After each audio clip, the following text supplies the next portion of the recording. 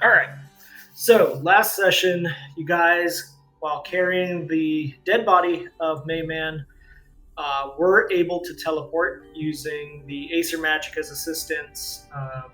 Both Darius and Jameson with you using a series of charges from the staff, and getting to a region in the center of Dorythia, the homeland of Midolfir, where he knows of a shaman named Thoruk who has brought beings and persons back to life.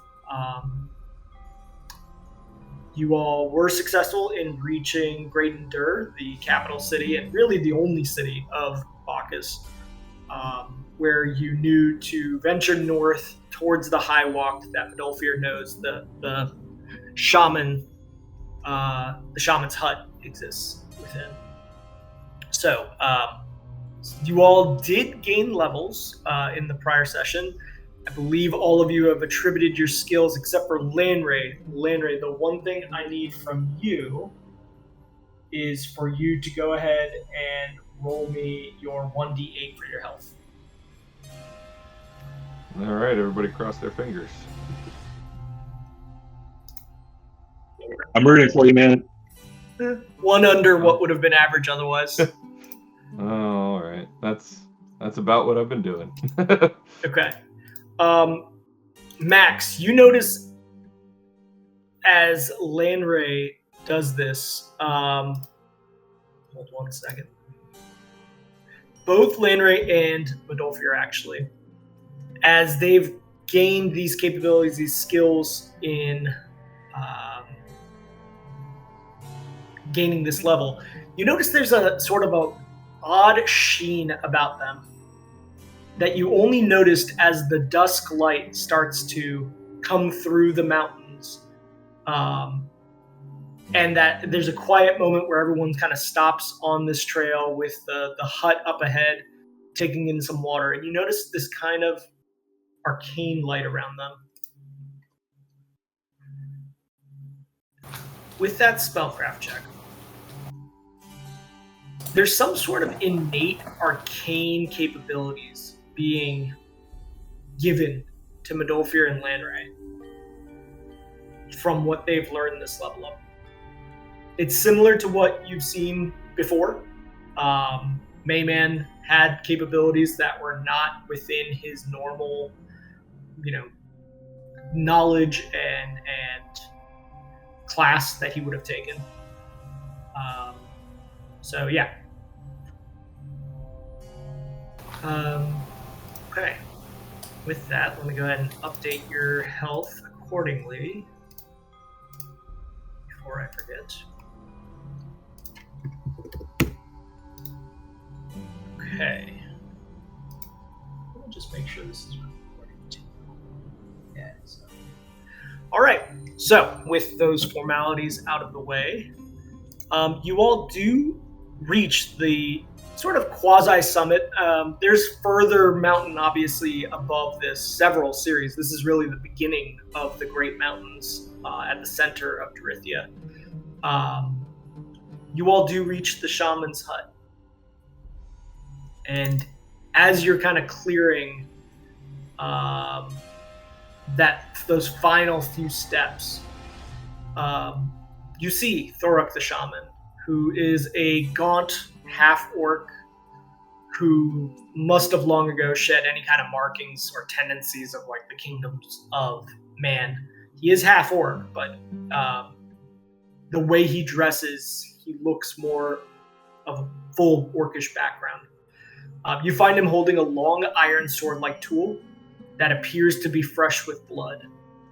And as you kind of notice this shining in the dusk light, Jameson and Darius momentarily kind of step back behind Midolfir and Lanray until you notice that it's clear that he's using it to cut the outer flesh off of a strange plant. Max, you can try an alchemy check here if you wish to try to understand what plant he's cutting into. And as you all approach, he kind of speaks up in Orcish on that last kind of 20 feet of the path until you reach this quasi-summit. Max, with that check, yeah, you definitely know. This is Hagswort.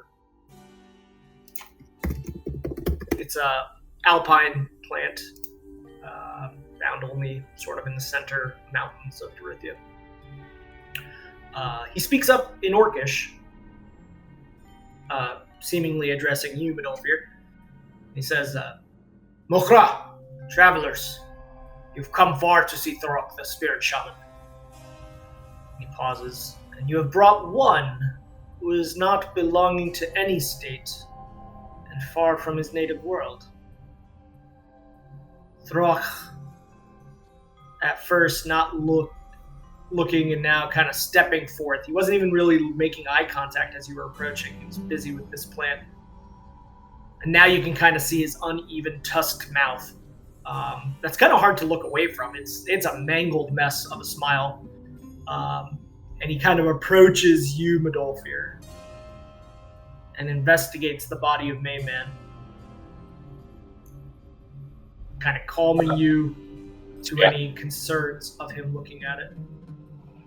In Orcish, I'm gonna, greet him in the manner I remember our other tribesmen when dealing with them as a child would have greeted them. He kind of switches. Basically. Yeah, he switches the hand he's holding, that kind of sharp tool in, and he returns, grabbing your forearm into his. He, as he's investigating Mayman's body, he eventually pulls off the helmet very respectfully, showing Mayman's Goliath face. For the first time, really, you guys haven't actually seen it. And you see that there's markings on his face. Red and black markings that look to be permanent tattoo almost. And he speaks up to you, Midolfir, still in Orcish. The rest of you kind of just standing about, unless anybody speaks Orcish also. This one is a Hobiskir, a shadow wisp, brought here from the gods to help gather information on us in times when the worlds, they are static and turbulent. I know what you seek from me to do. I will help if I can.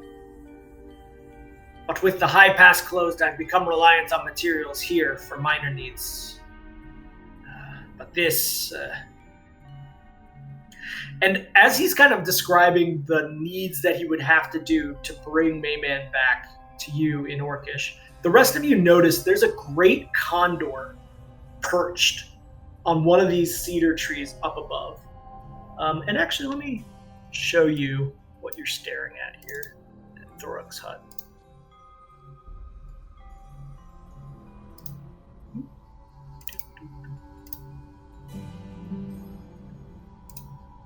There you go. I don't know how to make it so that it opens up the journal at the right resolution. You can't. Yeah. The right way to do it is to not open up the journal, but instead open up the art itself. Oh, how do you share that with the players when you open up the art? I'll have to show you some other time. Okay. Yeah. Okay. So yeah, this is the hut that you are currently looking at. Up high in the short mountains. You can see there are much steeper mountains in the distance. So yeah, this great condor, perched high up in the cedar tree, swoops down and lands at the feet of Thorok as he's investigating Mayman's body. And this bird is almost 3 feet in height, and it gets low to the ground, and then it cranes its head up awkwardly up at Mayman's body. And you see that its eyes are not natural. It's like a bluish, ghostly color eyes, and its wings are almost translucent in spots. And at times, as Thorok speaks to Midolfir, the rest of you, not knowing what he's saying, pay more attention to where the sound is coming from. And you notice that sometimes it's coming from the condor, and sometimes it's coming from Thorok. Almost like like a puppet. Ventriloquist. Yeah, like a ventriloquist, exactly. I can sense you have come from much death, much horror. I see in your path you are a righteous force for balance. Thorok will seek to bring this Hobaskir back to you.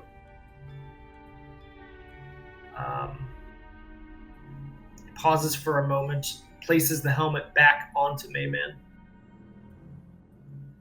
The time of night, or the time of the evening is getting pretty late. It's definitely dusk hour. And he says, as he looks around into the sky, let us speak more on this. But first, please, come within and let us rid ourselves of... And you notice both he and the Condor are looking up into the air above the hut. Any unwanted observers. And he turns and he walks, almost like an elderly person who's got like bow-legged with age, very kind of gingerly walking back towards the hut. And the Great Condor kind of follows with a similar gait until forming into just like a hunched form of black feathers out in front of the door of the hut.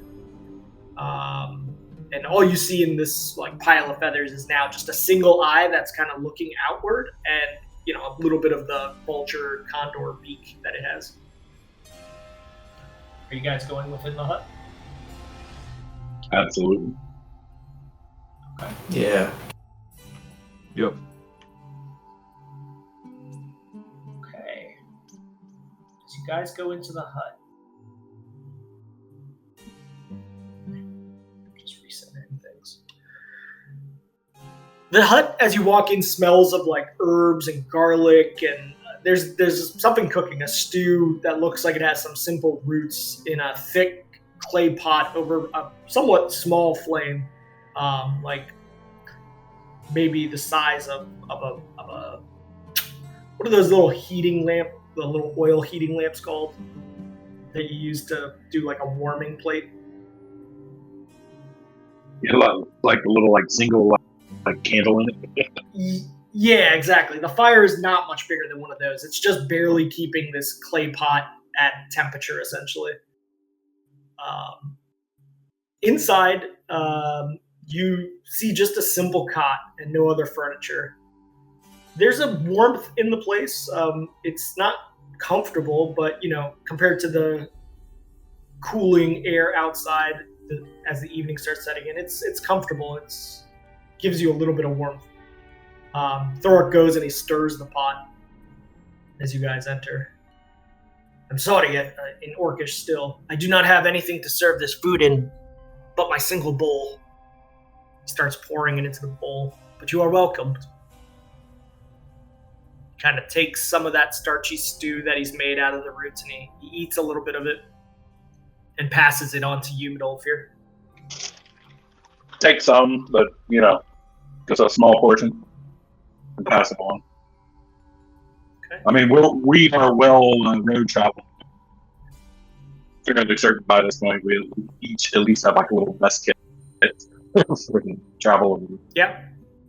Yeah, speaking of which, you guys did need to use a ration on the way here, so please square away a removal of a ration if you have one on your person. Midolfir, you'll need to use 2 for you and Bard. I'll reduce the quantity as soon as I'm back on the keyboard. Okay, sure. I do not have much to offer, but here in this place you will be safe from the past which may try to follow you. And he kind of eyes all of you as he says that. And here we are protected by a spiritual shell of the ethereal plane. And he kind of points to the roof of this, what otherwise looks like kind of a hovel hut. You can stay and rest and determine where your path may lead you next.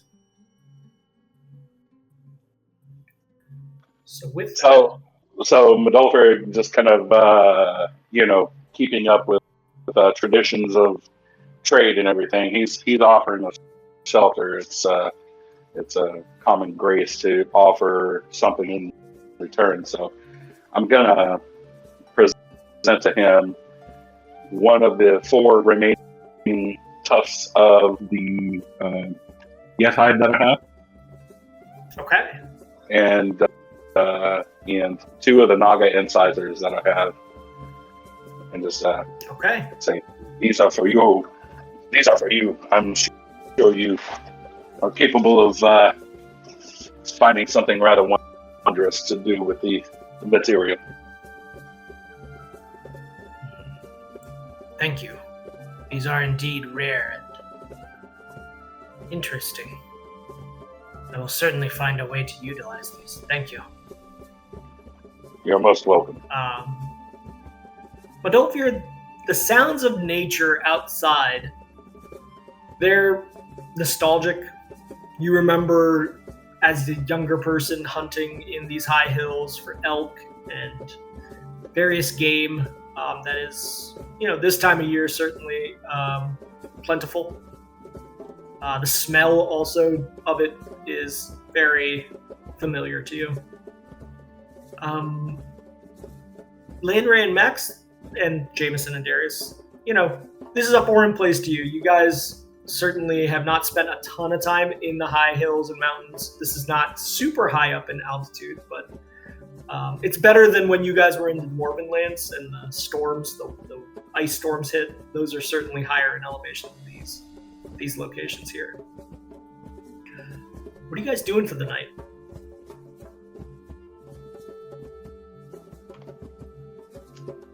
I'm basically just gonna ask Mendolfir what it would be appropriate in terms of where should I sleep and rest. Should I do it outside or just find a corner on the floor or something?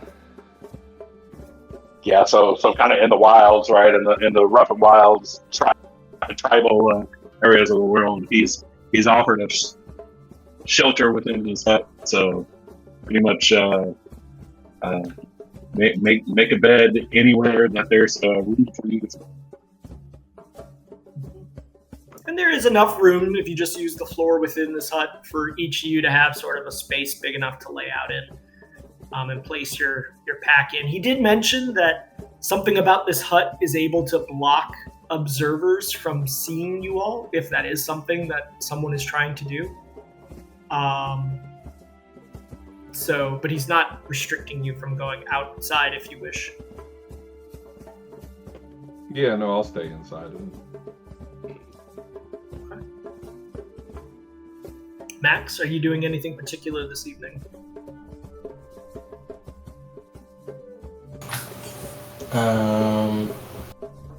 Max is kind of just in that state of being worried that he does something wrong to offend the person that might be able to help him. Yeah. Yep. Yeah, and I mean, at this point, Mendolfir, I assume you've laid Mayman's body down, so you're no longer carrying him, sort of placed it respectfully somewhere.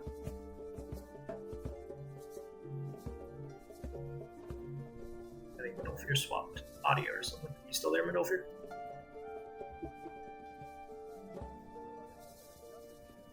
Test. Okay. I'll come back. No, I'm still here. Yes, you just happened to ask me a question when I was 10 feet away from my push to talk button. No worries. All right, so Mayman's rested. The bowl is passed around of this food. It is enough that you guys don't need to use a different ration tonight. Any of you that require food, which I think is all of you now that Mayman is not alive. And as it's passed around, he does take out a small pipe.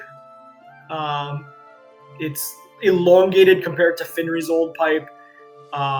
There is no kind of bowl to it. He kind of jams some leaves into the long pipe portion and lights it. And he passes it around if anybody wants some of the pipe.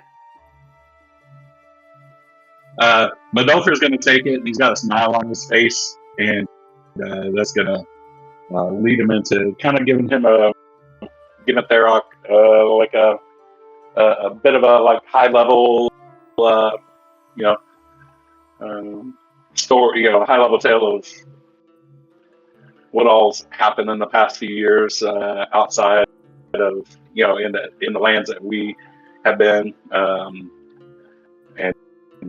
and specifically telling him about our travels with friends long gone, Finry, specifically in that the pipe is a nice recounting of times with Finry. He kind of speaks up to this and he says, yes, I can sense the loss. And as he smokes the pipe, by the way, Max, Landray, who have listened to this kind of, and Jameson Darius, who have listened to this kind of awkwardly, this orcish conversation happening, you notice that his dialect starts to change as he's smoking the pipe. And, you have to shake your head, but suddenly he's speaking in common as he's smoking the pipe.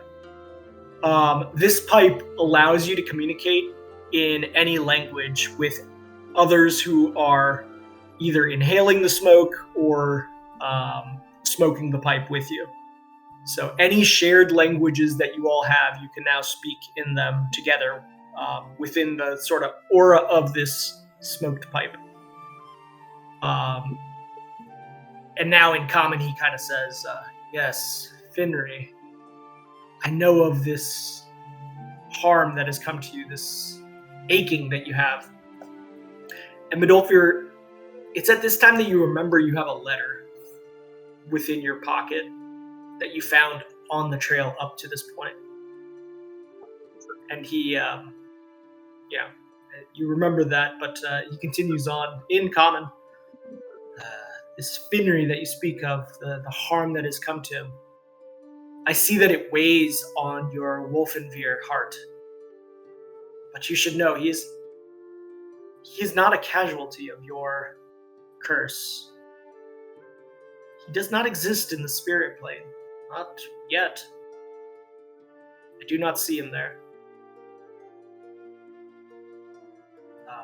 And he passes the pipe around to anybody else. Anybody else taking a puff? While it's being passed, I'm going to pull the note out and hand it to Thorok and explain that in our travels from the village up here, that Mark showed up wearing the harness around his neck, and that this note was in there. Ask if he can, if he's able to decipher what it says.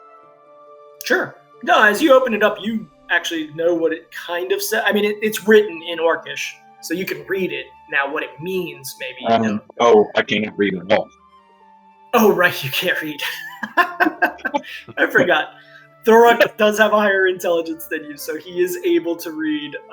And actually, Max and Landray, you can read this just like you can speak Orcish. You can read Orcish right now within the puff of smoke around you. And the letter is clearly from your uncle, Savfk Wolfaden. And in Orcish it says, I know what you seek. La Ask Sardat. And it's written like this. Give me a second, because my mouse is doing this thing where it double clicks everything. There you go. La Ask Sardat. I know what causes that. Oh man, okay, then I need to talk to you afterwards, because it's driving me freaking crazy. It requires a soldering gun to fix. Let's do it. let's do some Sunday soldering.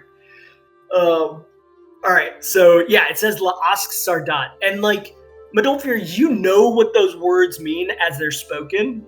The words are understandable. La Ask means boundary. Sardat means depths. So the literal translation of it is boundary depths. So the letter in total says following, just for tracking. I know what you seek, La Ask Sardat, which means boundary depths. Thorok kind of grins. These are matters, perhaps, that you will come back to. And he hands you back the letter. I mean, I know what it is, right? It's or do I? But Midolfir would know that. You would know that your uncle went through the very ritual that you face. Yeah, okay. And he would have been able to sense, after your conversations with him, exactly what's going on with you. So yeah, I confirm this definitely is something that I will be coming back to, as it Okay. has already caused me much pain among those that I would hold close. He says, as you guys eat and smoke, as the evening gets later and nobody's really doing any hardcore tasks like creating anything, he kind of says, "Do you wish to speak of this more, or perhaps we should return to your friend Mayman and speak of what is the path for him?" So to me, my Immediate need is meaning. Okay, it's like a dialogue box from Skyrim. You can pick this one and then you can come back to the other one. Yeah. Your friend, the Hobiskir. I say it again, and let me, I guess, type that out so you know. Let me say Hobiskir. I say again, it will be difficult to pull him back into this realm. And when he comes back, he may be altered from what you may know of him. And again, this is all in common, so he's like looking around to all of you now, and Jameson's following along intently, sometimes taking notes. I can complete this, but I will need oils from an ichor root, a rare plant that grows on the shores of glacial pools that form in the valley. And now in like really late dusk, he points out the door of the hut and points towards the great mountains in the distance. But he points primarily to the first peak, there over that valley. Not those enormous mountains in the back that rise super high up. You see in the distance, in the sort of really purpley light, the illuminations of those icy peaks of the Great Mountains that are picking up whatever amount of light remains in the evening. And you've heard that those peaks are so high that even like great dwarven mountain climbers can't climb them and survive because of just lack of oxygen. You see that the mountain Thorok points to, though, is a smaller one with a small glacial cap, not nearly as imposing as those in the distance. There is a path, but I do not tell you lightly of it. There will be dangers and possibly spirits of the mountains that will stand on your path, who guard the secrets of the great mountain peaks. But this ichor root from the shrub is what I will need to perform this task. Max, yeah. I mean, in this world, it wouldn't be oxygen, I guess. I guess you're just like dissipating into some weird shield of the astral plane. Let's put it that way, or something like that. I don't know. The ichor shrub, he kind of pulls out a little bit of a journal that he keeps of different alchemicals. Max, you kind of like, as he pulls it out, you see all these different awesome, rare, plain touched alchemicals that he sifts through. And then he lands on this one, the ichor shrub.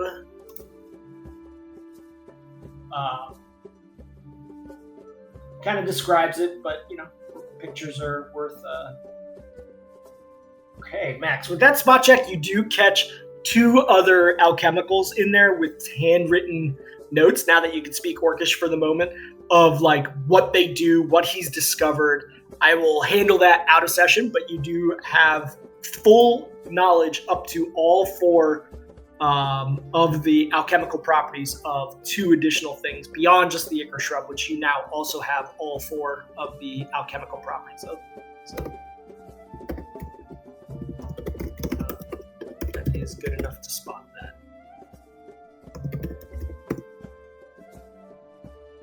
Okay, noted, Modolfir.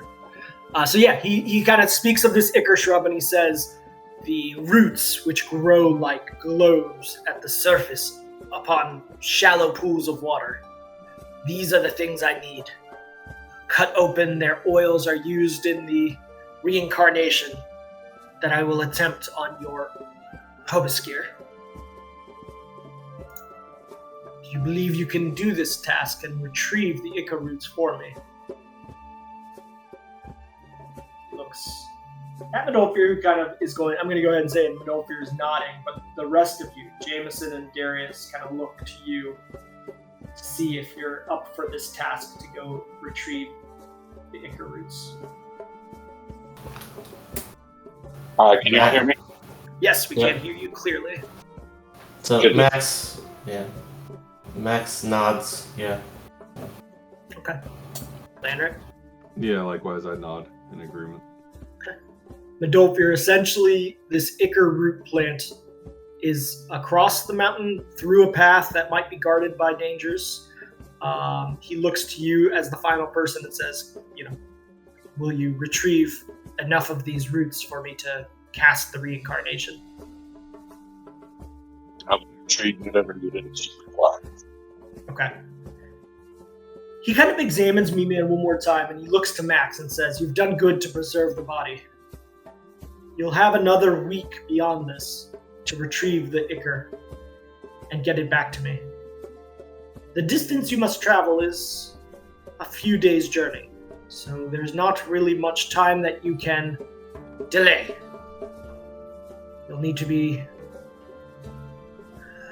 adjudicating with the time that you use to rest.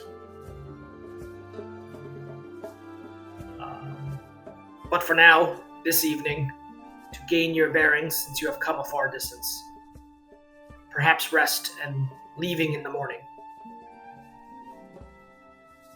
What do you guys want to do? You can leave now if you want to rush towards there. He's given you kind of a diagram of how to get there and told you the timeline that is needed to get him back.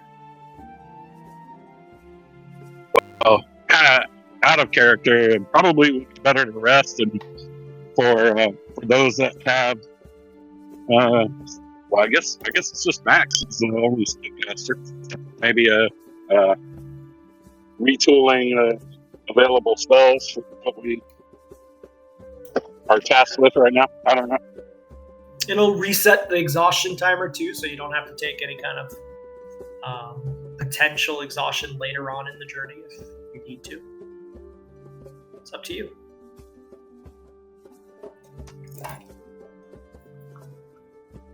I mean, I think it's wise to take a rest. Okay. Landry, Max?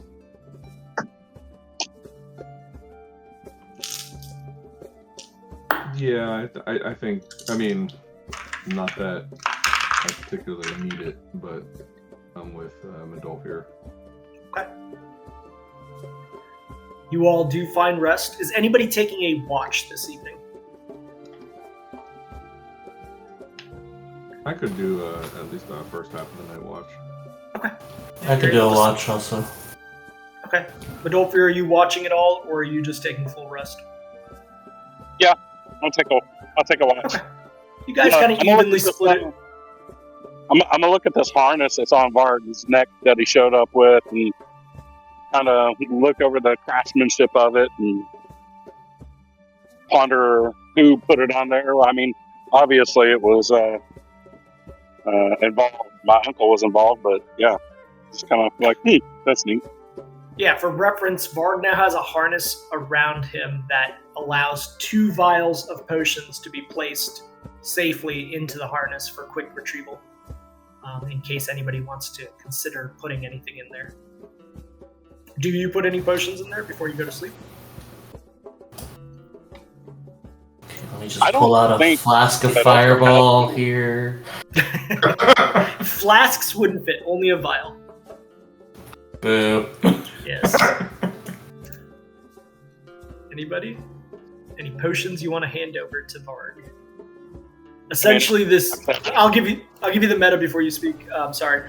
So basically, you can, as long as the creature is within reach, the player can use a quick action to draw the potion in lieu of a move action to retrieve. But the consuming of it is still a standard action.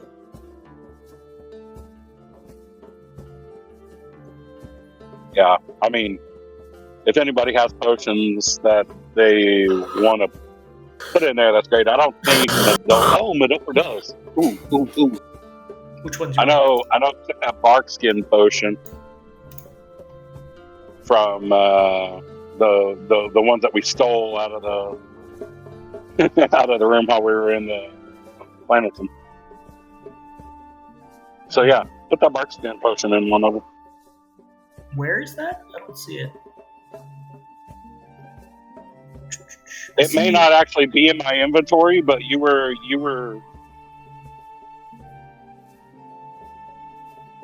Okay. I'm trying to remember if we were in the Planetum or something, but I remember bark skin potion available.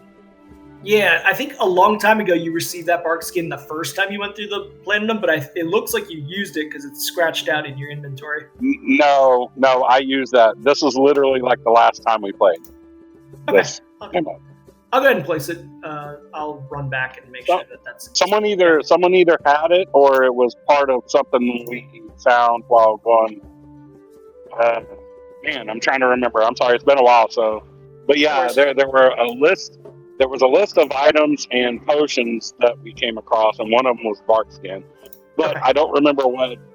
There was no discussion about like what CL level the potion was or anything. I just know there was a bark skin potion, and I was like, "Oh, Madoper will take that." Okay. And I think that's the only thing I took from whatever that trove was that we found. Gotcha. All right. Anybody else got a potion they want to put on Bard? There's one more slot. Okay. With that, you guys kind of take these kind of like 2-hour stints to watch while resting. Eventually, the morning does come. It is a very early morning as Thorok gets started scavenging around the hut to gather things that he needs for the day. Trying to be as quiet as possible, knowing that you all have traveled a long way. What do you guys do? Oh, hey, GM, I'm sorry, I kind of remember. I think it was like what we were offered for clearing the well of the town. Didn't they have some stuff that they said we had? Yeah. Yeah. You're correct about that. Yep, you are correct. Okay. Yeah, I'll resolve that. I don't know why it wasn't in the inventory. Okay. Morning comes. Is there anything that you guys do other than your normal? I assume you're resetting your spells, so everybody go ahead and do so. Adolphir, what are you doing while the rest of them are meditating or studying? I'm going to ask him if there's any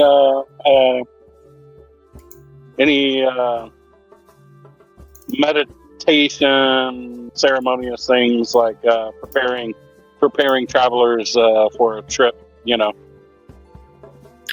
He kind of smiles. Yeah. He smiles, and you see in his hand he's gathered some strange leaves, and on the leaves there's also these little seeds that are there. And he says, yes, I was going to bless your travels. It would be great if you could join me in the meditation. Perhaps I can show you some ways of calming your core. Absolutely. Okay.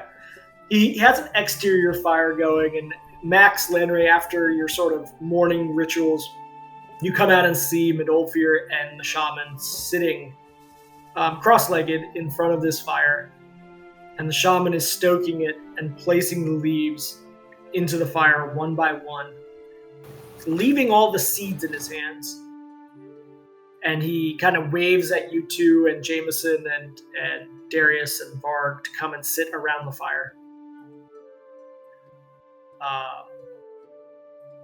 He takes the seeds from his hands and he kind of tosses them in, and they pop almost like little fireworks going off. And he says a chant that is not recognizable in Orcish. And he does cast a blessing on you. So you now have the bless spell. Let me pull up the buff for that. For the next...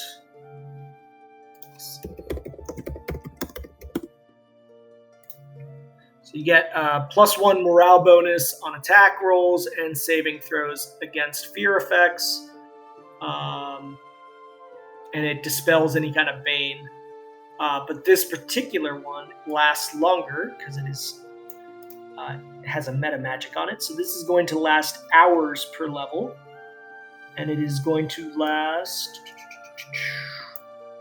12 hours. So take from that whatever you wish on what Thorok's level is.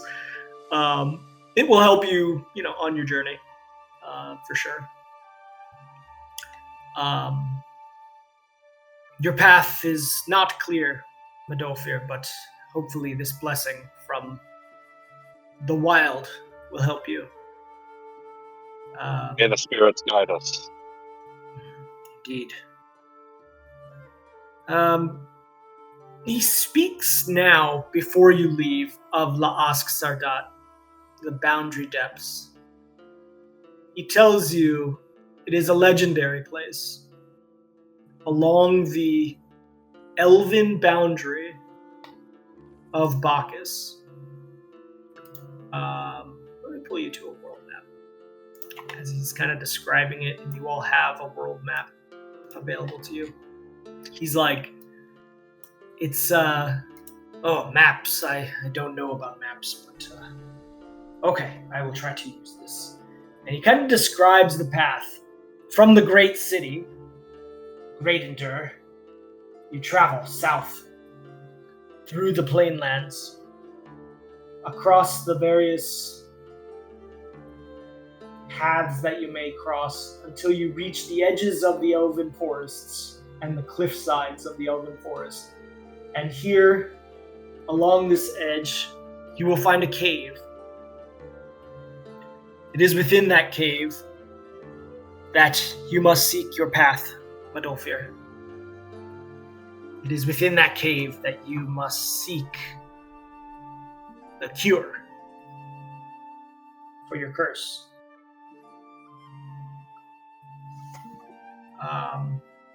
South of Great Endur kind of points to the forest edge of the Elven territories. Give a grim nod for the information and thank him. You were breaking up there. Can you repeat? Give him a nod and thank him for his guidance. Okay. With that, you guys are able to leave now, if you wish. I'll be back at my keyboard here in about 2 minutes. I'm going to switch audio back over, so I'll be back. Okay, sounds good. One quick thing.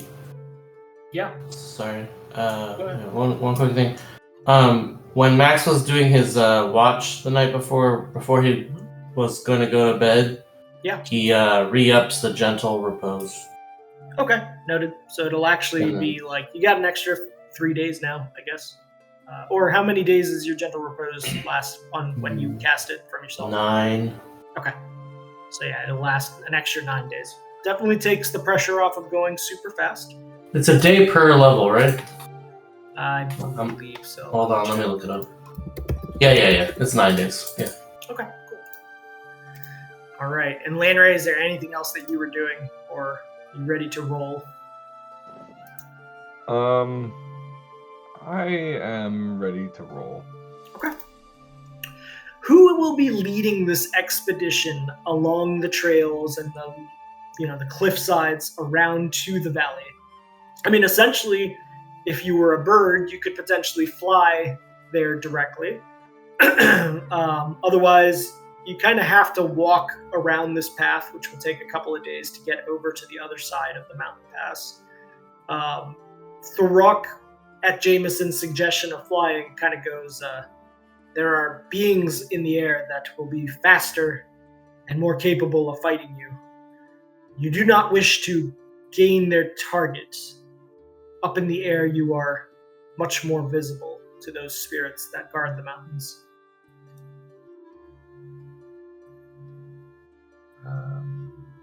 So, who's leading the path, and how are you getting there? Medolfir will lead. He's a little bit more familiar with the terrain in this area than I assume anybody else would be. Okay. Yeah, and I don't mind supporting from a terrain navigation perspective. Sure. Okay. What I need is Medolfir. I need you to roll a survival check.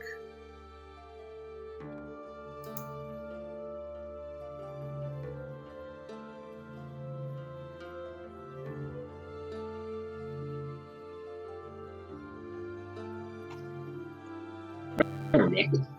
All right. So,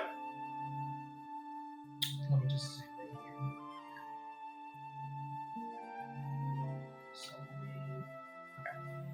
So, with that survival check, you guys begin your journey, coming down this little bit of a summit and returning back to a quasi footpath. Not a very well-worn footpath, but at times you're able to kind of re-find it.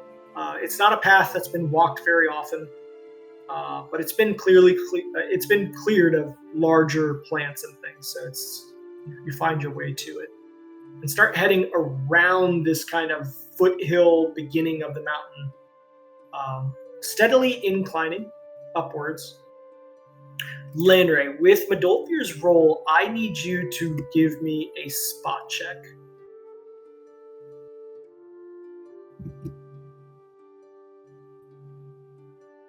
Okay. Max, do you wish to try a spot check? I'm going to go ahead and roll Jameson and Darius. Not good. Better than that, though. Okay. Essentially, what he's told you is that this ichor shrub is on the other side of the mountain in the valley, growing along the kind of shoreline glacial pools that occur on the other side of this mountain. So you guys, as you kind of start climbing up, you get a better feel of the terrain around you. And there are very large drop-offs that occur largely along your right side for most of the journey, where it just drops off at times 200, 300 feet on these sharp, chalky escarpments of cliffs. Keeping an eye out for dangers, while Medolfir and Landray generally are focused on the path and maintaining it, with Varg kind of assisting as well. Medolfir, with your survival check, you do spot, as well as Landray, you do notice the signs of animals, large game, elk, pheasants, plentiful food in this early morning journey out from the foothills. Is there anything you want to do with that, or do you wish to continue full pace? Does Medolfir have a sense of, if everything goes okay, how long the trip there and back should take? It's at the speed of the slowest person, which is 30 feet. I believe 30 feet. Max, I think that's you, right? Yeah. Okay. Yeah, at that pace, let's see, you would need... Throck said a few days, but let me double check.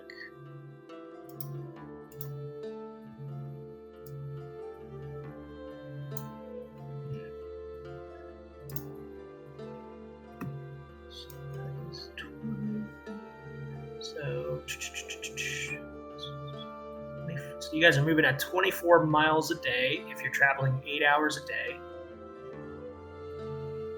So you will need, in this terrain where it's a little bit hampering your movement, you'll need at least a full 3 days unless you push it.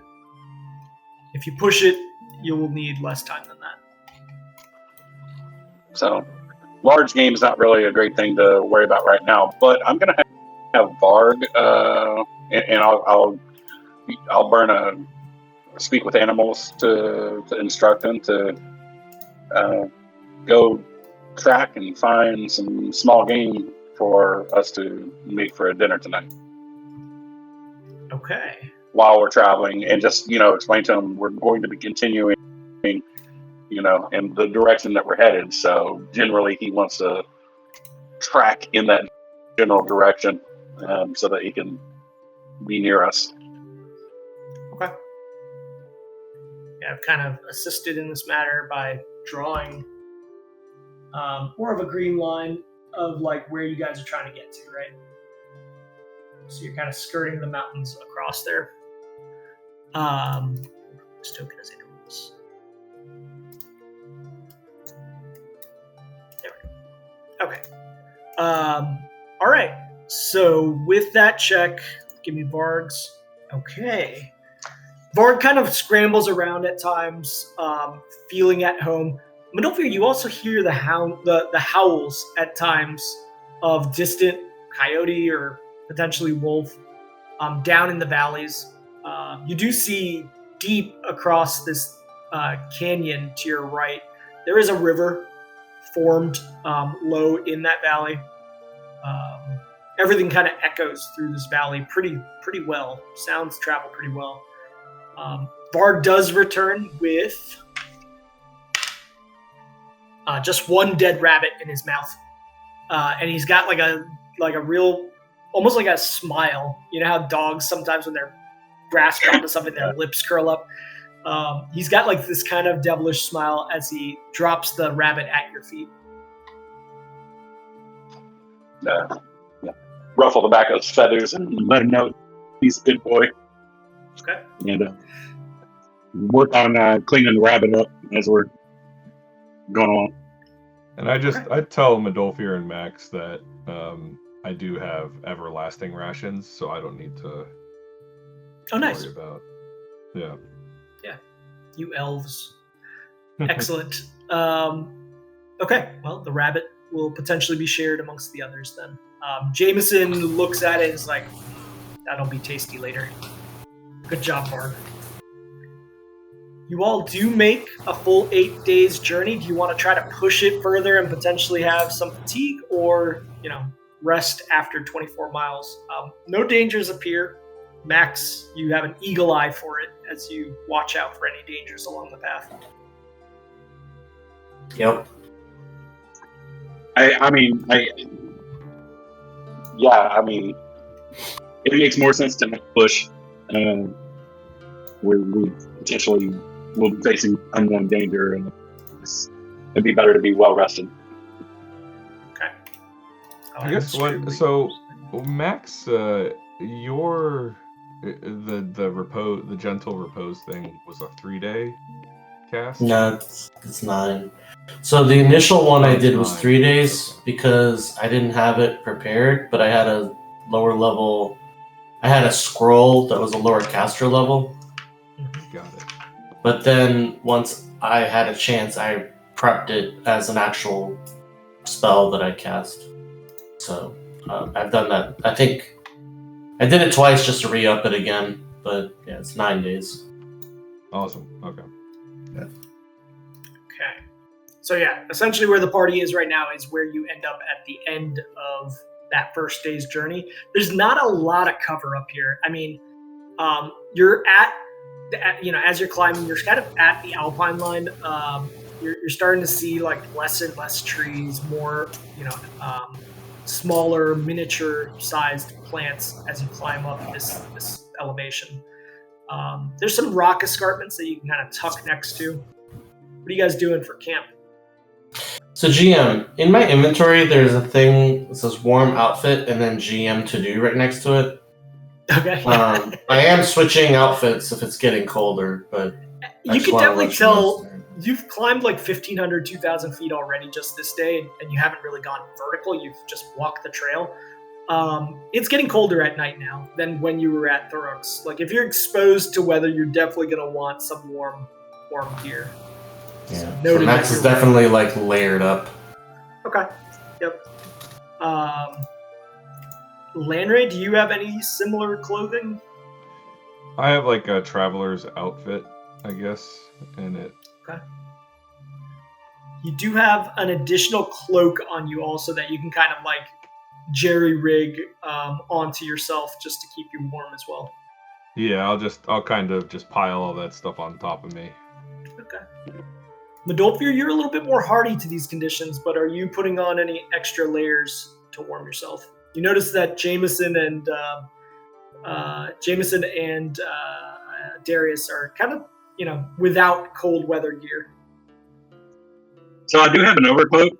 I can give the wine. I also have freedom protects with that yes hide. I know it's not like tailored into any kind of clothing, but it can still be, draped over the shoulders as a cover.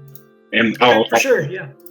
So the cold is only coming like in the early hours in the morning and at night, So you guys are stopping for the day moving, so it'll be easy to kind of use the yeth hide as a kind of covering. If you were trying to travel with that on your back, it wouldn't be very successful. It would definitely slow someone down. But yeah, for that purpose, it's fine. Is there anything in the bag of holding additionally? I don't think so. You guys have so much stuff in the bag. There's a fur collar or something. Okay. Like Finray's fur collar? I don't know. That's useful. Sandals, loose breeches, and a loose shirt bound together. The outfit. Oh, okay, that's yeah. I think it's just a regular outfit, but with a fur collar, so it's a little bit warmer. It gives you layers for sure. So you hand that off to Darius, I guess. Okay.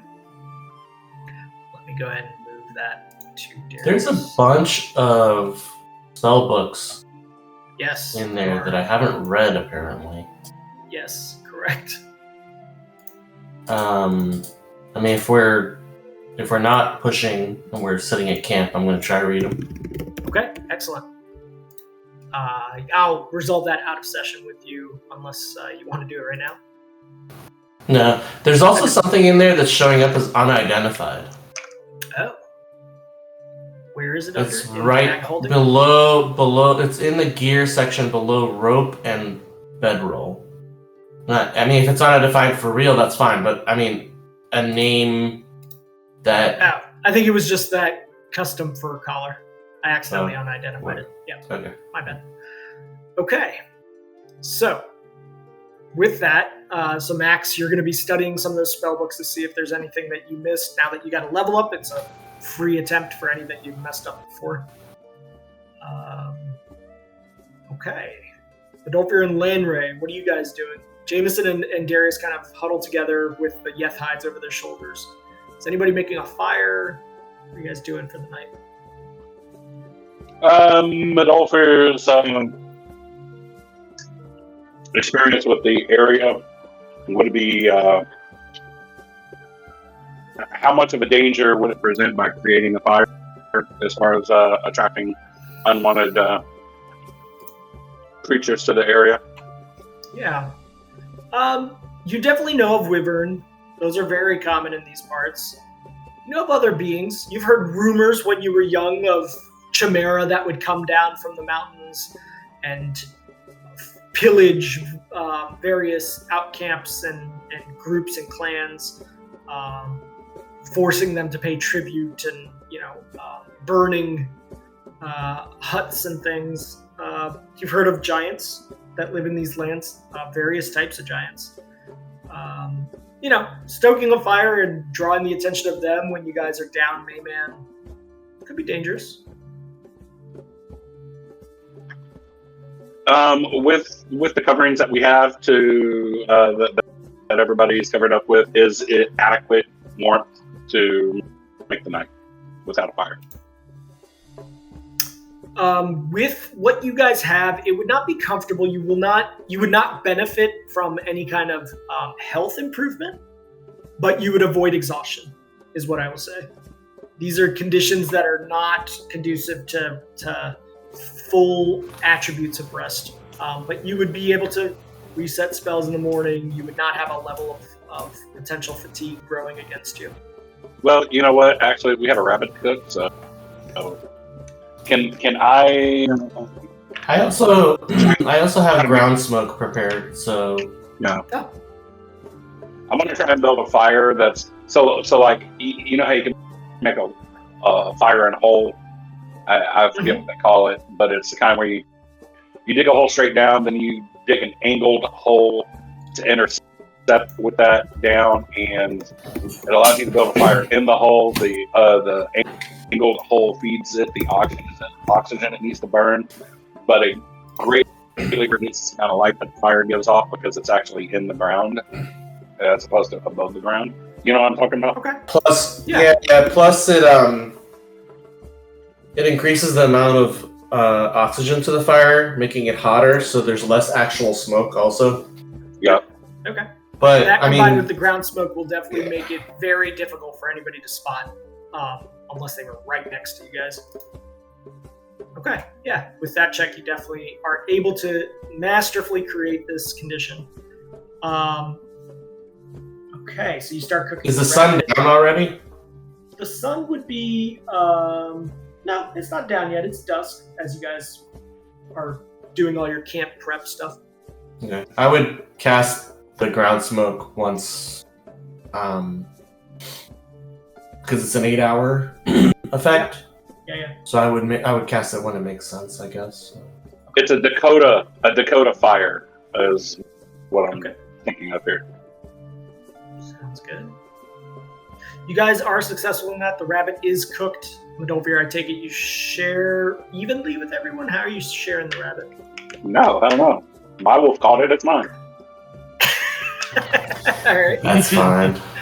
Jameson and No, Max has rations anyway.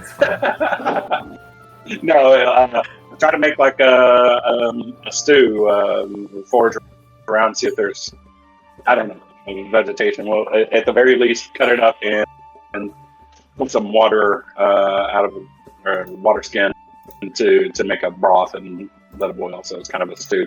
If we can find any other vegetation that I know is edible, then throw it in. Okay. Yeah. So I've made this fun little thing.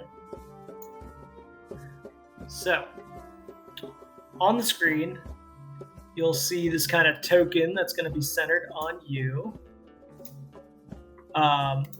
Essentially, you are able to tell me how many hours you wish to go out for foraging. And that will affect the check that you make for what you find. And what you can find is based on essentially what is available in the kind of terrain that you're at, which is something that's above the table that I have. So how many hours would you go out foraging for other stuff for the stew away from the group? For tonight, just 2 hours. Okay. So at 2 hours in this kind of terrain, you're really only in the 1 hour zone, but it's calculated like the 2 hour difficulty. So I need you to give me another survival mod. Survival check. Okay, and you're gonna get a double on your mod, so it's 20. Okay. So with that, let's see, you rolled into the... So this is a low zone, but you rolled high, so you get the highest thing. Okay, you are able to collect a couple of handfuls of good mountain mushrooms, as well, just food ones, not alchemical ones, as well as you were able to catch one more rabbit. So between that, you are able to make enough food on this check to feed everybody that needs food without the use of any rations. Obviously, Nice. Lanray has his own. Okay. Yeah, I've got a whole table and chart for that. I figured if you guys are wandering the wilderness, I'll get organized. All right, so the evening does eventually come. Max reading his various spell books that he's gathered. Lanray, are you doing anything for the evening? I'm just gonna make some. I have some wyvern poison that I've just been chilling on, and I'm gonna make some more wyvern-tipped, poison-tipped arrows. Okay, how many are you making in total? I'd probably do it for like an hour, so however many I can get done in an hour. Okay.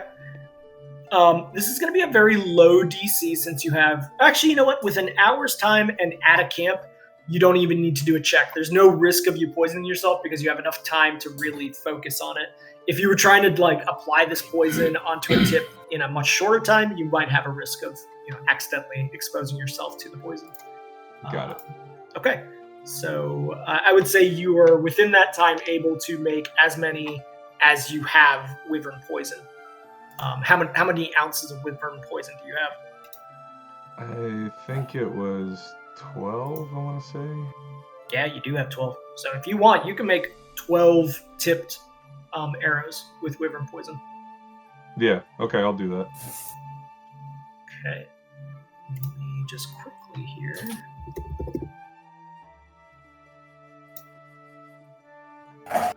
Just adding. Oh, strange. You don't have any arrows in your inventory for some reason. Am I missing something? There's some in the efficient quiver. Okay. When you roll for your attacks, is it able to pick up that it's in your efficient quiver and reduce it? Okay. Yeah. I just want to make sure that. So this is wyvern poison. Okay. And I will remove the actual bottles of wyvern poison from you. Cool. Max pulls those vials back into his bag. Okay, yeah, add 12 empty vials. As you Do wish. you really want me to track that? They're vials. Fine. It's like- You also had one. You also had one of those in your wyvern poisoned arrows in your bag in your quiver. So I'm going to go ahead and make that 13 total. Okay. Huh. So Max, when he receives those vials, he's like, "Oh, these are the okay." Okay. It's like $36,000 worth of, or 36,000 gold of poison. I love it. Yeah. I mean, until they're expended, the arrows have them on them. So theoretically, Mhm. somebody would potentially use Yep. it. Yeah. Love it. So as you okay. These are going to be very lethal when needed. The evening comes. You all are resting, taking your watches the same as the night before. And in the morning, the sun rises again. It's a brisk morning once again. You notice as you all start waking up, you see Jameson and Darius kind of huddled together closely with the Yeth hides on both of them. They start yawning and waking up and doing the same things that Max does in preparation for the day. It is 6 a.m. What are you guys doing? I mean, we So just some RP go, right? flavor there in the chat, GM. That was last night. Is there any indication of what it is you're seeing to the rest of the group? No. Max, Max, you can cast spellcraft to this. You would be able to cast spellcraft as you kind of notice him innately staring at various things. Now, this is going to be a much higher spell DC because he's not moving his I feel like I gotta do a sense motive to realize that that's what he's Give me a looking sense at. motive. You're right.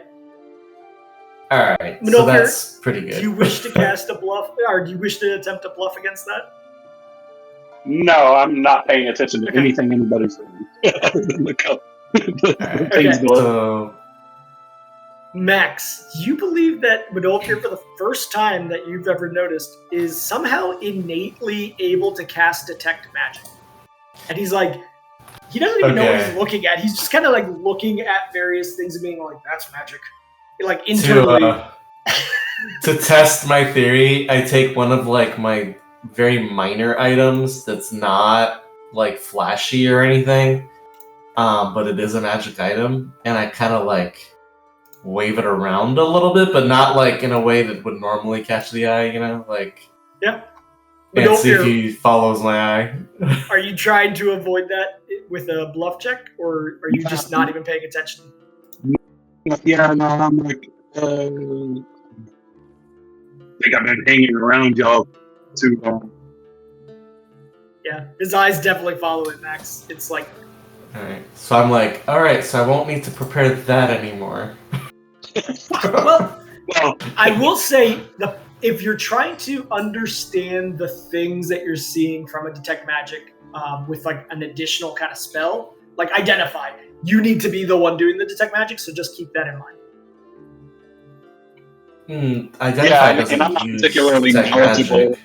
in like what a certain color on the thing means, right? I can be like, oh, that thing is shiny, you know.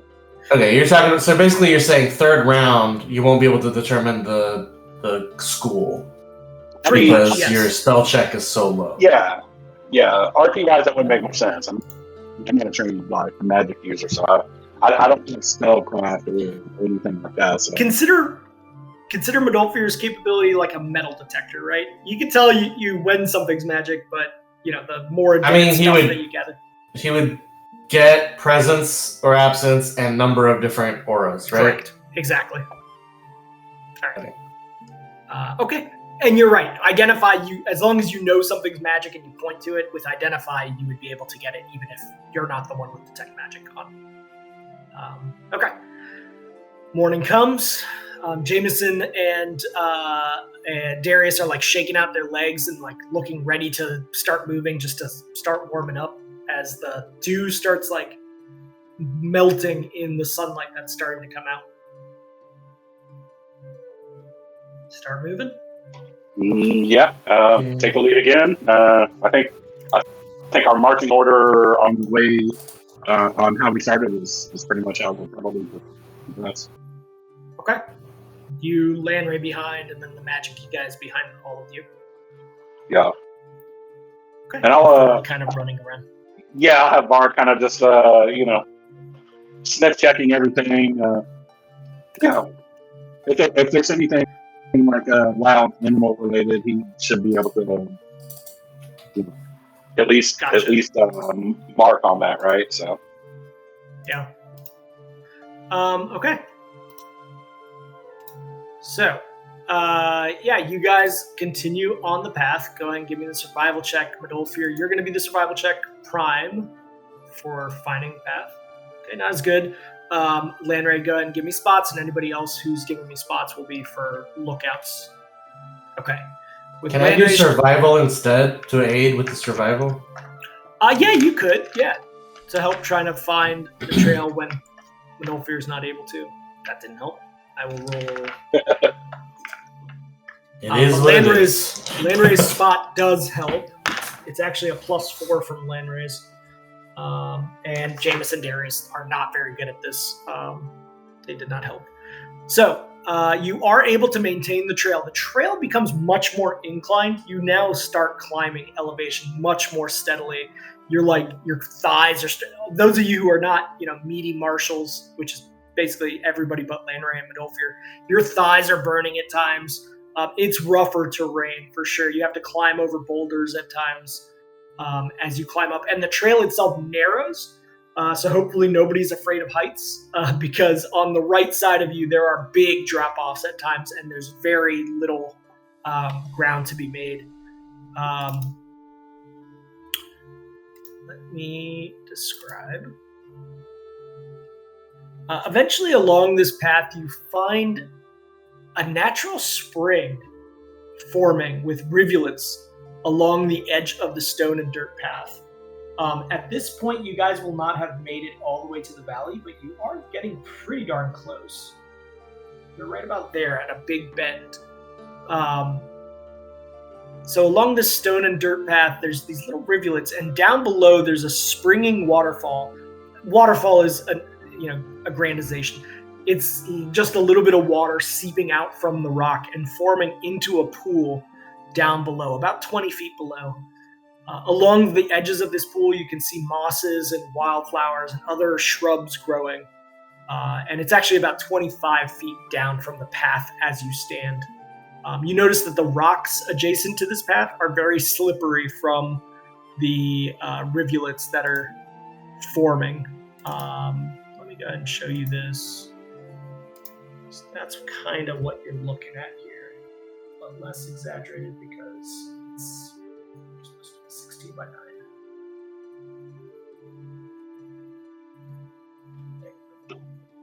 9.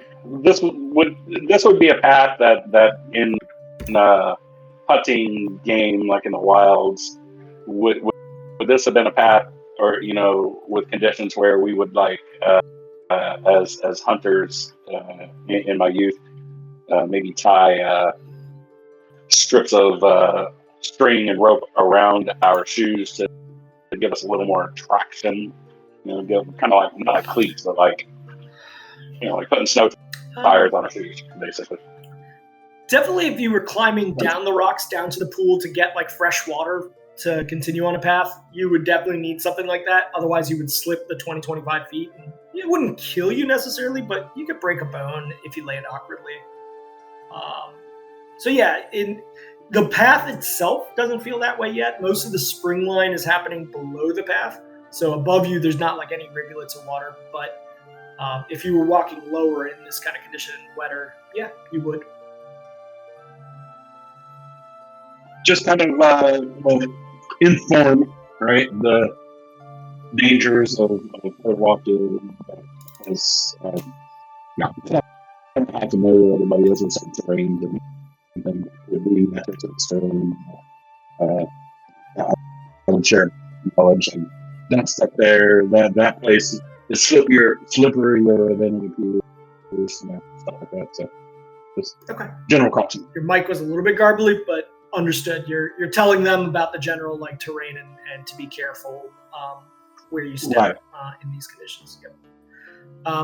Jameson kind of speaks up and he says, there are some shrubs down below at that pool. Is it worth us checking to see if we find one of those ichor plants down there? Seems an unnecessary risk if we know where we're headed. We're not quite there yet. Maybe if we don't find any where we're going on our way back, we can check. He kind of nods. Yes, let's continue where the shaman told us to go. I agree with you. A voice starts to echo in the hills around you. In the cliff sides around you. These are no longer hills, but you are straight up in the mountains now. Do any of you... What languages do you all speak? Remind me again. The obvious one, common. Dwarvish. Dwarven, Elven, and Giant. Okay. Landry, what languages do you speak? I believe just Elven. And common, okay. And Midolfir, you speak Orcish and common. Yep. Jameson stops in his path as you hear these sounds. They are like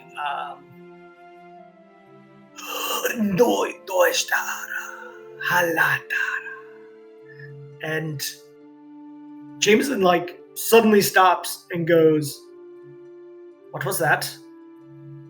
And then Midolfir, these are not the sounds of an animal. These are language. You know that much? Well, I mean, I guess I meant that role more like, is it the speech of a creature, or by getting familiar with it, basically? It is the speech of a being capable of speaking.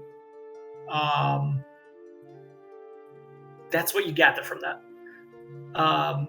It continues, almost in a louder voice as it echoes off of the cliffs. Feel free to do whatever you're wishing to do here, but you hear it again.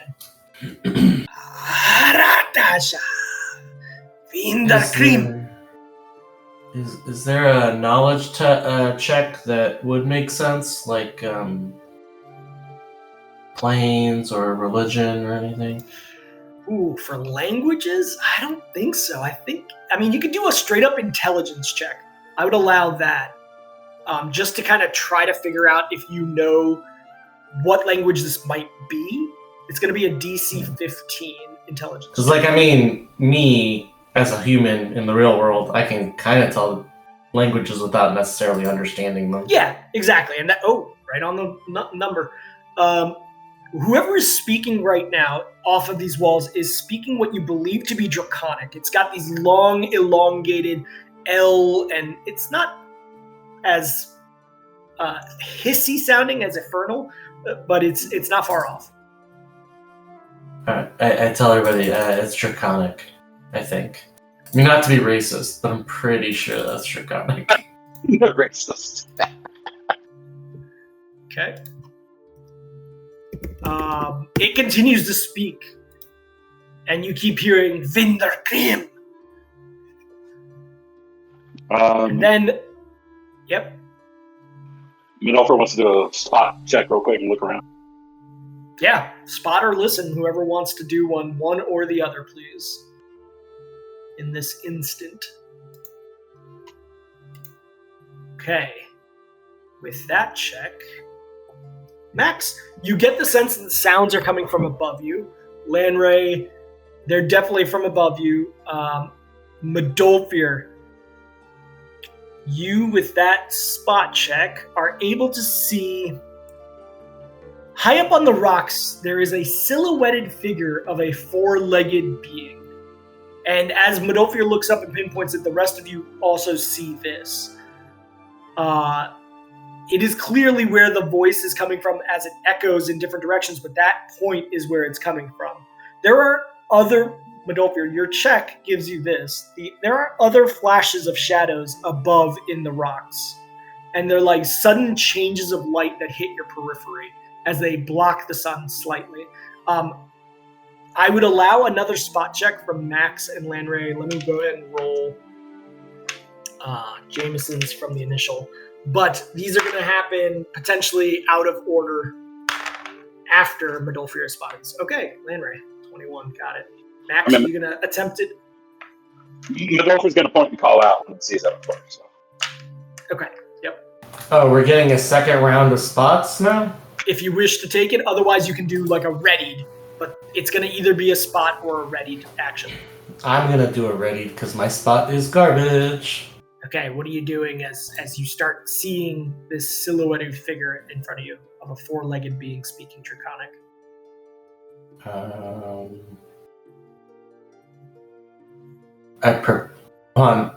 Am I doing a readied action or am I doing an action right now? You could actually go ahead and take an action right now if you wish. Okay. I'm going to do...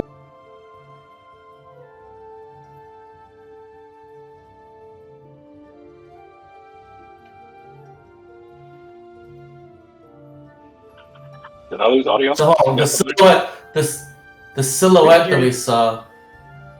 Yep. Sorry, the silhouette that we saw. Does it look like a humanoid? To you, all you see is a four-legged being that is clearly where the voice is coming from. Okay, I mean, so it's not a humanoid then. No, it's got four legs. Okay. It's large too, very large. I'm just gonna cast Alter Self. Okay, go ahead and do so. And what are you changing into? Thinking about it. Okay, as you think about that, land is this the kind of terrain where like Zorn might make sense? Like, am I gonna be able to go through these rocks and stuff here? There will be places in this that you can, and places where you will potentially have to take like a 5-foot around to get it through certain kinds of portions of the rock, but you'll be able to move through parts of it. Yeah. All right, cool. I'll go. Consider it like the equivalent of moving through like harsh terrain, but to a burrower. Yeah, I'll go Zorn. Okay. So you form into Zorn as Lanray. As you look up with your second spot check there, you definitely see these other flashes above, and you also notice something about the flashes. There are 3 heads to one of the flashes of shadow. Like the silhouette figure clearly has 3 heads, and it is at this point that he yells out, "Tribute, Vinderkrim!" And I need everyone to momentarily wait. Hey GM, so yeah. as Max turns into a Zorn, he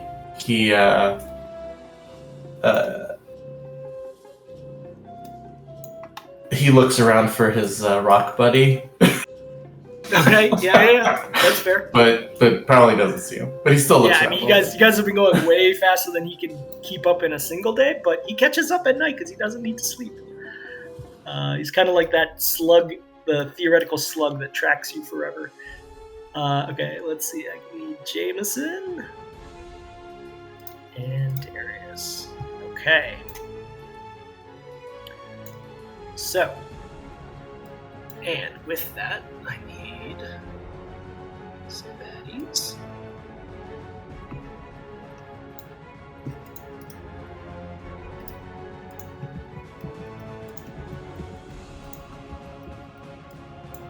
Okay. Let me just randomize some HPs real quick.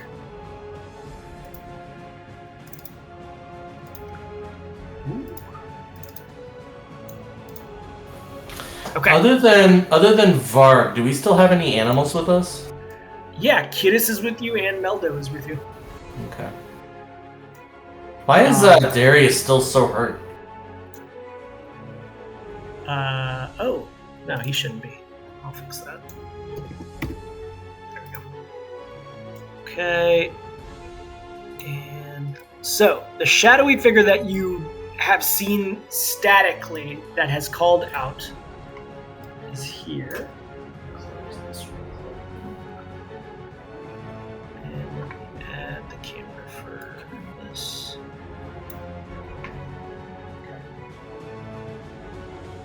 So you see up on this high rock what is clearly a chimera. And now I need everyone to roll initiative. I will roll NPCs. Okay. And that guy. Okay.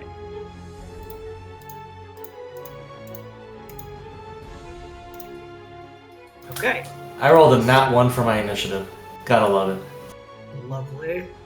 Lanray, you having spotted and not taken any kind of action, top of the initiative order, you do see this three-headed chimera silhouetted in the sunlight up high in the cliff. That cliff is, I will write it down, 40 feet tall. There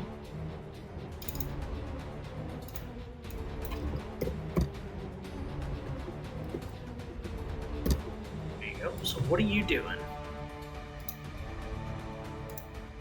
It has started to scream something in Draconic at you. Yeah, that's not cool.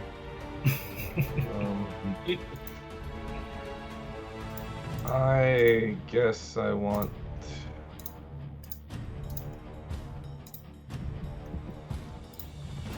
Do I feel like I have a good line of sight on it? Yeah, I mean, it's pretty far away from you, but yeah, you do have a clear line to the silhouette, so, you know, unless it's some sort of weird smoke monster, it's that's its body.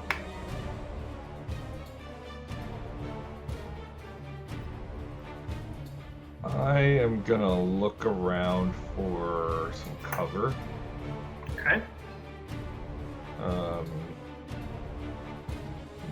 To basically make sure that if it comes towards us, I would have some way to get out of the way pretty efficiently. Yeah.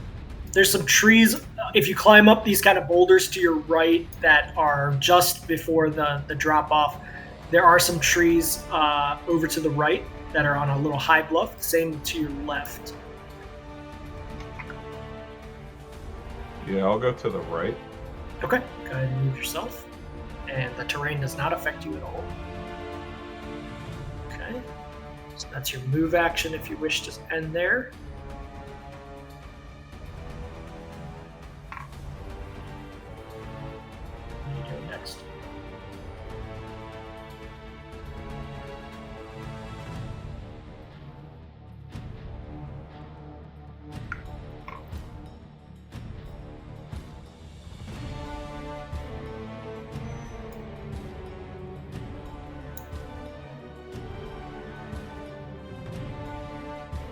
Yeah, so that's about 100-foot shot, I'd say. Just using a little quick Pythagoras. Sorry, I was talking on control instead of alt. I'm gonna hold. Basically, I'm gonna shoot an arrow at it if it comes within like half the distance that it's at right now. Okay. Sounds good. You're holding. That is your turn. So if that one moves half the distance, you're going to fire at it. Yep.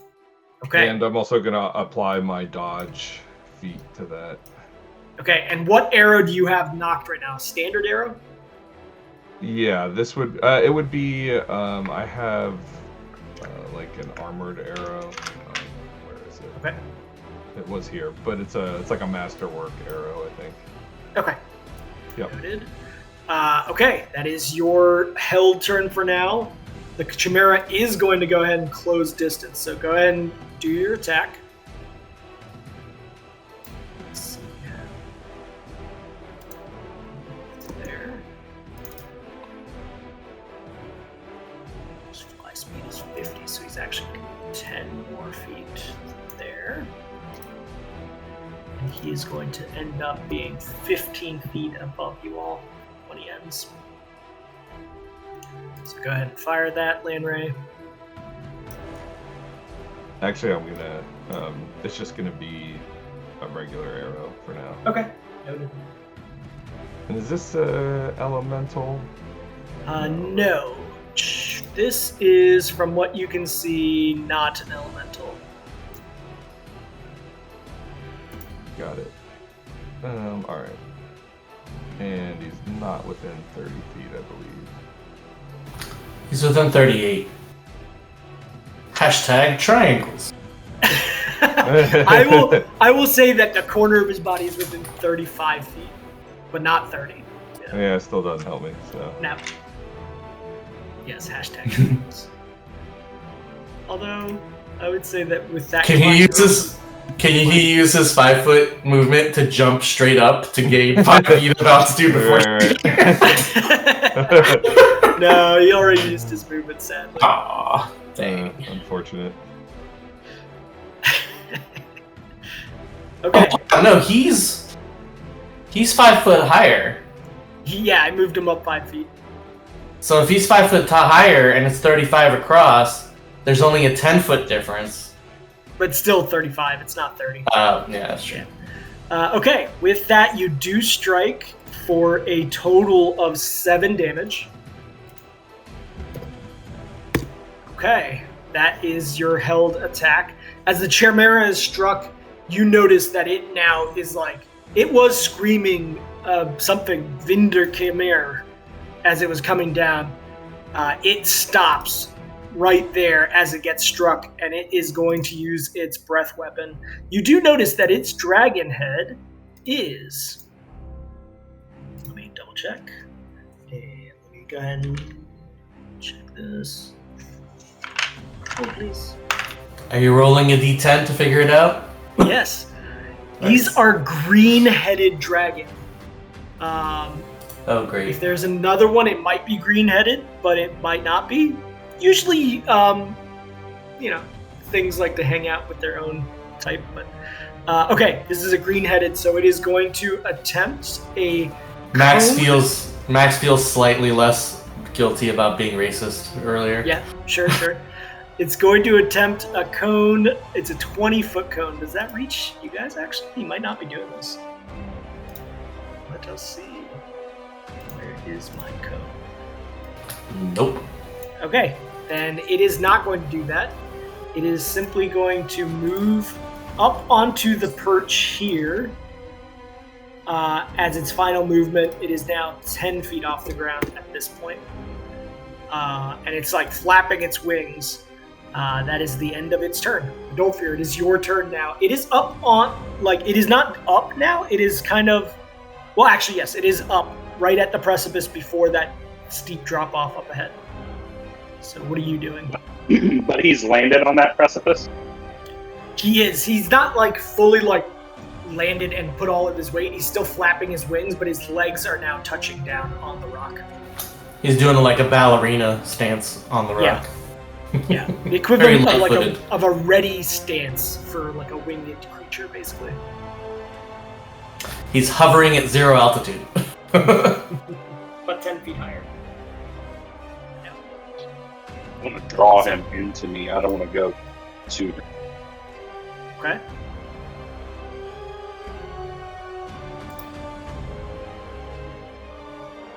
I'm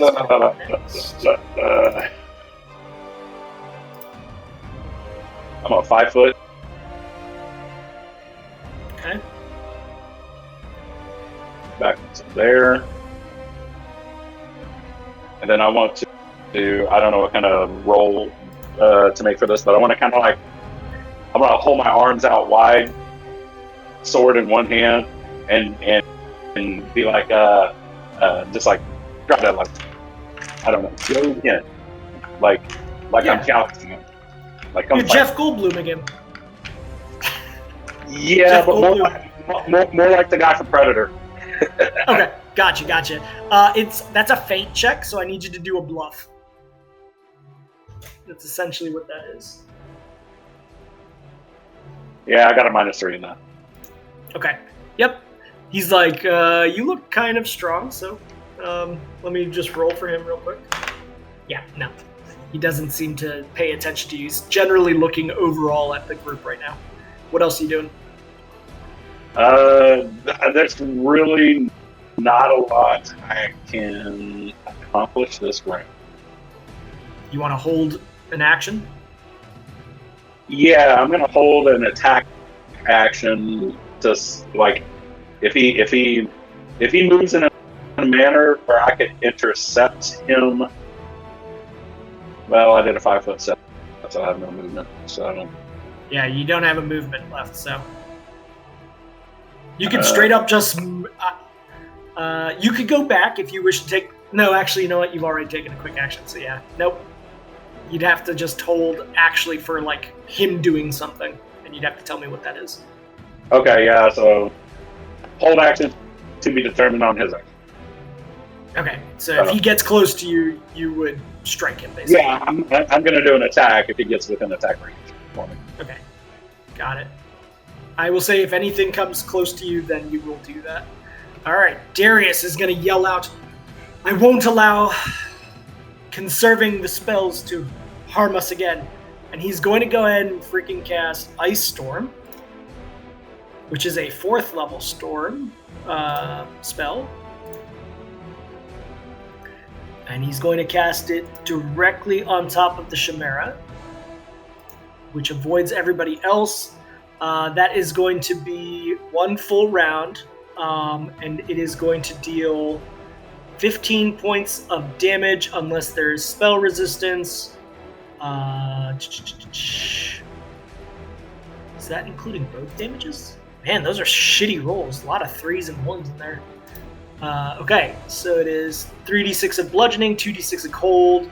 There's some penalties against listen and things, and all land movement is half speed.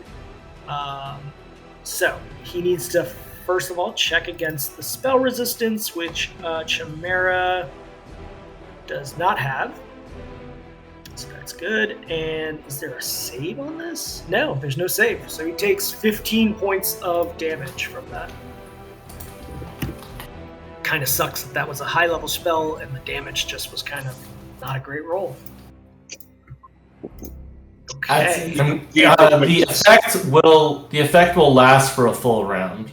It will, yes. So like the various checks and land movement, are still.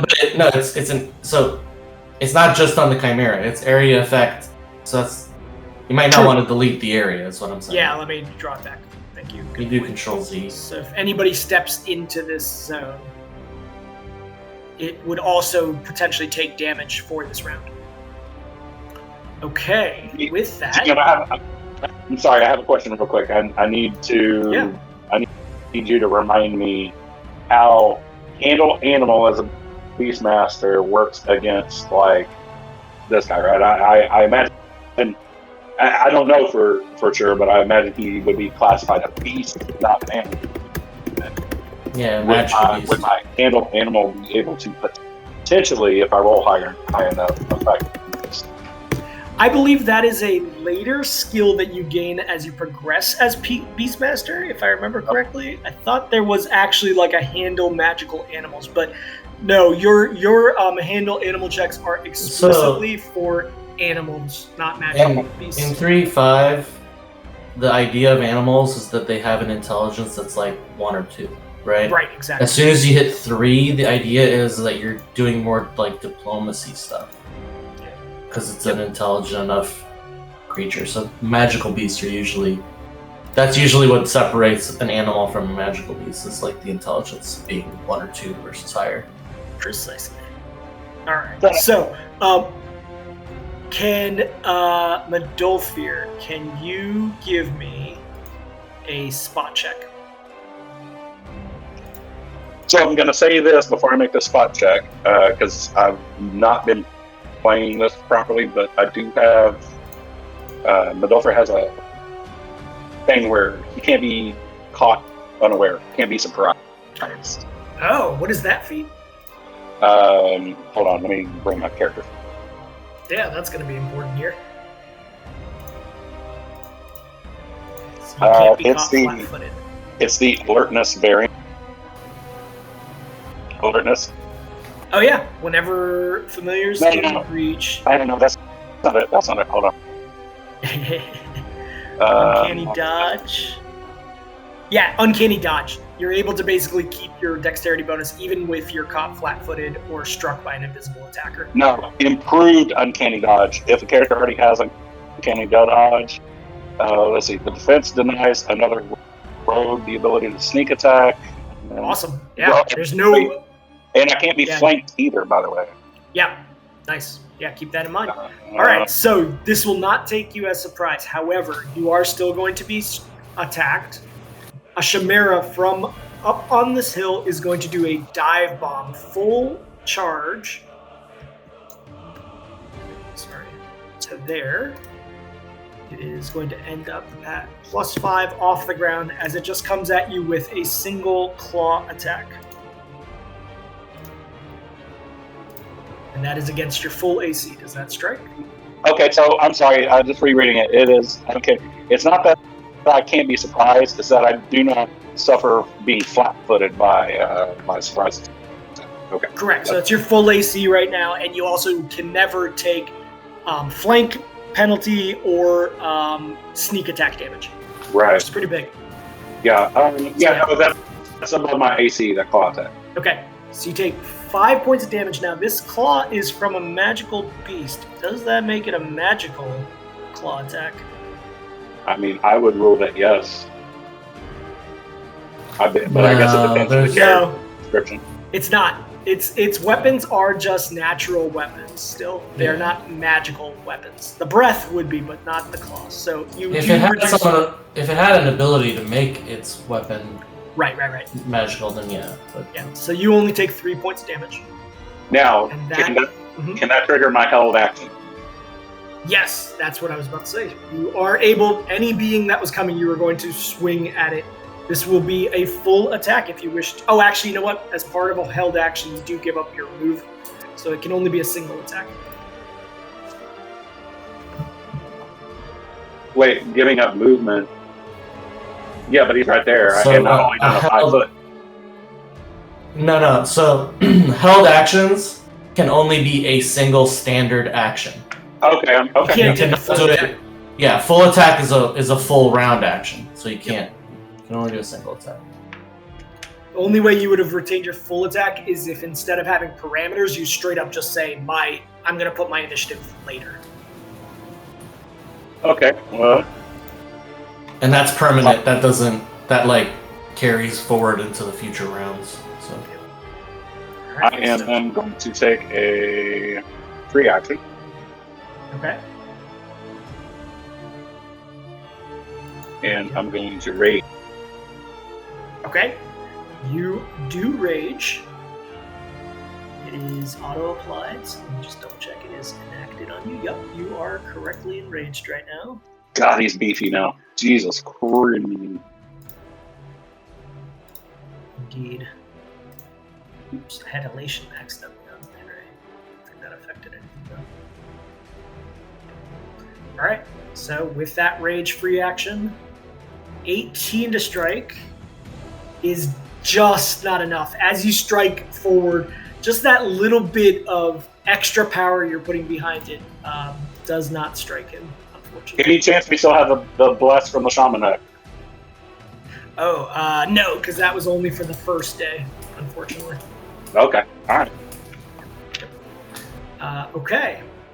With that, that is your held action, so it is now past the Chimera, back to Jameson. Jameson kind of yells out, "Scatter! Scatter wide!" And he uses his full action to scramble up this hill. I'm going to say because he scrambles up this hill and leads this way, he yells out, "There's another one up on this hill," and he points. And you are now aware of this one up on the hill as well. That is his move to get to that point. And Jameson is also going to use up a hardy spell since he also saw Mayman die. He is going to...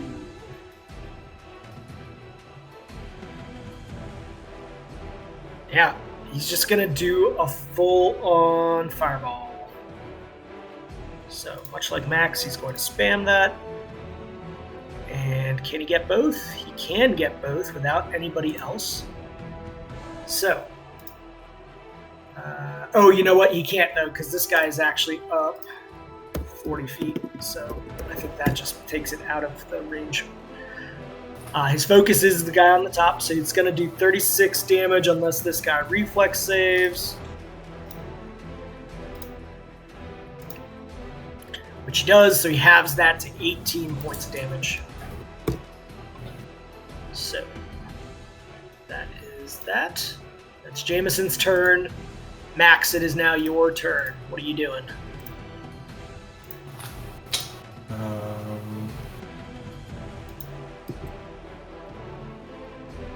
Okay. So, I'm going to Curse of Impending Blades. Excellent. Mass on the two lower, not the one at the 40 feet up, but the two that are near us. Okay, and there is no saving throw against this. No, unless they have a spell resistance, I don't know what they got. Correct, yep. Nope, Chimera don't. Sorry, which two are you trying to capture on this? This one and this one. Can you show me where you're centering it? It's a 20-foot radius burst. Yeah. Enemies in a and they're less than 20 feet. They're less than 40 feet apart from each other. Just enemies in a 20-foot radius burst. Yeah. So that's a 40-foot circle. Yeah, sure. I just need to know for other reasons. There might be other beings you're not aware of. Okay. Hold on. Let me draw it and then move it. Hold on. Sure. So that's 20. No, that's not right. Hold on. 20-foot radius. Yeah. All right. So okay. I mean, I'm gonna try. Hold on. Let me move it. I'm trying to hit.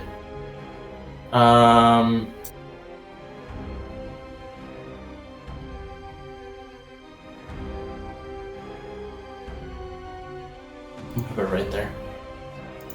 Okay. Just let me go ahead and add that. Since there is no save, no spell resistance, so they are going to have this enacted.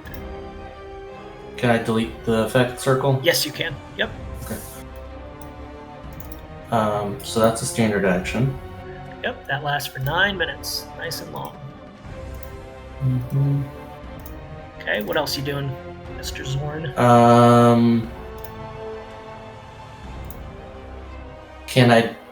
Can I do ground travel? Yeah, you're in a path right now. You definitely can go underground if you wish. What about these? Yeah, but you would surfaces? come potentially before you get into the rock.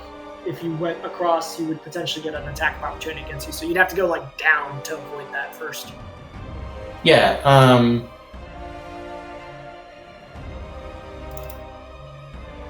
So basically, my question is.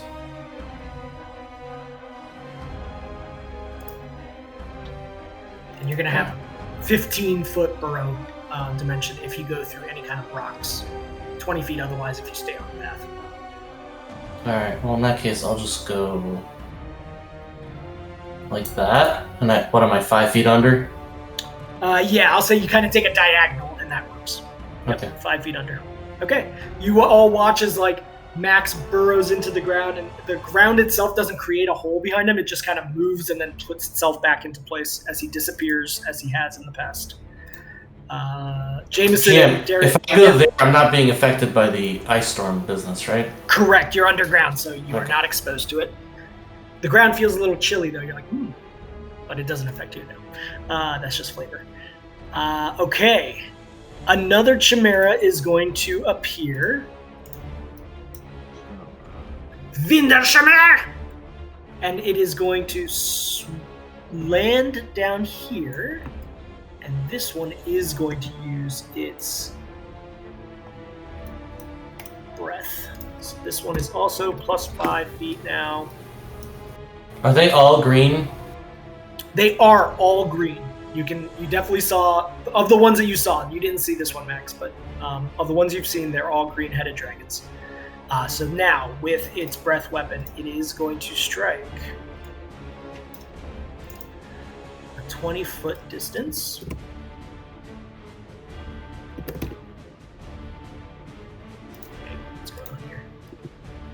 Now, I have to actually cast the breath weapon.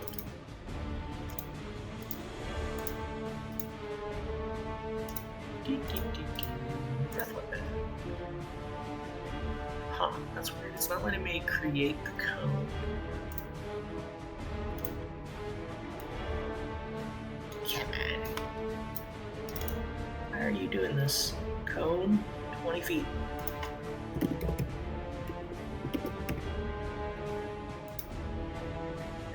Okay, that's weird. So, that is from this guy right here. And that is going to be directed at Varg for sure.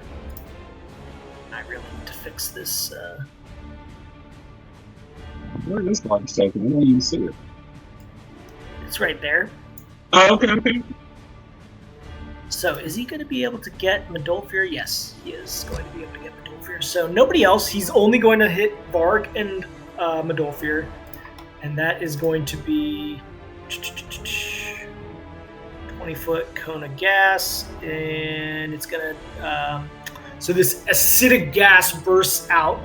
I need you to do reflex save for Varg and yourself, Medolfir.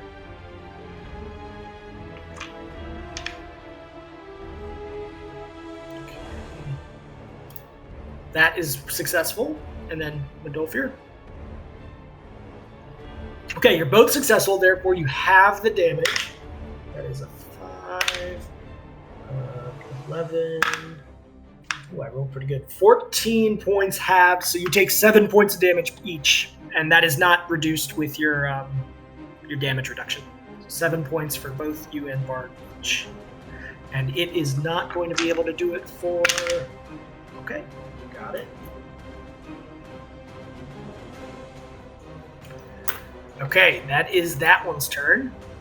As it continues to speak in a language you do not understand. And then lastly, this one up on the hill, his turn has come.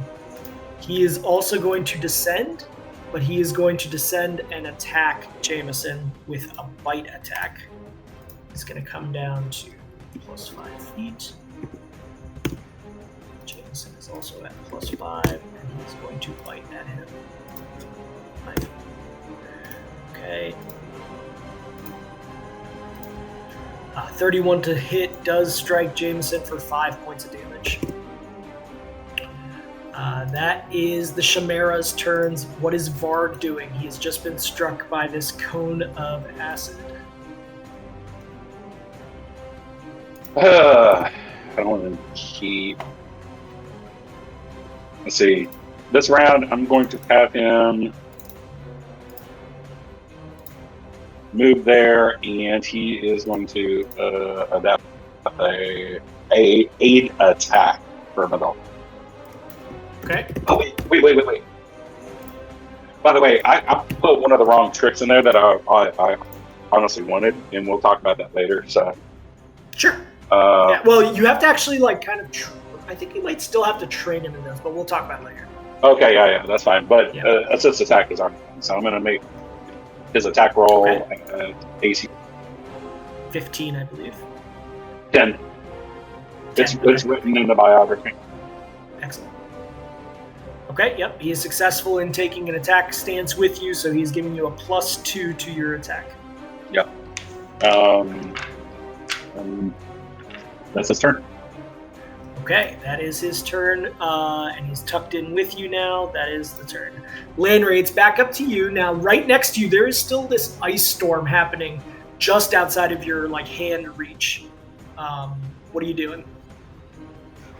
I am going to cast Entangle. Okay. Because I assume these guys are all on the ground. It doesn't mean they're hovering in the air, right? All of them are on the ground. The ground is at different elevations, but all of them have their feet in some contact with ground, and that ground is surrounded by pretty good amounts of alpine vegetation. Yeah, got it. So I think I can target, because I think it's a 40-foot radius. Yep, but keep in mind, it's allies and foes, so be weary of that. Right. I think I'm going to cast it here. Because if I cast it here... Yeah, here, I'll draw a circle. It's 40-foot radius, you said?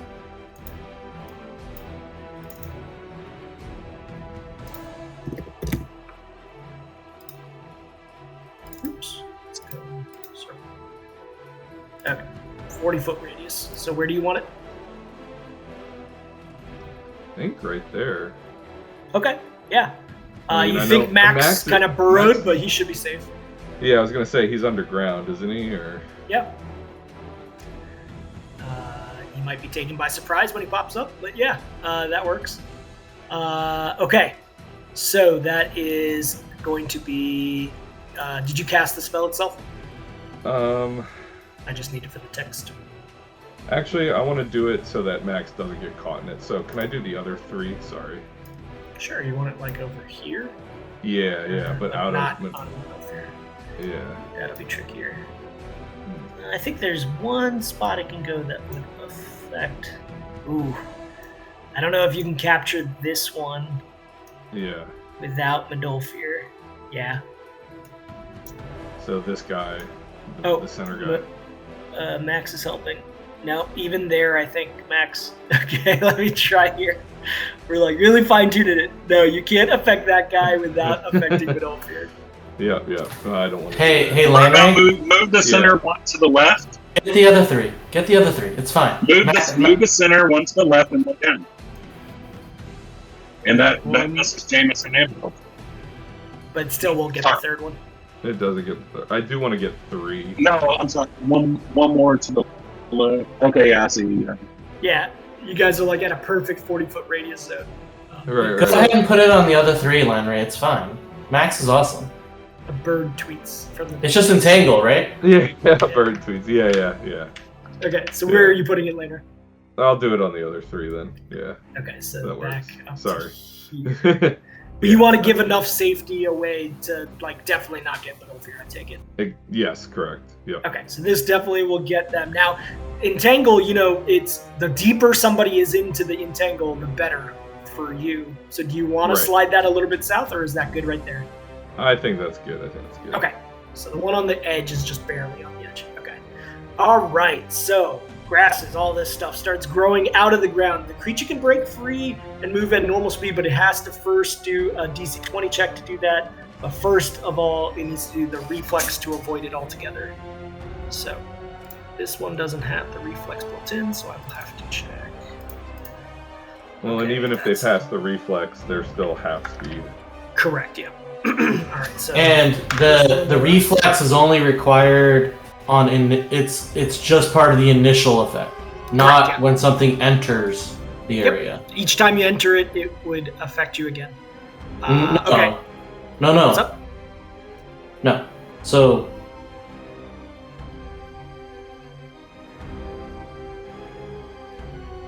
I don't think that's being read correctly. I think once the half speed remains, but only the creatures that are in the range when the spell is cast have to do the reflex save. No. At the end, it says each round on your turn, when it comes back to land rate, the plants will once again attempt to entangle all creatures. So it will occur again so long as they stay in there. In their turn, if they pass the reflex save, they are able to escape without the effects. But if the next turn comes, it's once again has to do a reflex save if it's touching on the ground with those plants. That's how we've always played it. Yeah, but then it's also dismissible, right? It is, yeah. It is Okay, dismissible. okay. All right. The one on the left is not entangled. The one in the middle is entangled. The one on the right is entangled just barely. Nice. Okay, so these two are entangled. They are currently having to do a DC break, otherwise with a full round action. Otherwise, they can't move. What else can't they do? Just not move, right? Yeah, I think it's just move. Yeah. Okay. So let me go ahead and add that. You doing anything else? Yeah, I'm gonna shoot. Take a standard action to fire. Or no, that was a standard action, so I can just move, right? Yeah, you could just move. No spells and attacks. Unless you do a quicken spell. I am gonna take I guess I want a little bit more cover, so I'm gonna step into the trees a little bit more. Noted. Okay. Next up is going to be a Chimera once you get positioned. Are you hiding at all? Like trying to conceal yourself at all? Yeah, I mean, I'm definitely gonna try to conceal myself like around a tree trunk. Yeah, give me a. It's going to be a DC 10 hide check to provide concealment from breath weapon, cover from breath weapon. Okay, yeah. You are able to get full cover. Anybody's breath weapon from that direction to the north will be completely miss you. Okay, which comes into play because this guy is currently entangled. Is he close enough to do a breath weapon on Darius? So this is going to be 20 feet once again. And lots of dimensions this time. Nice and slow turn here. Okay, well, that being the case, he's going to go ahead and try to take a movement. So he needs to make a DC 20 strength check to break free. He does not have Escape Artist. He fails, and that is a full round action to do that, so that is his turn. Medolfir, you're up next, followed by Darius. What are you guys doing? What are you doing? Medolfir's going to bring pain. First, full attack with my third attack now. So yeah, go for it. There's a guy right in front of you. So releasing a mini yelp is my sword swinging with wild abandon. Okay. Wow. Okay. Every one of those does strike. You cause 20, 32 points of damage to this freshly touched Chimera. He's looking roughed after that attack, but they got some life left. You have a 5-foot step if you wish to take it. I am. Okay. So there. Okay, good. Now here's the question, and I don't think I've ever asked this. If Bard is doing an assist attack, is that taking his action for the round, or can he take his own action too? As long as you are getting that +2 benefit, he's essentially aiding you until his turn comes again. So, like, he did that for this round. Next round, he can continue to do it, or he can do something different that won't aid you on your next round. Well, he's done with the initiative order, so he did that last round. Yep. Well, it counts until his turn. So his round is from his turn to his turn. Gotcha. Okay. All right. Okay. Darius is going to be like, oh, we're not making much of a touch on these guys. He's going to aid Jameson by stepping 5 feet and doing... he's not going to do Acid Splash because he doesn't feel good about doing that to an acid creature.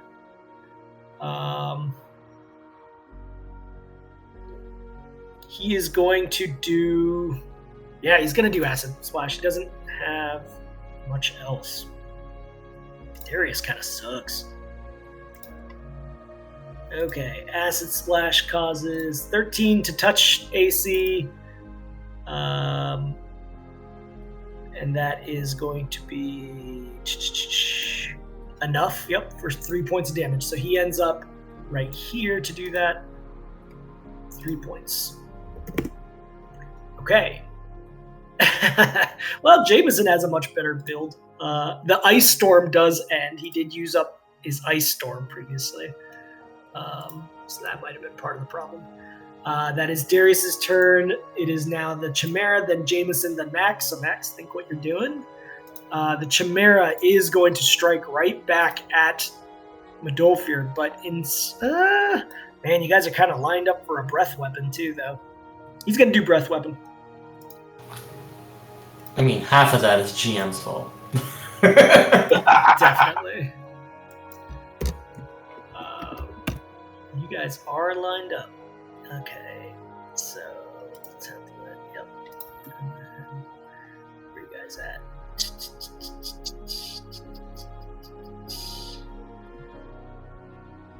So yeah, that is going to get all three of you without affecting his buddy, is what I wanted to check. So that's going to be reflex saves. Thank you, you're ahead of it. Darius will also do a reflex. That second reflex save was actually... it is Varg. Hold on. It says Varg, but it named Medolfir in it. So the first one was Medolfir, the second one is Varg. I'll use the roll. Yeah, it's 15, so his reflex save is 10. It's whatever token you had selected is what it says at the top. But it's then fine. The roll is fine. His roll actually is higher because his reflex is 2 higher than you, so it's a 25. So, Medolfir, you fail yours. Varg passes his. Darius fails his. It's going to be 3d8 of acid damage. So that is... Ooh, that's an 8. That's a 7. That's a 1. It's 16 points of damage, halved for Varg to 8. So go ahead and do Varg at 8, and 16 for the rest of you. And that is going to set a timer for him. Ooh, okay. I think you added the timer on the wrong guy. The timer from before? One of the chimeras has 2 time. It's the little effect. One of them is the entangled effect. I haven't spread it around yet. Oh, okay. Yeah. Alright. Give me a second just to catch up on that. Okay. Oh, that Chimera that just breath weapons, doesn't he need to make another save against the entanglement this round? Not if he doesn't want to. He's just remaining entangled. No, the one he passed his check. Yes. It's on Lanray cast that, right? Yes. So it's So on it's going to be on Lanray's turn. turn that they have to attempt. Correct. Yeah, so he is not entangled. Yep. Thank you for confirming, though. Alright, so that is the Chimera's turn. Chimera. Jameson's turn. Jameson is going to take a 5-foot stumbling back. He needs to make a balance check to do this. He's not ranked in that at all. It's going to be a DC 10 not to fall down prone. Okay, he passes that. Good roll. So he takes a 5-foot step back down. And he is going to cast something better than Darius, hopefully. Max, you're up next. So,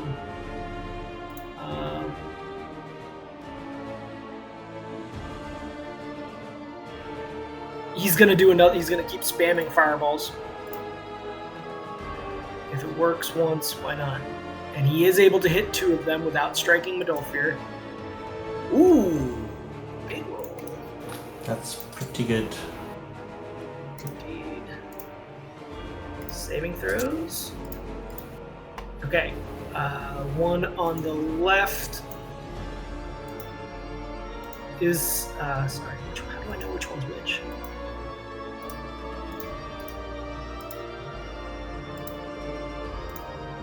I mean, they're identical So whichever one you felt like. I always go left to right, so I'll say the one on the left is successful and halves it. The one on the right fails it. So this guy takes 20 points of damage, and the one that Midolfir is fighting is starting to look rough. That was 40 points of damage. So he's looking near death. That is Jameson's turn. Pretty good turn. Max, you are underground. What are you doing? All right. This is a forested area, right, GM? Yeah, there are alpine trees. There's a plethora of vegetation and various forms of life here. Yeah. As Max in his Zorn form is making his way through underground, does he recognize that any of the mycelium is starting to wiggle around in unnatural ways? I will say yes. I will give you the fact that your spellcraft would be automatic in this case. So yes, you do recognize like the telltale signs. My question. Well, the reason I asked was because I was like, okay, do I have the understanding to be like, I need to do a spellcraft check, right? Yes, you would.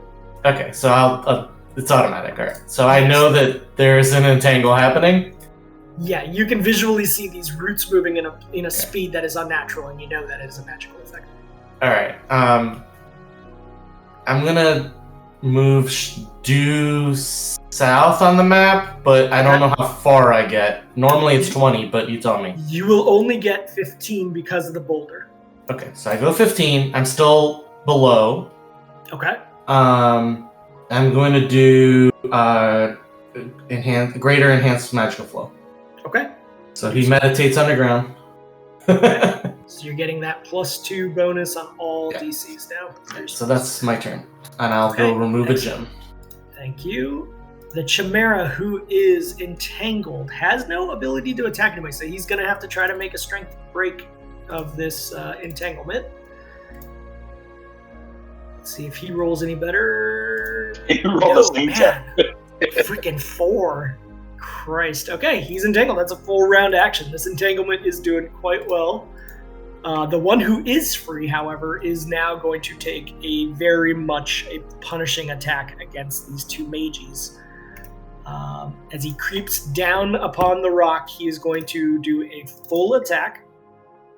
He's going to spread his bites and his gores to the south and his claws to the right. Okay, so starting with the bites to the south, that is going to definitely strike Jameson, who takes 13 points from the bites. And then the gore, he also takes 3 points of damage from that. He's looking rougher. And then the claw attacks against Darius, both of those also strike for 23 points of damage. Or sorry, for 12 points of damage. He is down to like 23 health right now. Both of them are looking below halfway. That is the end of their turns. Varg is with you. What are you doing, Midolfir? He can change his opinion to do something else. He's gonna 5'7". He's gonna take a couple of bites at this chimera. Hell yeah. And he's gained a level also, so he's gonna have a nasty little bite. He gets 2 bites if he wants. Yep. So if you right click, you'll see, if you right click, you can see a new button next to the bite. That's his full attack.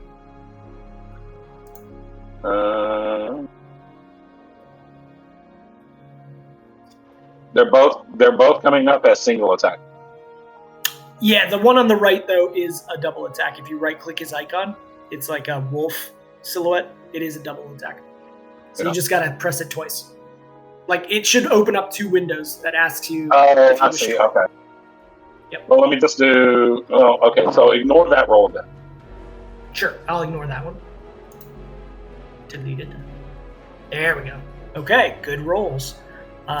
23 is definitely going to strike. And the 19 also strikes. They do not have damage reduction, I don't believe. Nope.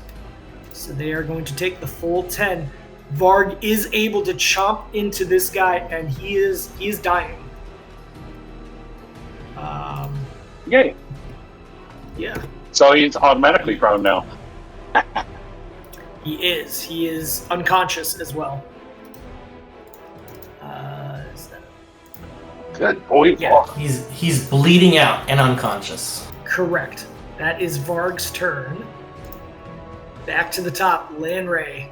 Since it is your turn, this dying one is fully wrapped now in this growth of vegetation. The rest are still entangled, other than the ones in the south. Gotcha, yeah. I will go after the one that is to my right. Okay. Ooh, I didn't know entangle was an actual condition. Sure that. So the one to your right, you step out from the tree, so in order to shoot, but you'd be able to re-hide afterwards if you wish, as a quick action. Yeah, okay. And I'll just take a full action to do a full attack. Cool.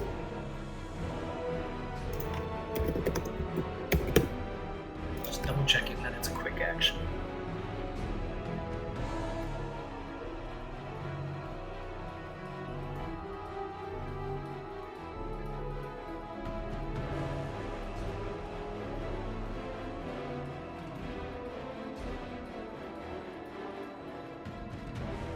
Yeah, I'd allow that. Am I since you're Am I not good? moving. Sorry. Yeah. Go ahead and roll your full attack. Whoa. Okay. There goes the. So we were talking about this. Sometimes you have super high damage. It's because of your crit. When you crit, your damage is super high. Otherwise, it's kind of like normal damage that comes off of the bow. Okay, but those are freaking awesome. And that was all centered on the guy on the right. So your first attacks, obviously all of these are going to strike. 13 points, and then your crit confirms for 21, that's 34 points, and then the final 10 is just enough to get him to 0. He is currently, he's basically injured at this point. He's at 0 health. Beautiful. Nicely done. Okay. I will just go back and hide behind the tree. Okay, give me a hide check. Nice round of arrows there. You get 4 on that now? Yeah. Got that extra level. Oh, that's awesome. Yeah, definitely helps. Alright. This Chimera cannot take a full round action, so he is basically like struggling in this entanglement without the ability to do anything. He's gonna hold his action for someone that to do something. So we'll see. Godolphin, it is back to you, as 2 of these Chimera are either dying or injured. How far up, like above me, is the one by Darius and Jameson? They are all at the same elevation as you, essentially. He has come down to the low rocks, so they're not up.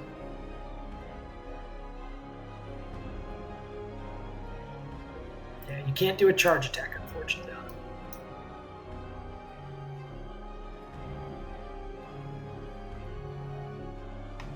No, but I can do a 5 foot and still get full attack.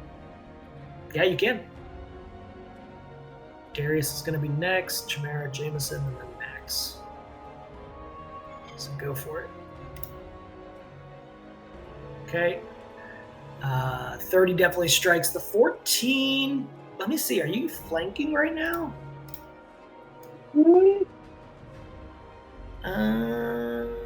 The program says a no, but if you go to the corner from corner to corner, I think you can.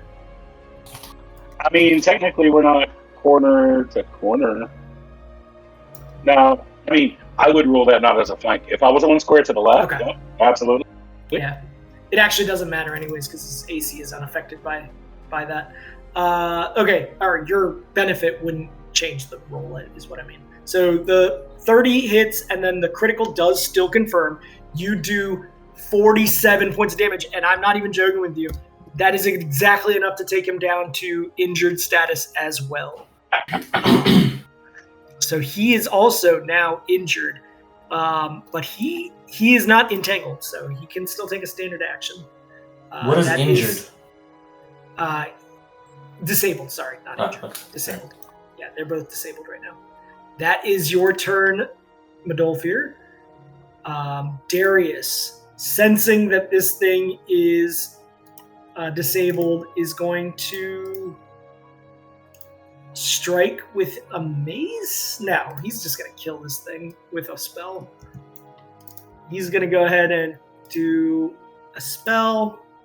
Sensing that he doesn't need to waste a big one on this guy, he's going to just do... He's going to save it and do just an acid splash again. And this guy's basically helpless. But he still has a touch AC better than that. So he does 3 points of damage, which puts him at... He is now dying at -3. So that guy is also now dying and helpless. That is Darius's turn. This Chimera is dying, so he needs to do a save. Ooh, he just got a nat 20. What does that do? I always forget. Injury and death when you get a... So... Stable, yeah, let's see. So he just... Oh, it has to be from another character. Never mind. I was thinking 5e rules. There is no way to stabilize himself.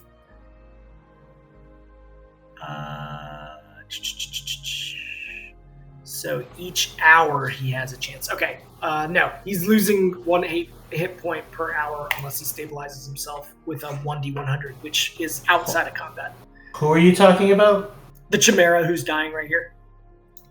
If he's dying, then that means he's unconscious. Yeah, exactly. He can't help himself at all. Yeah.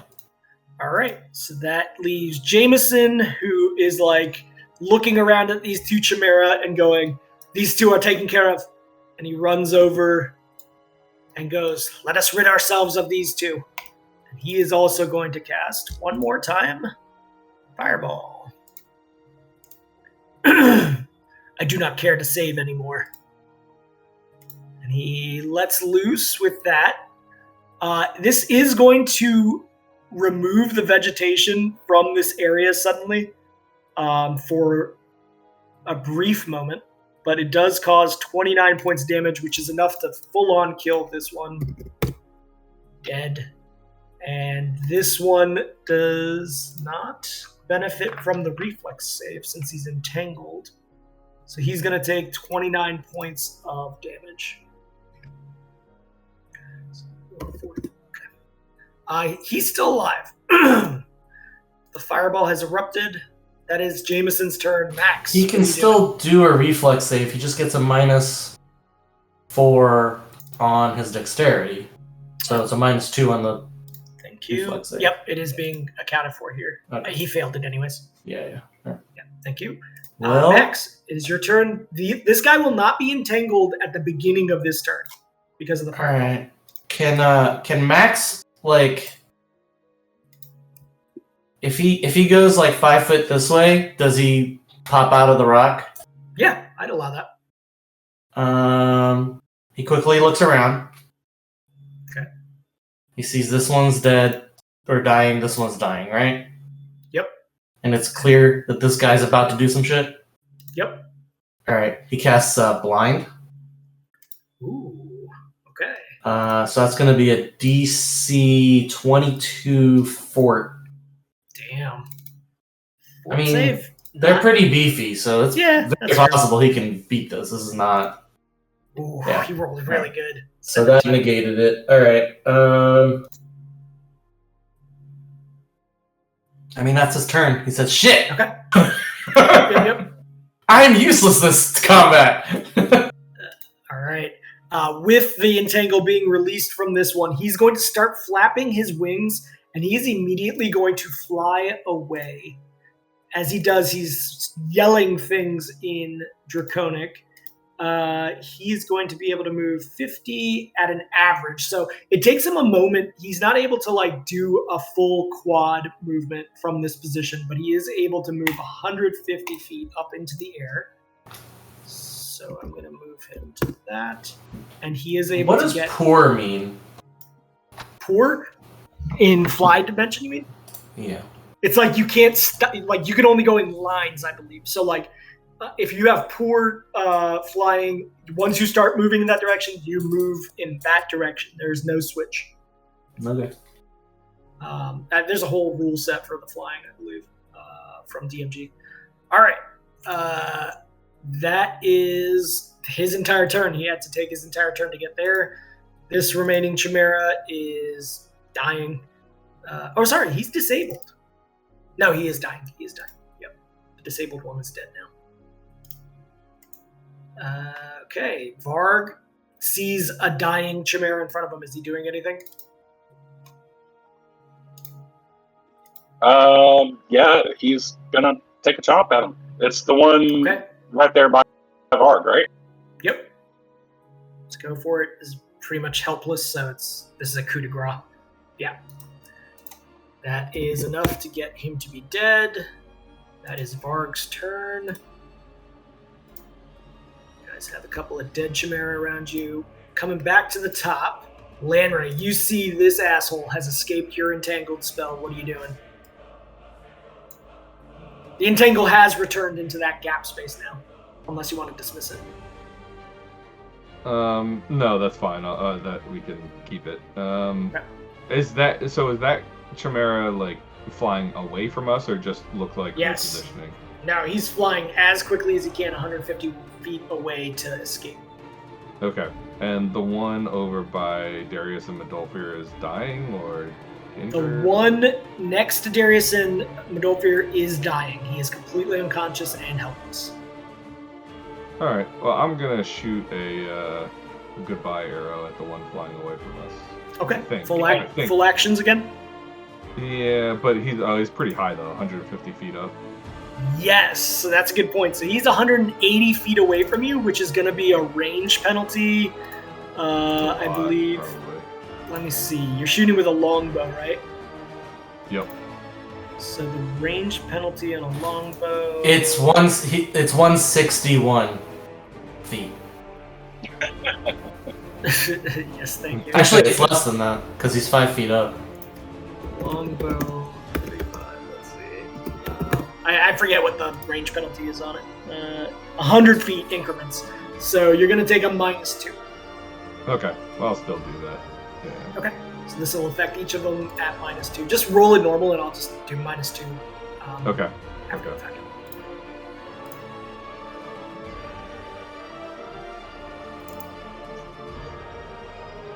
And he is currently being affected still by the impending blades, so his AC is lowered because of Max's spell earlier. Okay. Because of that, all of those do still strike, including the 19, which just barely strikes. Oh, wow. Each one of those hit for 10, 19, 28 points of damage. As you strike him with those arrows, he is taken down to 0. He is barely hanging on as he's flapping, but his weight is starting to carry him lower.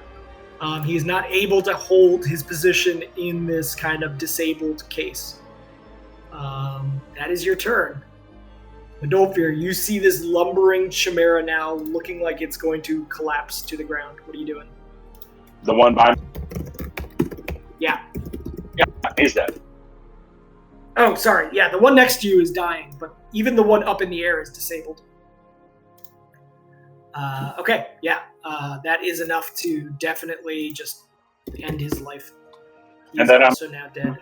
And then I'm gonna 5-foot step in the direction of the one that's.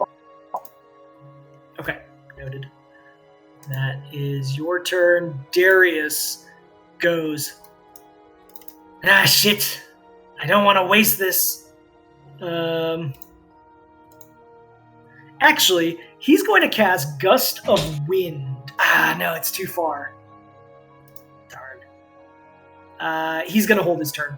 He's going to be like, Jameson, you think you can get that? And Jameson goes, Roger. And he's going to fire off. He's going to fire off. He doesn't have to waste fireball on this one. I think he can just do a ray of frost to deal with this. Nah, it's still too far.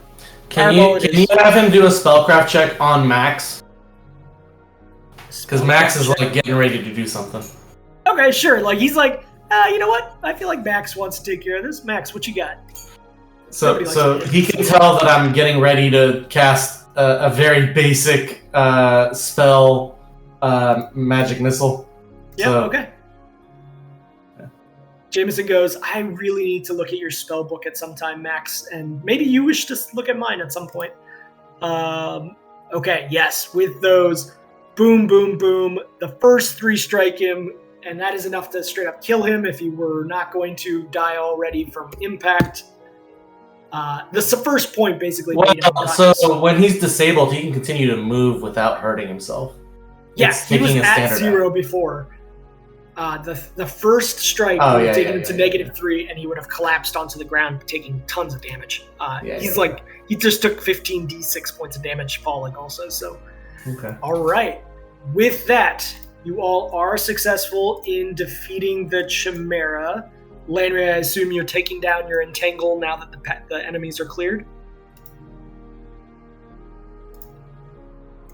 Go ahead and remove it. As you look around, you do not see any more enemies or Chimera. You get the sense that the one that was running away might have been reaching out to try to get more. He was retreating in a way, almost like calling out, but you do not see any Chimera as you hold for a moment. You do, however, notice there are treasures that have fallen out from the various parts that a Chimera can hold onto treasures. Various gold has fallen from their grasps. They did carry treasure with them, so I will allow you guys to pillage that if you wish. Indeed. Okay. Let's I pillage. will send you what that loot is after session. You guys haven't had loot in a long time. Yeah, the fat folds. It has been a while, actually. Yeah. Max, Sorry, guys. while everybody's collecting the treasure. Sorry. All right, Landry. Yep, go ahead. Later, man. Yep. See you guys later. Sorry about that. Hey, no good. It's all good, man. Have a good one. You too. Later. While the rest of the party is collecting like actual treasure, Max is like analyzing the situation to see if he can retrieve any organs or anything that's going to be useful. Okay, yeah. Give me a what do we usually? That's a survival check to see what getting the organs, I believe, right? Or is it craft alchemy? It's just craft alchemy. Okay. So you're trying to cut out basically his dragon gland, which is the main benefit of the Chimera's body, is that breath weapon gland. Yeah. Okay. So let me see here. Yeah, you could definitely do that. What is it? Goat, lion, dragon? Goat, lion, dragon. Oh, looks like we're having goat for dinner. Magical goat. Nice curry. So is it basically the acid organ or whatever? It is, yeah. It's just underneath the neck. It's where the breath weapon's force comes from. All right. I'm gonna look at them and see which one has taken the least damage. Okay. None of them were super destroyed. I mean, all of them their bodies are intact. They're just dead. Do I feel like preserving the organ would make a difference? With that craft alchemy check, I will tell you that once the Chimera is dead, its magic starts disappearing, and the organ could take into impact from the acid and start seeping holes from the acid. So yeah, I'll say preserve organ does help. Otherwise, you'd have to really quickly sort of start getting the acid into something else. I mean, I have an urn. Okay, then could I basically? If you take an hour, I would say you can remove the poison fairly safely. If you take straight up 8 hours right now here, you'd be able to do it completely safely with no check. But in a rush, in less than an hour, it's going to be a pretty tricky DC to avoid damage. to yourself, harm to yourself from. So I cannot throw the organs into an urn. Ooh. Because I have a big I'll enough allow it. urn. Yeah, I'll allow that. So basically, you're gonna take the organs whole. I would say 2 of the organs can fit into the urn fully, no issues. So yeah, when they dissipate, they'll still have the acid in there. But you can't fit all 4 of them. They're like kind of like, think like a dodgeball in size. Okay. Yeah, I'll just do that. That's fine. Cool. Yeah. All right. And then Medolfir and Landry and the rest are just pillaging them for whatever things they've taken as tribute from the poor half-orcs down below, who they've been annoying for years, I'm sure. Yeah, absolutely. Right. And harvesting some meat, man. I'm never wasting an opportunity to have a good meal. Yeah, goat and ram. That sounds delicious. Yeah. Lion, not so much. Okay, so now you guys can see the loot in the Chimera loot. You found that strange candle that looks like an upside-down oak tree, 1,800 gold, and a moonstone. So where do you wish to drag to what? I'll drag it. You just holler at me which one you want.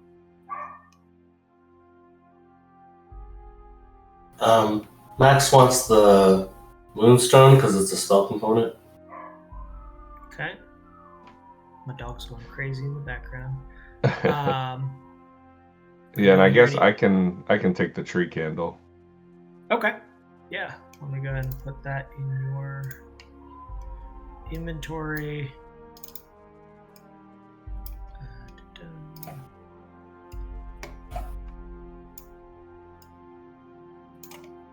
Oh, man, I really got to come over and do that soldering thing, Max. It's crazy. I haven't actually done it yet. I just got the parts I need. Excellent. Because I've got like 5 trackballs that all have the same problem. Soldering a mouse? No, the left click sensor, like the actual switch device underneath the plastic button on a lot of Logitech, starts to go flaky and like double click all over the place. I think Mayman's having the exact same issue. With what? The double clicking that happens on your mouse. Oh yeah, I replaced my mouse and it's fine. Yeah. It was like a sticky sensor, but I've been eyeing this different mouse, so I'm happy. Yeah, the problem is that all the mice have the same problem now.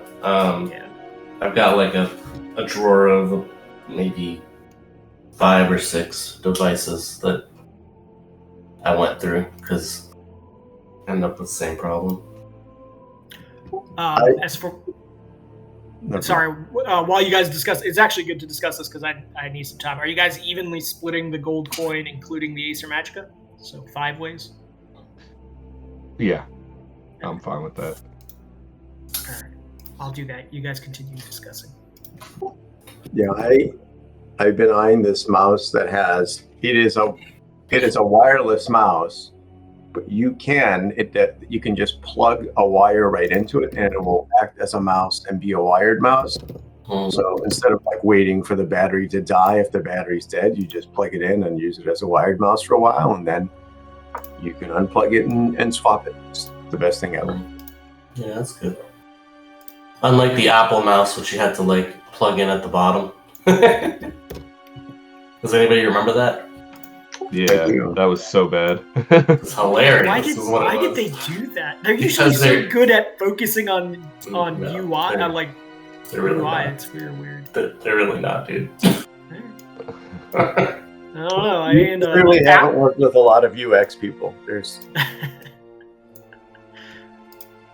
All I know is I hand an iPhone to a baby, and the baby all of a sudden knows how to be an iPhone user.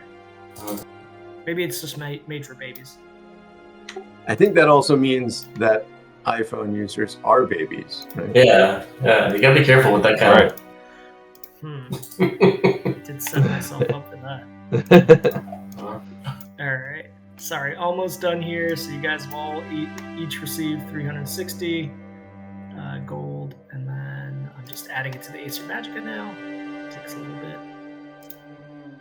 They do. Did you already put the moonstone into my inventory? I did. Yep. And Huh? Lanray, the candle is also in your inventory. Cool.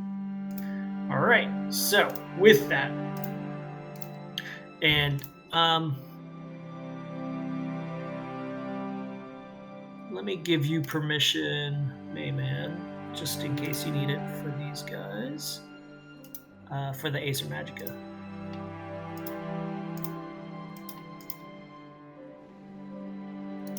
Is the candle purposely in my armor equipment, or? In your armor equipment? Oh, that's weird. Let me see. Oh, yeah, it is equipment. I mean, it's a candle, so that would be where candles would go also. Got it. Okay. Yep. All right. So with that, is there anything that you're doing with that candle, Max? I think you were looking into it somewhat, but I don't know if you were doing anything else with it. I did a couple checks, I think, didn't I? Yeah. Medolfir kind of like pushes you aside for a second, and he approaches the candle, and he goes, "Wait, let me try something." And he starts innately casting, just through some innate capability, detect magic on the candle as Lanray is holding it. And he kind of focuses on it, and he says, "Yeah, that's a shiny candle." Wait, Modalfear cast Detect Magic? What happened while I was out? He is innately able to cast that cantrip for some reason, yes. Cantrip? Hold on.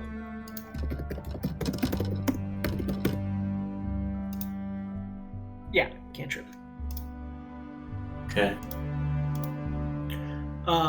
What are you doing the spellcraft on, Max? On him casting. Oh, okay. Yeah, it's almost like you look into his eyes, and he's not moving his hands, he's not doing any of the components that would be necessary to do this, which is like, whoa, cool. Like, he can do this kind of low-key, quietly, unless you actually do a spellcraft check, and then it's pretty obvious what's happening. Yeah, he's casting Detect Magic for all intents and purposes. And he just keeps going, it's one of those magic items that you guys like. Max is like, oh, thank God I can retire now. I mean, in fairness, Mayman did the same thing. Yeah. Yes. So, true. there is still this little pool of water down below that Jameson was like, it'd be slippery and difficult to get down there, but should we attempt to go see if there's any Ichor root there? So, did we get the various poison or whatever, the acid sacs from these creatures?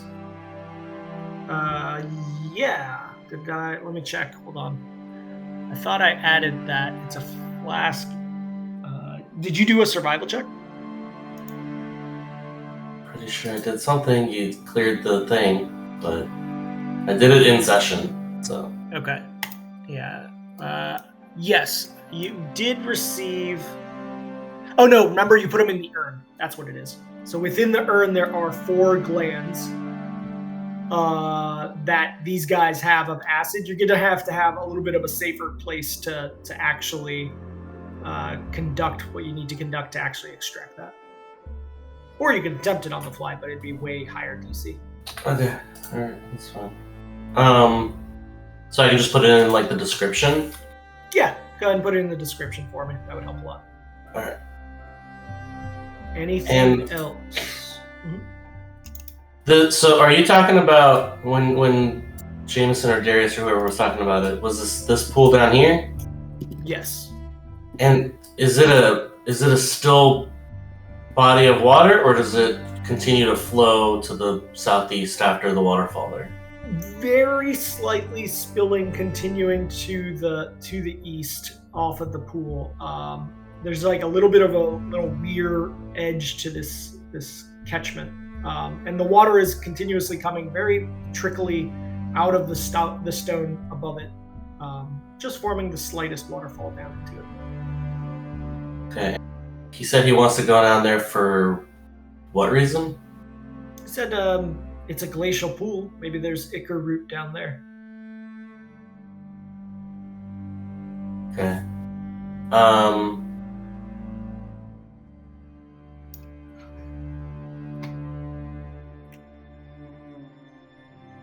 That was before also the actual fight.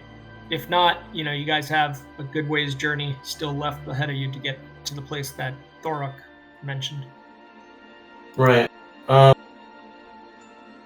So first things first, can I try to heal him up a little bit? Yeah, for sure. I'm gonna cast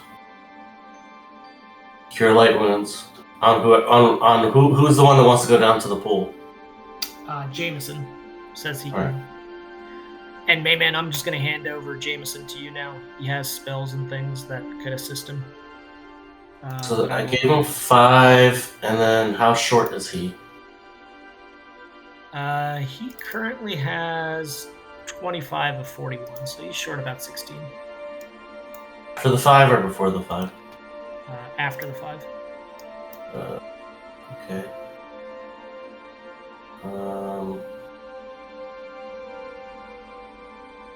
I have. Alright, I'll give him 2 minor wounds, which is just 2 points. Okay. I'm gonna keep 1 just in case, but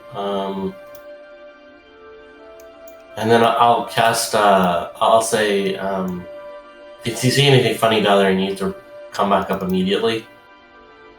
Okay. We can't have another party member dead.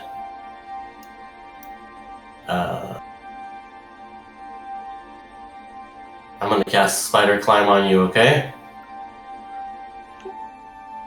Okay. Jameson's voice immediately changes. Changes, yeah. You got really deep and really different than what I imagined. I mean, I was not given any thing. No one gave me a screen read before this. No. I like the direction you took it. You are ready to break things the GM has created too. So that's fantastic, Spider. Just full on flaming. I love it. All right, so Jameson, are you going down to the pool to inspect? Of course. Look, I'm a spider. God, don't do that. I like the original. Whee! God. All right. This is gonna be good. Yeah, I mean, if it weren't for the spider climb, the wet surface of this pretty steep rock would be difficult to traverse, but you're able to climb down the 25 feet down to the pool. As you look around, you are able to do a search along the shoreline here. There is enough footing that you can actually properly search around. So give me a search check. I don't even know if this guy has skills, so... No, give me a second. I will assist. Max out search. Let's see.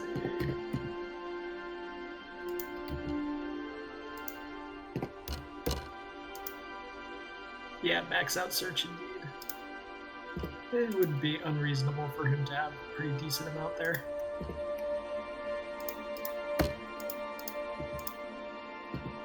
Okay, we're good now. So now give me a search check.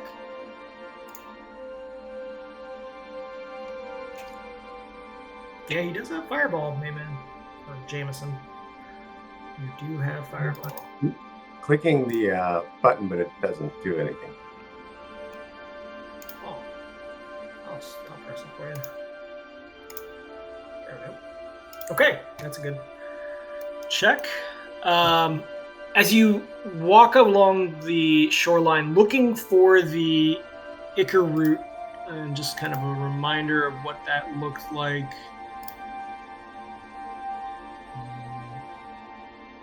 Or not.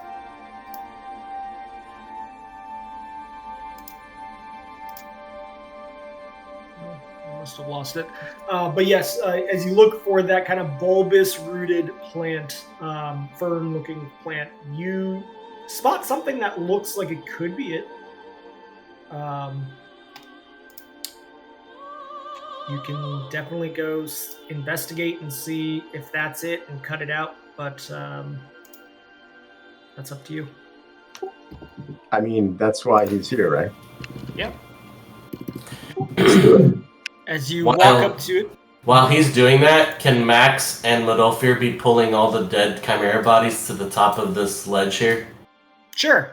I mean, they weigh like absolute crap ton, but yeah, you could definitely slowly drag it. They weigh 700 pounds, so with mostly Modolfir's help, you're able to drag over to there.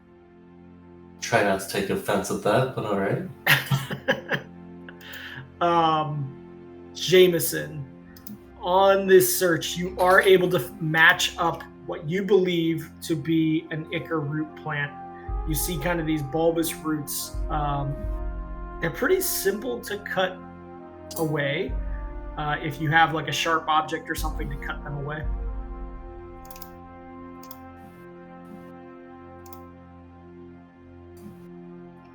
I mean, he doesn't really have any gear on him, but I'm assuming he has a knife.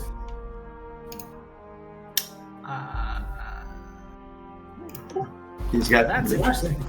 Max has a plethora of daggers. Can he just like have given him a dagger before he went down? Sure. I'm looking at his items, and it's like he doesn't even have clothes. He's just got gold coins. So I don't know what I'm supposed to do with this, but there's a naked guy with gold coins running around on the wall. That actually does kind of fit in with the Jameson vibe that we discussed in the Discord.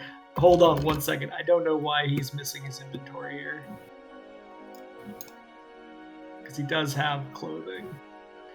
And his staff is missing for some reason. Okay. No. Look, you don't need to. Oh man, he doesn't have clothing, and he's also missing a staff. Yeah. Wow, that's a euphemism if I ever heard one. Indeed. Like, Okay. you don't need to be, passing judgment on his lifestyle choices, okay? So true. He's a nudist. So we'll say that you were able to have, a dagger on you that Max had plenty of. Okay. You are able to obtain the ichor root. I will add that to his barren inventory. So you know that one is not how much he needs.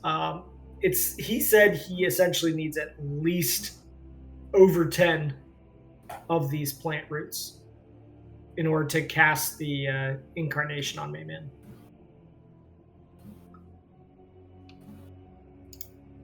Do you wish to continue on the path now? Max, Lanray, do you have anything else that you're doing here? So as you're doing that, Max is gonna kind of whisper shout. Sure. Did you find any? I found one so far. Okay. Can Max do like a nature check to see if he knows if like these things grow in clusters or in the same area, or if they are truly like solitary growers, like some plants are? Yeah, you can do a knowledge nature for that. All right. It's a 31. Because I've been boosting up my nature recently in preparation for something. Studying those plants. Yeah, you do know that based on the way that this root structure occurs, they usually would kind of almost like spores. They look like they're like a strange plant that grows off of this root and then sprouts new ones as the root detaches itself. They would normally grow in clusters. This might just be a very young outgrowth of it here.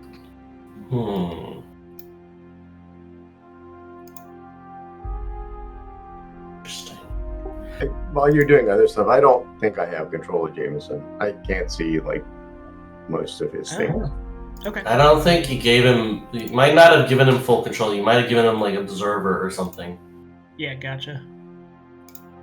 Please hold. So while you're doing stuff, I'll fix that.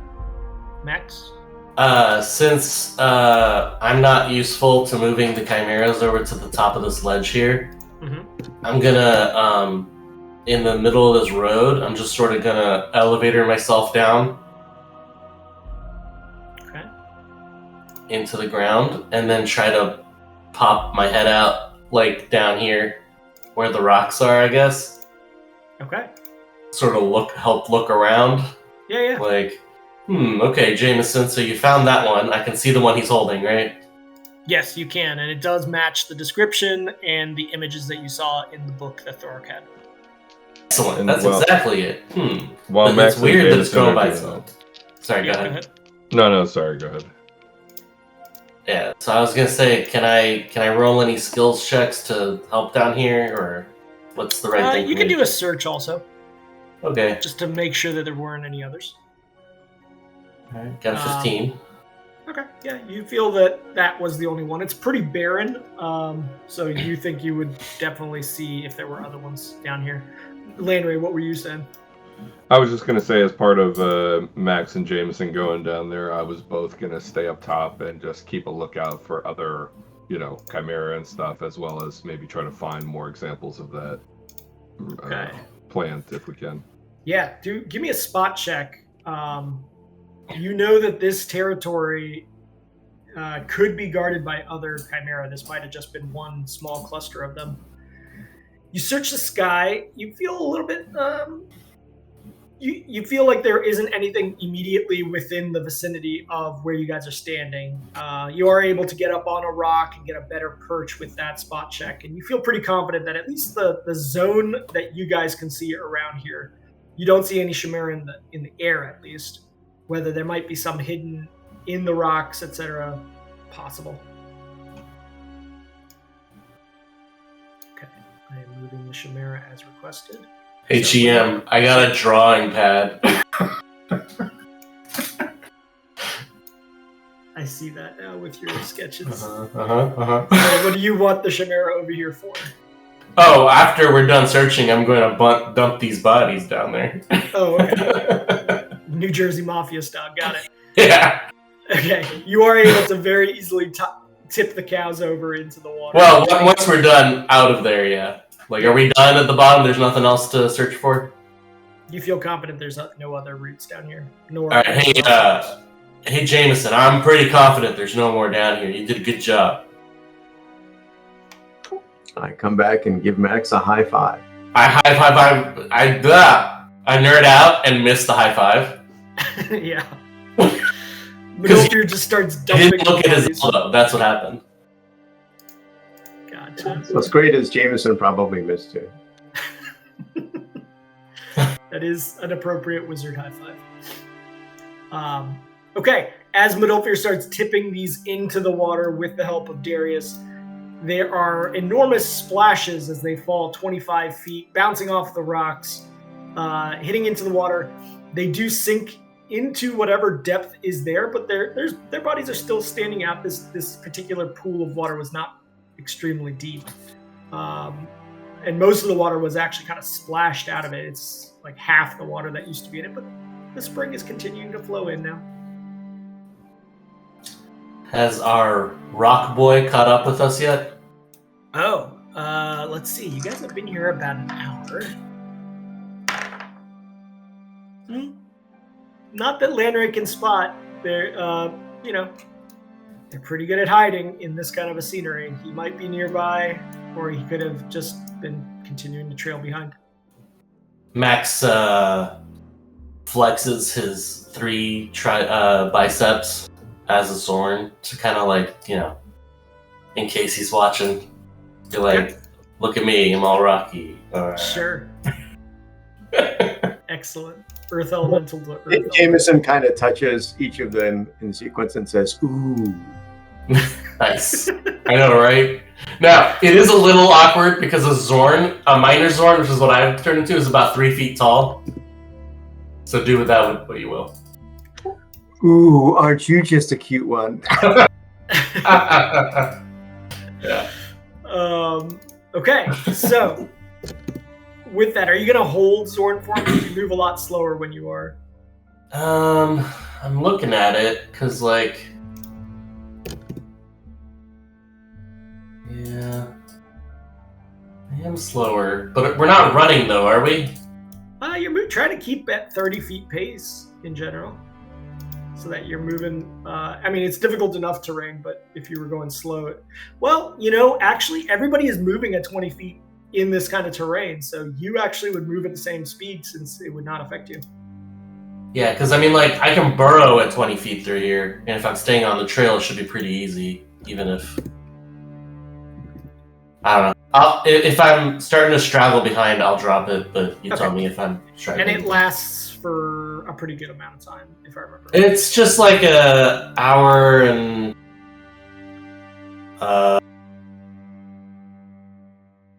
9 times 10 minutes is what? That's an hour and a half? 2 hours and a half. No. Oh, it's just 10 minutes. 10 minutes hour each level, yeah. Yeah. So, okay. Not a huge amount of time, but... Mudolfir kind of like looks over at you all and is like, if you're done playing, we've got things to do. Mudolfir, we were finding the thing. I say very matter-of-factly, without judgment, We were finding the thing. Okay, good point. Yeah. He's going to go ahead and continue to lead the way ahead. Lanray, are you assisting in any way on that? Yeah, I mean, from just a trail path sort of guide perspective, I will, but I remember he seems to kind of know his way around this. Yeah, this is definitely a very familiar terrain for him. Okay. Go for it if you wish. Yeah. Can Max look at that plant over time as we're walking to see if he can gather any more information about it, like slowly while we're just walking? Yeah, definitely. Speaking of which, you guys do start moving. You walk along this trail, up, continuing to ascend for over 2.5 hours. So Max, at this point, your alter self will have dropped. So go ahead and drop that. Okay.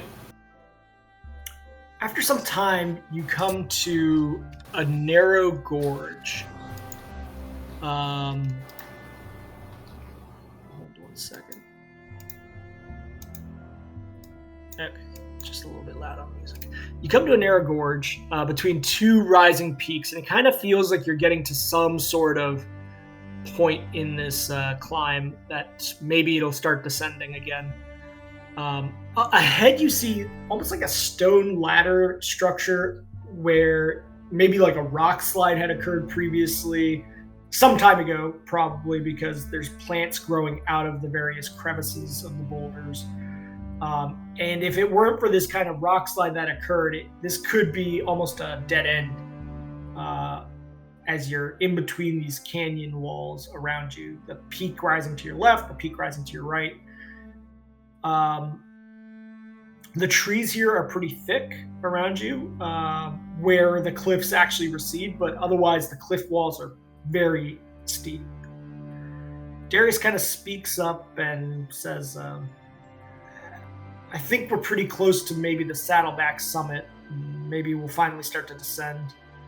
And you notice his voice as he speaks up to speak to the group. It echoes off the wall to the canyon, resonating back with kind of a tinny voice to it. It's been pretty damp for this last couple hours as he rose. The sun was burning away the dew from the morning. Mudolfir at this point has never been this high up in the Bakabite range. The other thing that Mudolfir notices is he would expect more bird life and calls of nature around here, things that are familiar to him in the area north of Raidendur. And as he mentions it, there's just this kind of barren, echoey landscape that reflects back until a sound does break that silence on your journey.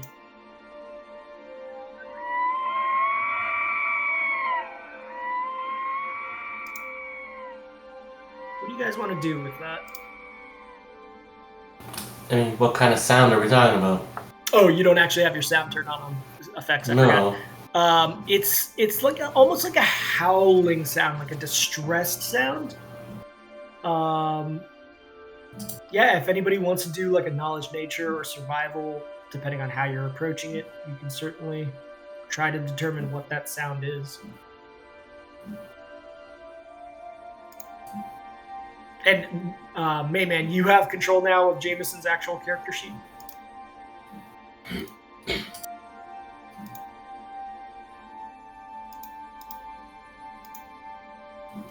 Mayman? I think I can cast spells now, so that's good. Okay. All right. So, okay, with that knowledge nature check and Lanray, that was your old survival, Lanray, if you want to. Do you want me to rank his skills? Do you care? Go for it. You can adjust it, knowing his character. That would help a lot. Okay. So.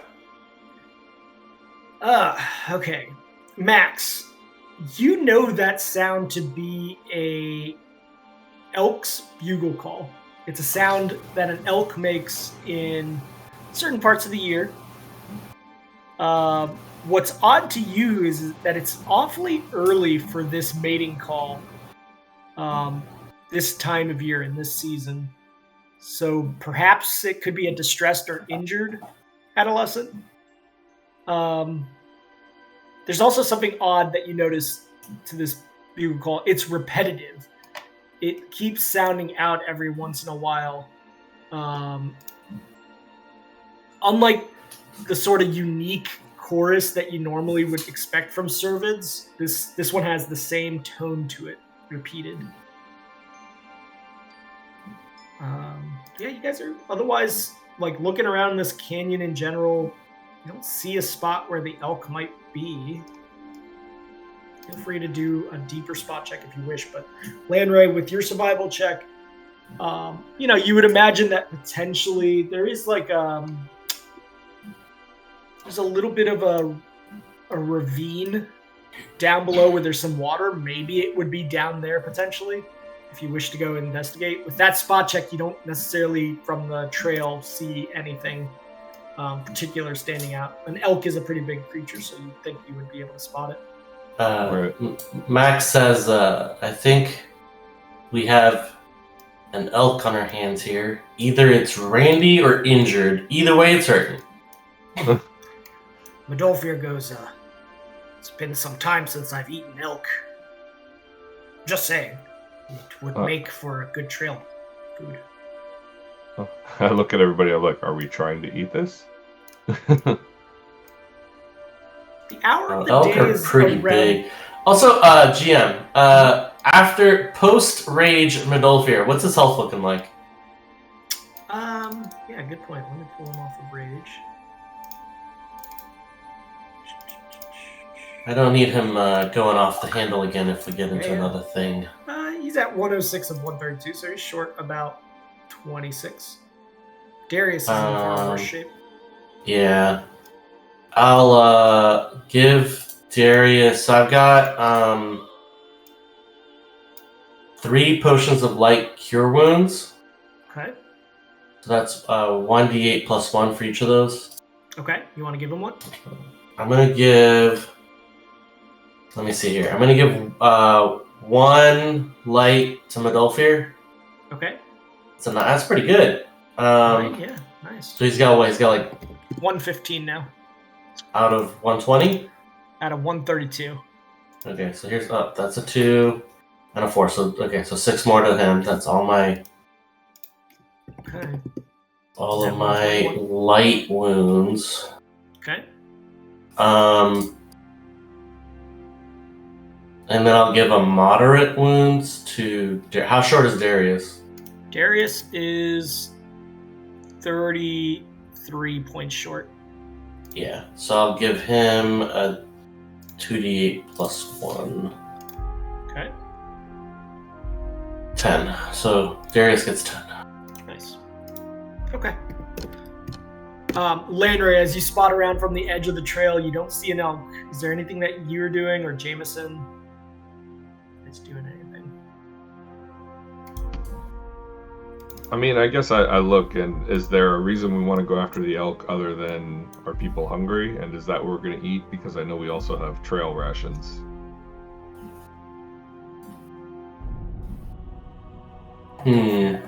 But over here just goes, yeah, elk meat's pretty good. Has Max ever had elk meat? No. I'm going to say no. Yeah, I don't think so. There's definitely no elk in the island of Terthus. Yeah.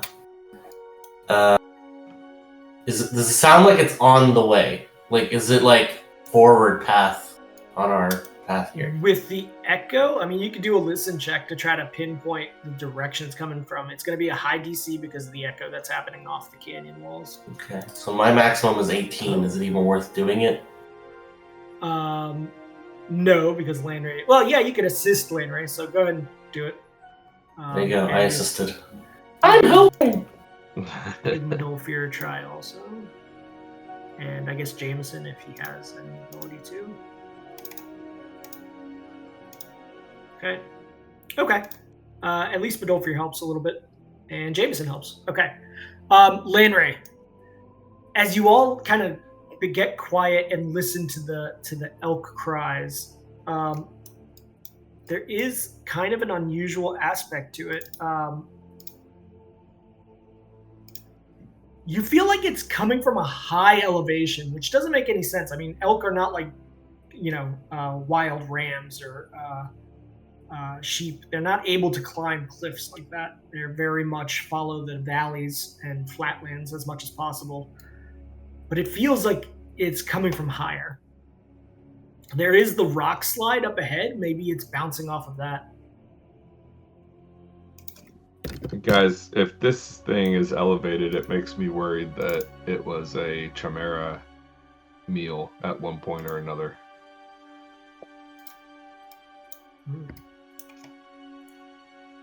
Like it got dropped or something, Darius says?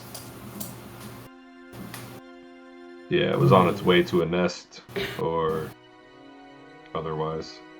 Darius starts trying to squint up into the cliffs to see if he can spot anything, but he doesn't see anything.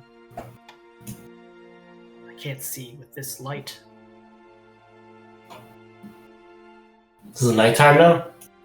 No, it's like 3 in the afternoon. It's just like a really funky amount of light coming through that's very dark because of the side of the cliff you're on, but the cliffs in front of you are almost completely illuminated. So it's like this really high contrast of white and black colors. Okay. Like snow blindness. Mm-hmm. Anybody else attempting to look and see if some chimera left something up on the hills? Okay. Max, you do not see anything through that. Lanray, Jameson. Okay, Medolfir. Lanray. Let's see. With that spot check, and with the assistance of just Medolfir. Yep. I also have spider climb. Can't I just go up there? Is it that hard? I think the spider climb would have run out by now because it's been it's over 2 minutes hours per. of moving. It's minutes per level. It's not. Unless you want to cast it again. I don't have another one prepped. So. I do. Yeah. That's funny. Max cast it on you. And you're It's like, 10 minutes per level, too. but that also has passed, so it doesn't matter. He has spider climb. So yeah, if Jameson wants to do it, go for it. Well, does anybody see anything up there? Nope. No, with those spot checks, you're searching around, but with the sunlight that is out, you don't see anything up there. I'm just gonna go up there. Okay. You start climbing the chalky white cliffs, grabbing hold of the boulders and getting up to sort of perches that are up high. You make it about 60 feet up off the ground on one of these cliffs. And you start looking around. Give me a spot check from here now that you've got a better vantage point. Would you be going up the shady side or the bright side? Like the sun would be in your face if you go on the bright side. On the shady side, it would kind of be... Can I go up on the shady side but close Sure. to the bright side? No, because like the canyon, yes, you can, but the canyon divides the two. So yeah, you can make it up there. Oh, like on the left or the right? So on the left. Yeah, exactly. Okay. With that spot check from up here, you notice something unusual. As you start climbing, and the rest of you are kind of just watching him. You almost like you touch something behind you on your foot. That almost felt like a string.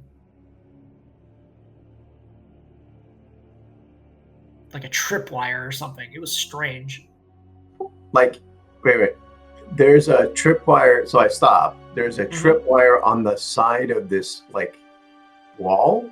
Yeah, you were like climbing up, and then just as you were about to reach like a ledge point, your foot just kind of like tugged on something, and whatever you tugged on, like if it was like a branch of something that was sticking out of the rocks, it didn't move. Your foot kind of just had to move around it. But it felt narrow, very thin when it tripped you. But you made it up safely past it. And as you kind of spot down, you're looking for this object. And you see just like a little strand about maybe a 1/4 inch in diameter of some material that's sticking out of a rock and just elongated out into the canyon. So hold on, 1/4 inch diameter, like a root size? Yeah, almost like a very so narrow not string, like a thin rope. Like a thin rope, but it's like almost translucent colored, Jameson. Is it just it like a extends out. spider web, or is it natural? Does it look natural? You want to go back down and kind of inspect it? I would It's like to five. inspect it. Okay, yeah, it's like 5 feet away. What are the rest of you doing as you notice Jameson turning back to look at something on the cliff? I just yell up to him and say, "Everything okay?" Everything okay? There's a weird string thing here that doesn't look normal. I don't know if you can see it from down there. I'm going to see what it is.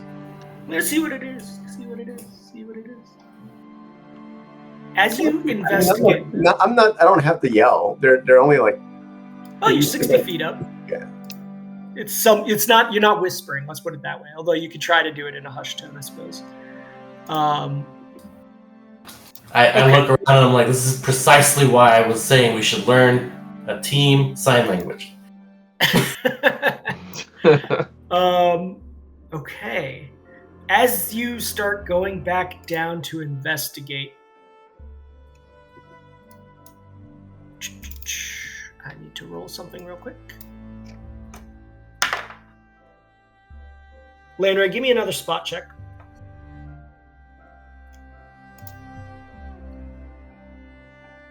Okay. This time, as you're looking up towards Jameson, doing what he's doing, you visually are looking at him, but then you see something behind you, and instinctively you kind of turn, and just as you do catch a glimpse of an enormous spider coming down from almost what looks like the air above you. You are able to avoid being caught by surprise because of that spot check. Hold 1 second.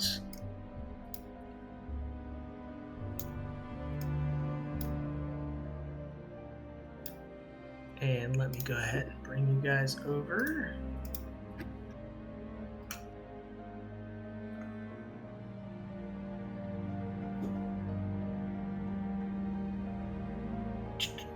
Okay, you guys should be able to see the screen now. Go ahead and give me a initiative check.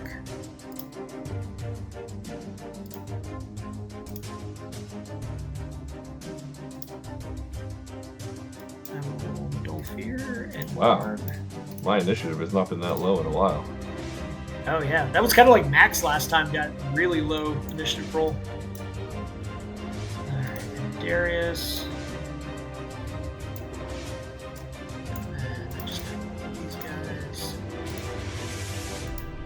Okay. Now that you see, Lanray, what you're kind of seeking out for with this spider climbing down, you see that there are others. There are 1, 2, 3, 4, 5 others. There we go. Go ahead and pull them out too. Dolfir, Darius, and Varg. Okay. So with that, the Chelicera, which is almost like a large black widowy creature, that was closest to you, is actually the one that gets to act first, even though... oh, actually, no, it's not. It's the one up here. It's going to climb out. It is 60 feet over here. It's going to just spin its web and fall down to the ground, almost kind of gliding down and land. That's going to take its entire movement to land right there. And its full action, so that is its turn. Why is the party rolled? There we go. Okay, now this... Why is the party on the map? Just as a camera. Okay. Now, this Chelicera is going to come down from the cliffs also. It was 40 feet. So it is also going to just spin up and fall down to the ground right there. Next to Midolfir, but unable to attack this round. And then another Chelicera was on the ground, is going to rush forward to here, and it is going to claw at Darius with a single attack. 28 to strike does for 4 points of damage. Okay, Max. It is now your turn. What are you doing?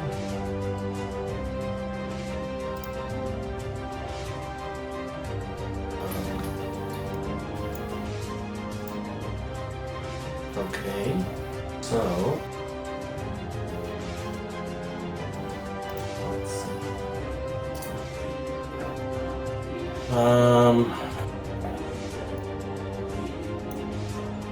What is Max going to do?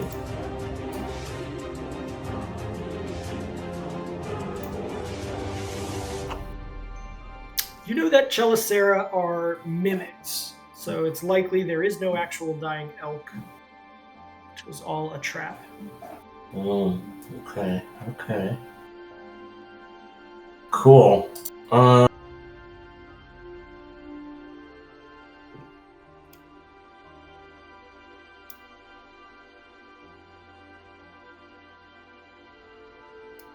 Do I know anything about how they attack? Like, yeah, I mean, like most poison or like what? Like most monstrous spiders, they try to grapple as much as possible and attack in a way to pin their enemy down. As far as poisons, no, you know that they don't have poisons. Chelicera rely on sort of taking the blood out from a subject rather than poisoning them. They're like vampire spiders. Okay.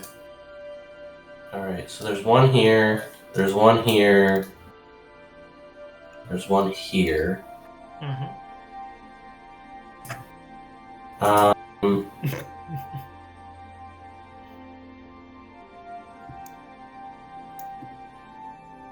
I'm gonna cast Slow. Okay. On those three? Yeah. The ones closest to you, basically. The three closest, yep.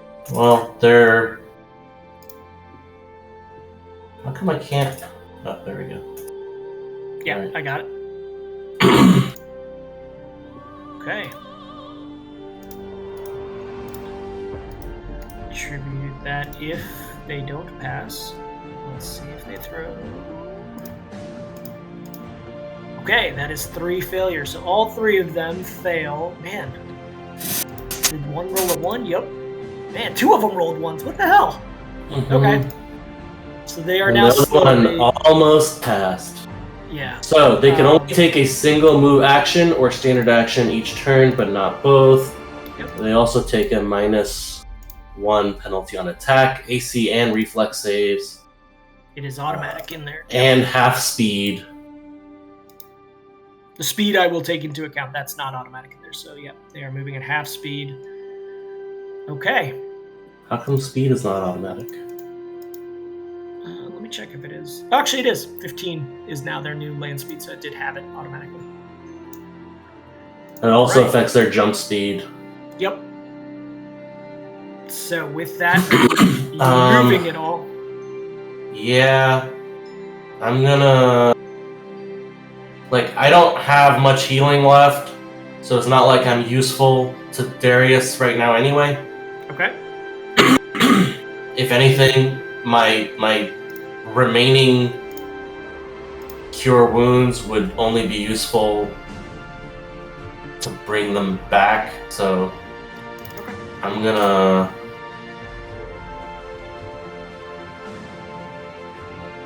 What is this area over here? Is that like a dry bed? What is that? It's a ravine. That's the ravine that fell off. It's about 20-foot drop off and it gets deeper as it goes south. Okay. I'm gonna... Back through the trees. Yeah. Is that okay distance, or is it... Do 5 feet less because it is a little bit rougher terrain there. Yep. Alright. Okay. So I'm trying to have like some cover too. Okay, yeah, there's plenty. Give me a hide check if you really want to get the full mechanics of that. Okay, while you're doing that, this Chelicera right here is going to now rush at Medolfir along with the other that's gotten close. It's going to go straight after Varg, actually, as an easy... Oh, wait, that one was right next to Lanray. I am going to strike Lanray with a full attack. So, Lanray, that is coming at you. Let me just check one thing, because I just want to roll these naturally. Yep, here we go. Okay. So I got 2 claws and a bite. Okay, that is a 28 to hit with the first claw, a 29 to hit with the second claw, and then a 14 to hit on the bite. Does the bite strike? Is it touch or is it... No, it's against your regular AC. So the bite misses, but then the other 2 okay. are successful. So that is going to be 2d6 plus 4. So that is 4. You take 14 points of damage. Oof. And now I need you to do a either a strength or dexterity. It's up to you based on the Chelicera's attempt to grab you. Okay. It is successful in grabbing you and putting you into a grapple. Hold on, did you just oppose a grapple with a ability check? Yeah, let me read you. Because that's dramatically lower chance. So that's just like ability bonus instead of... That's a weird monster, man.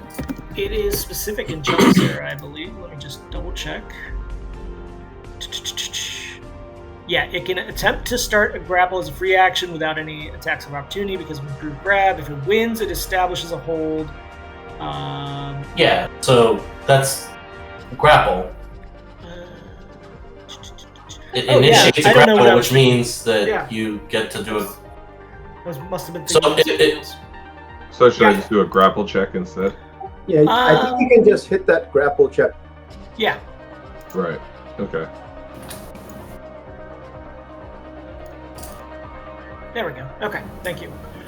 Yes, you are able to avoid the first one, but go ahead and I'm going to do another one because he hit you with 2 different. So let me give you the other one. Okay, got to be an 18 on the other claw. Okay, you are successful in avoiding the grapple, which is good because otherwise it would have been able to attempt a blood drain on you. So that is its turn. Thank you for confirming on that, Max. Okay, Jameson, as you are still searching out on this web, kind of investigating it, a Chelicera is rushing towards you.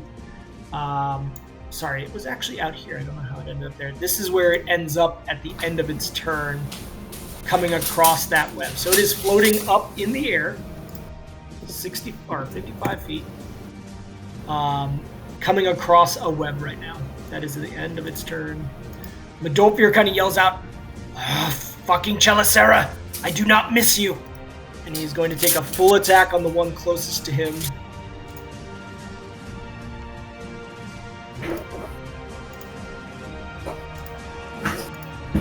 Okay, 40 with that, 31 does confirm on the crit, so he does 32 points of damage, and then the other 236 also strike in 3 strikes of his sword as he swings at this Chelicera that has just landed on the ground. He is able to go ahead and kill that one. Hey GM. Yeah. Whatever damage the spider did to Lanray, it did a full attack. I don't think it's allowed to do a full attack. Why? Because it's slowed. Oh shit, good call. It would have just been the first claw. Thank you for reminding me. It would have just been that first claw attack, which strikes for... Where was the first one here?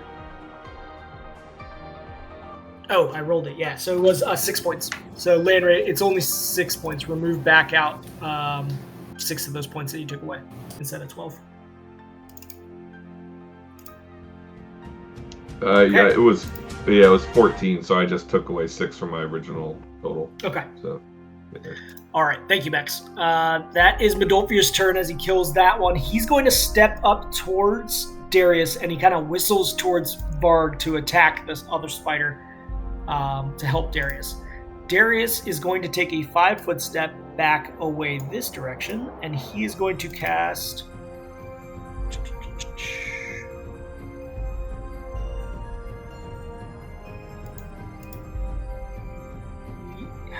All of his stuff is like big sized. He's going to do Distract Assailant.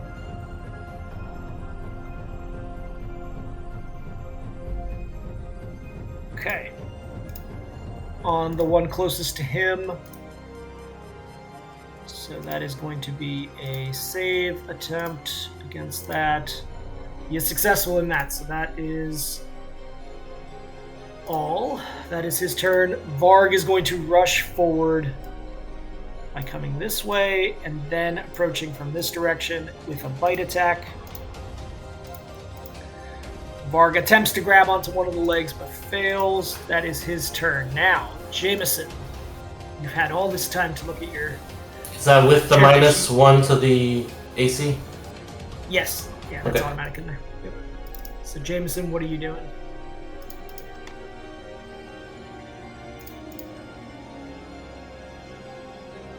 Landra, you're up next.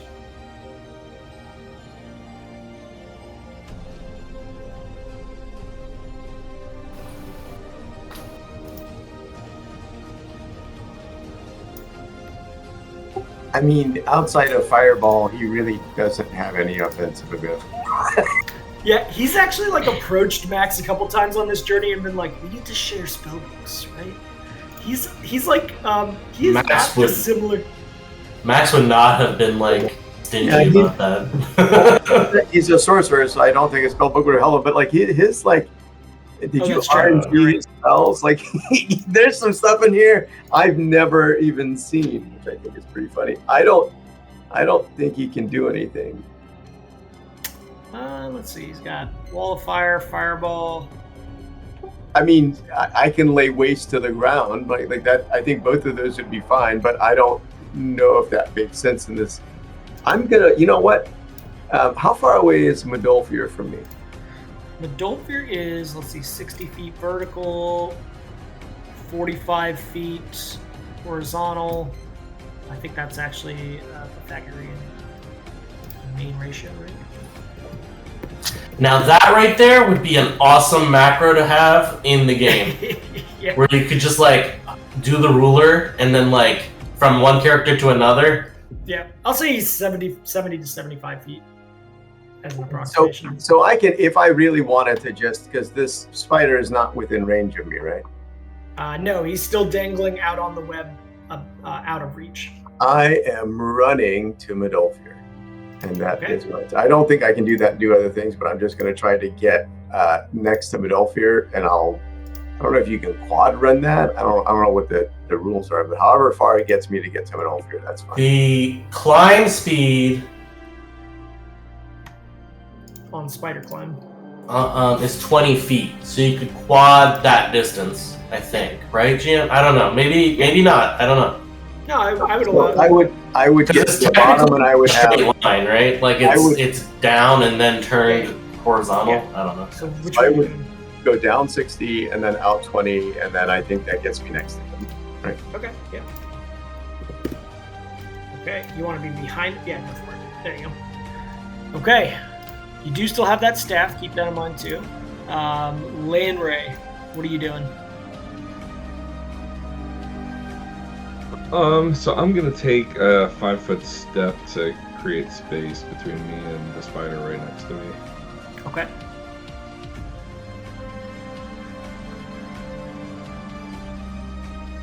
As you edge closer to the ravine, yep. And And then Max, I'm gonna it's going to be you in a couple turns. So think of what you want to do. Go ahead, Landry. I'm going to.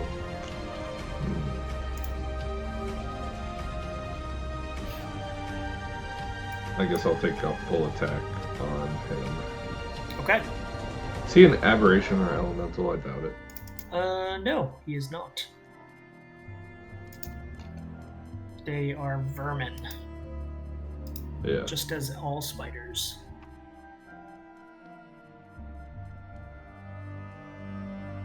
Okay. 33, 28, 22. Yeah, all of those do strike. So you do 24 points of damage to him.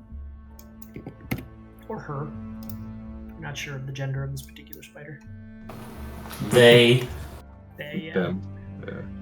anything else with a free action that you have, or is that it? No, that's it for now. Okay. I guess I will apply the dodge to that spider. My dodge Okay, ability. it's the one that's to your north. Got it. Yep. Okay. This one that landed on the ground earlier is going to now rush towards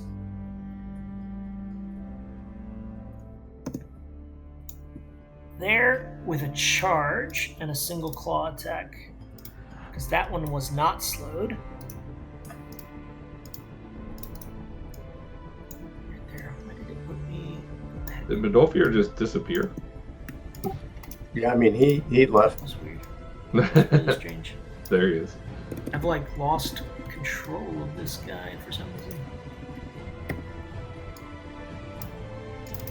Okay, I'm gonna have to figure out why I can't click on his thing.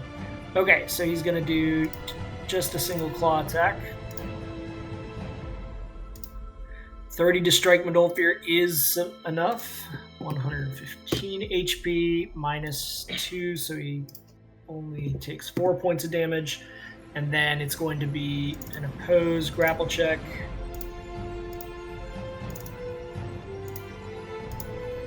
Okay, so this spider is able to grab onto Midolfir's arm with a grapple check on this turn. So it is currently grappling Midolfir.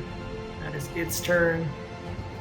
Almost Max is here. This Chelsera is going to strike at Varg with a full attack. So that is going to be... It can't do that. you can't. Thank you. Slow. And also, you gotta check to make sure that there's a penalty on attack rolls. There is. It's the Okay. buff is automatic. Yeah, Okay. the buff is actually working. Yep. It's a -1 penalty. Okay, 16 to strike Varg is not enough, so it misses its attack. It's going to hold right there. Max, it is back up to you. What are you doing? Oh, I see the. Hold on. I'm just trying to fix why it's like in the middle for some reason. Can you use the arrow keys? Are you just using the There it ruler is. to move? Yeah, I was. Okay. So Okay. it was right here. Okay. I'm gonna hit it with. Let's see here. I don't want to get up on melee with it. Let's do.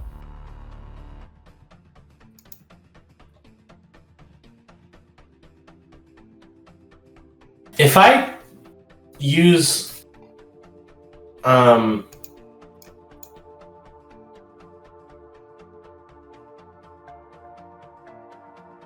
if I use Blade of Blood on Lanray's bow, does that give the bonus to each arrow on that turn? How does that work? Yeah, I would say it'd be on the weapon, just like a longbow would be. So if it lasts for an entire, let me see. It's 1 round per level or until discharged, right? So yeah, as long as it doesn't say on a single attack, then yeah, it would. It says the next time this weapon strikes a living creature, it discharges. So then yes, how is that interpreted?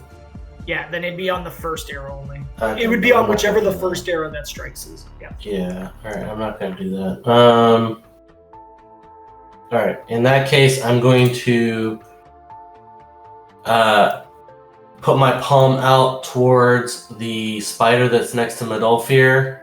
Okay. Kind of reaching my arm out, 11 style. And I'm going to cast Whelm towards it. Okay, go for it. It does get a will save, but... And I will roll...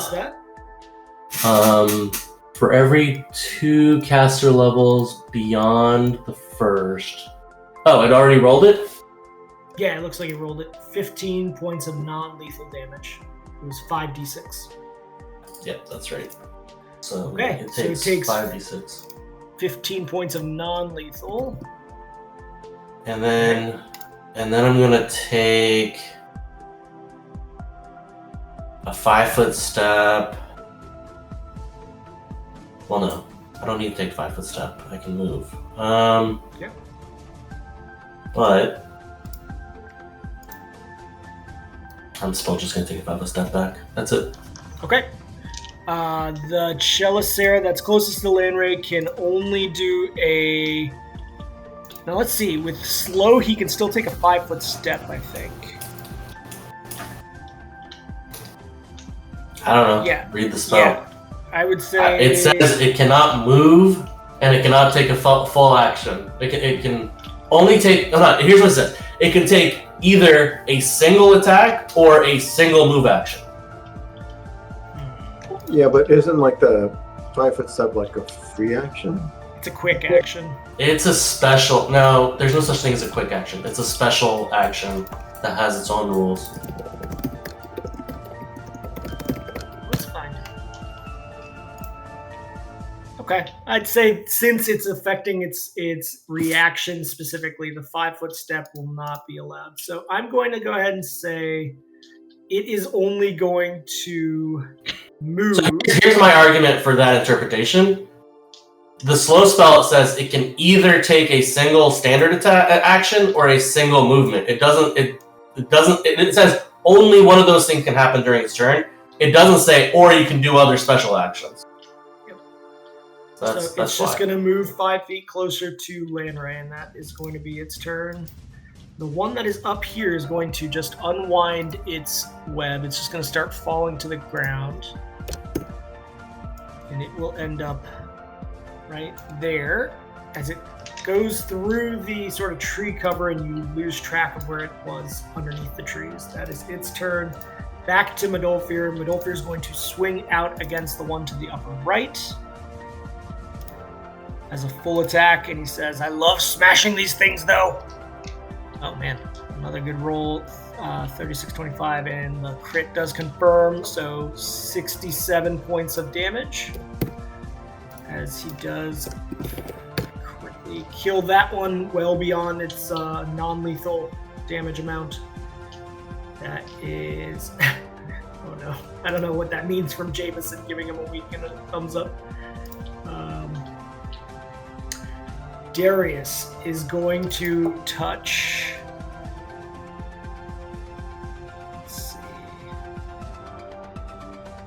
going to touch. Technically, he could have taken a 5-foot step after he killed him next to the spider. That's a good point, and he will take that because Varg is right there. Darius is going to do a... He's going to attempt to distract Assailant one more time. To assist Varg. Okay, DC 14. Just barely messes that one up. He kind of yells out, "You're all on your own." And he moves over here. Man, Jameson needs some spells. Okay. That is... Or sorry, Darius needs some spells. That is his turn. Varg is going to go ahead and just attack. Full attack. Against this Chelicera. He does successfully strike for 5 points. Melfear always sees if he can trip. Oh, but he can't because this being has too many legs to be tripped. Too many legs! That is Varg's turn. Jameson, now that you are on the ground and in the action, what are you doing? You did see that spider that was close to you go into the trees back here. Make Flicker Wisp proud. I can take a normal movement and then cast, right? Yeah, you can. Okay.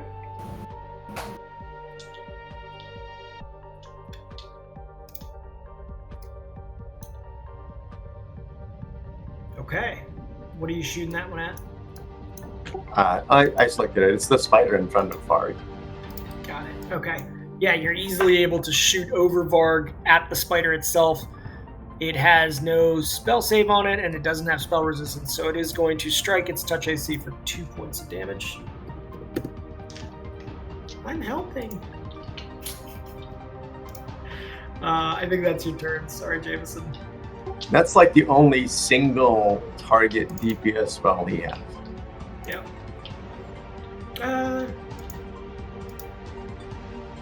Yes.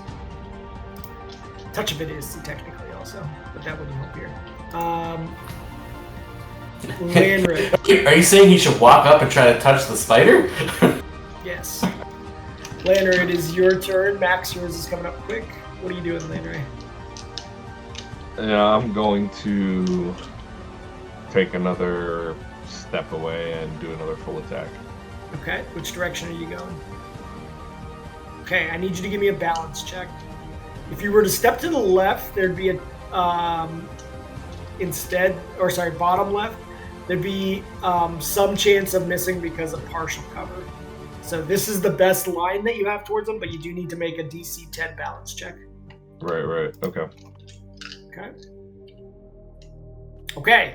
Just barely made that one. As you kind of like get your footing back, you're like, oh shoot, this is the edge. But you do catch yourself before falling down the ravine. Now you may go ahead and try. I don't know how you roll balance so low. Usually you roll a 5 in here. Yeah. Okay, nice. That crit is going to strike. All of those strike because he is slowed. Otherwise, he would have missed one of them. But you do 10, 23, so 33, 41 points of damage as the 4 arrows fly. You just strike it in its abdomen until eventually its abdomen just bursts open in kind of a greenish slime that just goes right there. He is dead. Okay. Nice. You've already taken your 5 foot, so I think that is your turn.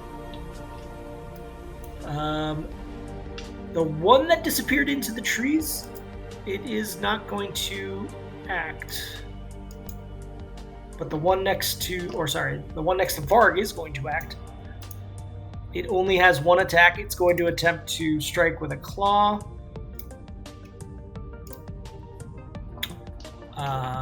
It does so on Varg for 5 points of damage. It's also going to try to do its automatic grapple, which is an automatic free action. So I will do it. That is Varg's grapple check versus... Yeah, this is going to be automatic. So Varg is now in the grapple of this thing, potentially about to be blood drained. Max, it is your turn. You see Varg in its grasp.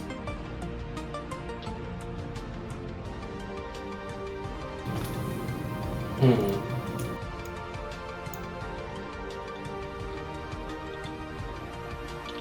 don't see any other of these spiders around anymore. I'm keeping my eye on the one that just tried to disappear. Okay.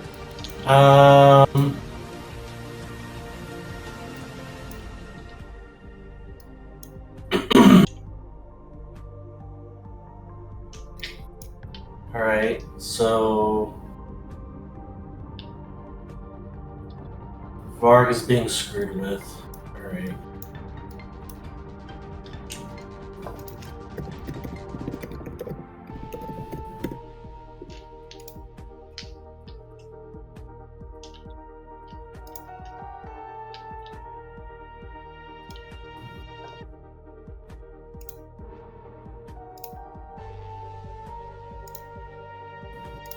I don't think I can do anything about that. Let's see if my archivist side can do anything.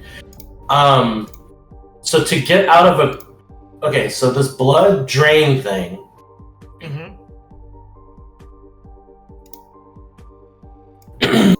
Modolvir is just gonna like crush him at like as soon as it's his turn, so I don't... For what it's worth. Yeah. You might want to save your spells, whatever you want to do. Sometimes. Yeah, Max is going to cast Magic Missile. Okay, yeah. That is definitely something you can do. At the one in the up north. Okay. I'm trying to find it in my spell sheet here. Oh, I'm looking at second level. It's not a second level spell. Alright, there it is. Alright. Yeah, so I'm targeting that one that tries to hide. And 5 little missiles of force go into the underbrush to hit the thing. Okay. That Does is pretty substantial. Does its location become apparent to us? Yes, the missiles, they kind of like maneuver around the trees, unerringly striking, as long as there's a pathway, right? They're like awesome cruise missiles. Even if there isn't a pathway, they still... Well, if there was a wall barrier truly surrounding it, it wouldn't go through the wall, but yes. So it does strike right there. And from inference, I will go ahead and show him. He takes 6, 10, 13, 18 points of damage. Smart move. Okay. I'm gonna move... Yeah, I'm just gonna stay here. That's it for me. Okay. That is your turn. It is off to the Chelicera now that has been uncovered. He is going to rush out and try to strike with a claw on Dolfir. It's got a 40 movement? Holy shit. Well, I'm treating this as a charge as well. Okay. So it does reach out to Modolfir, who is not currently raging. That does strike for 2 points of damage. That is its turn. It is now... Did you want to try to grab hold of Dolfir? Oh yeah, please. Although that's going to be pretty unsuccessful, I'm guessing, but we'll try. It's humorous to see it fail. Let's see, Dolfir's grapple check.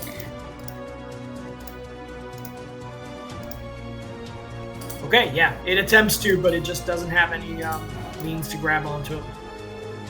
That is their check. Darius is going to just scooch over to this direction, attempt a acid splash. So that should also hit Varg. For 1 point of damage, he's going to be aiming behind the thing. just at a spot right here. Yeah, No. Are they grappling or not? You're correct. They are grappling, so both. They're technically on the same 5-foot square then. Yep. So they both take 1 point of damage there, and he's like, "Oh, Modolfir, sorry, I didn't realize." And then that is his turn. Modolfir's about to kill another party member. Varg is going to attempt a full attack while in grapple. I don't think you're allowed to do that. Hold on.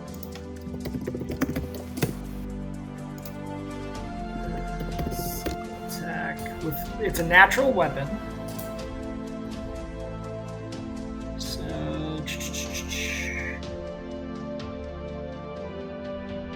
make an attack with a natural weapon. Yeah, -4 penalty. He No, rolled but like it's a single attack. It won't matter either way. So, it doesn't say single attack. No, any attack doesn't. It just takes a -4 each time. So, it would have been way too low. The Chalicer is also going to take that same penalty as well, if that's what it does. Jameson, however, is going to do what? Now, I would have hit the one that's in a grapple, as long as that doesn't mean I would also hit Varg. In which case, No, I think it would have hit Varg too. So, in which case, I would have attacked the one that's not in a grapple. okay, you do so. 2 points of damage. Landraid is back to you. You see that there is still combat happening back here. What are you doing?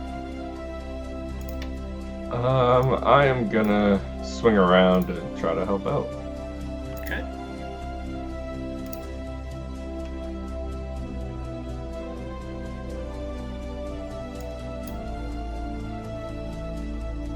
Just attack that one closest to me.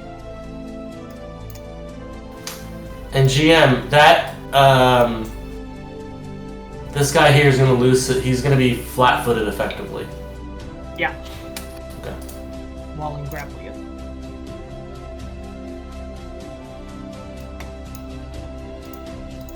Okay. 24. Are you striking the one that's in grapple with Varg? I'm striking the one that Max signaled there. Ah, gotcha. Okay.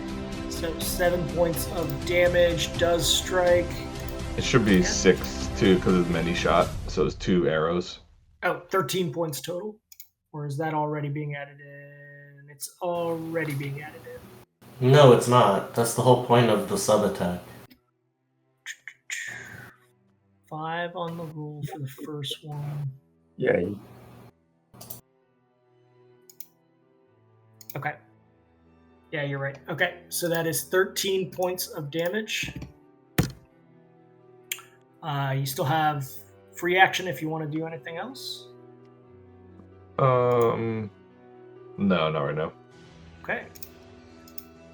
I'll just again. My dodge is going to be against that spider. Okay. The Chalicer that is in a grapple with. Did Modolfir get a turn? What did he do?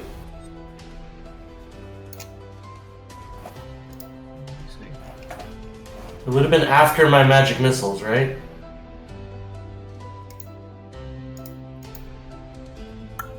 Yeah. Modolfir was attacked, and then he had to do a grapple check, but then Darius went. Yeah, that is odd. Okay, I don't know why that was, so let me retcon. He would have gone after the one that is grappling onto Varg. He's going to have a flat-footed AC. All 3 of those will strike 35, 51. It is still alive. Okay, thank you. This Chalicer is going to attempt its blood drain. But in order to do that, it needs to actually pin Varg, which I believe requires a second successful grapple check to pin. So,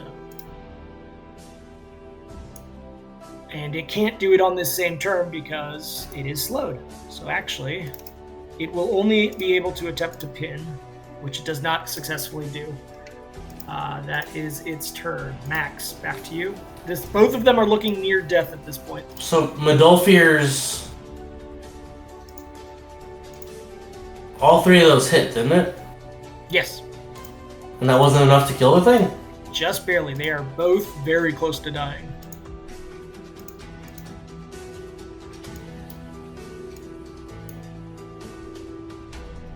What are you doing?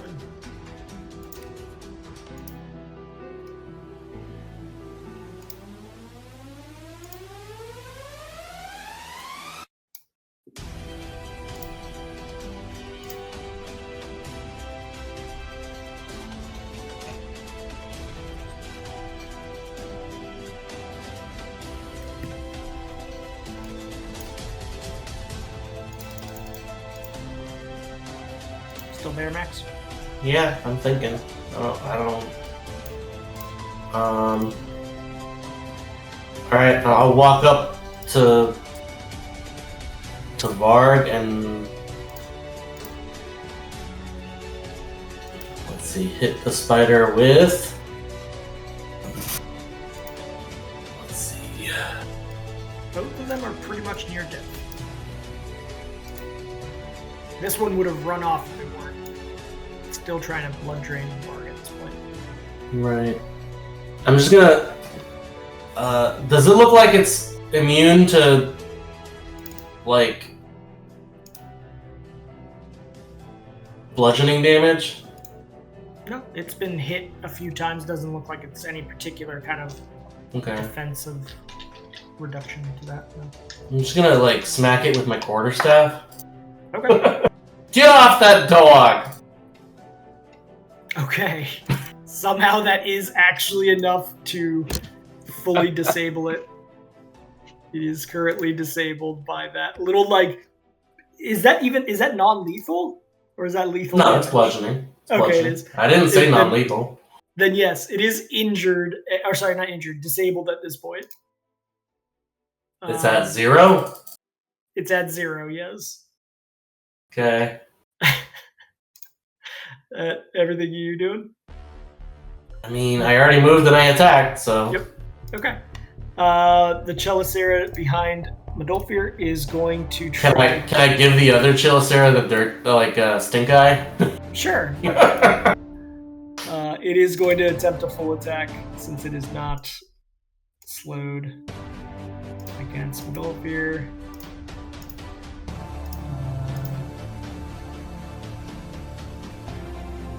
30 strikes, 29 strikes, 14 doesn't strike.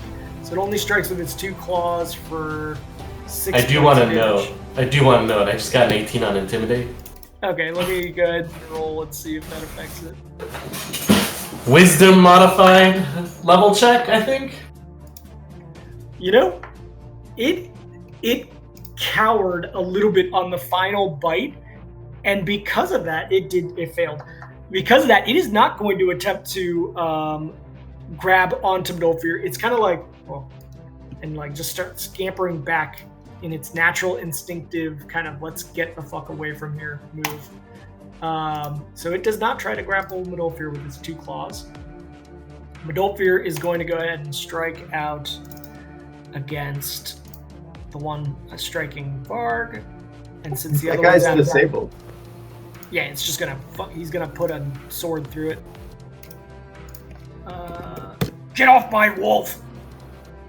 And then he's gonna move back towards this one, but he can't swing. That is his turn.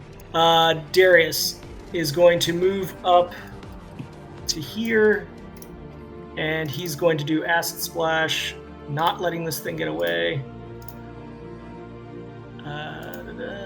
Okay. Not enough to strike its touch AC though, so he misses on the Acid Splash. You are useless, Darius. He is. Varg is going to be kind of annoyed at this and run after it, trying to bite it. That is going to strike for 5 points of damage. Jameson, what are you doing to finish this off? I am tempted to fireball, but no. Pull it back. Pull it back.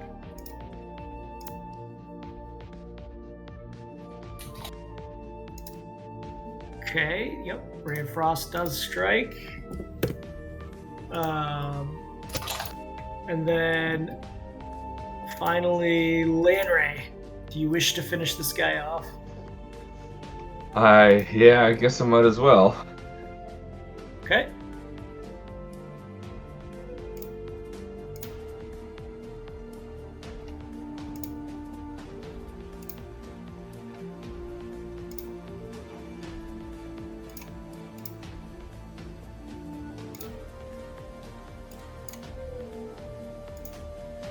Right. Overachiever. As you fire out, I wanted it's to like leave no doubt. absolutely annoyed at these spiders that tried to jump out at you guys. You do strike it, absolutely obliterating its body. Out from its abdomen, it just oozes out a green liquid, and you now start seeing, with no other Chelicera around to piss you off, that the green liquids that these things have exploded with have some loot within it.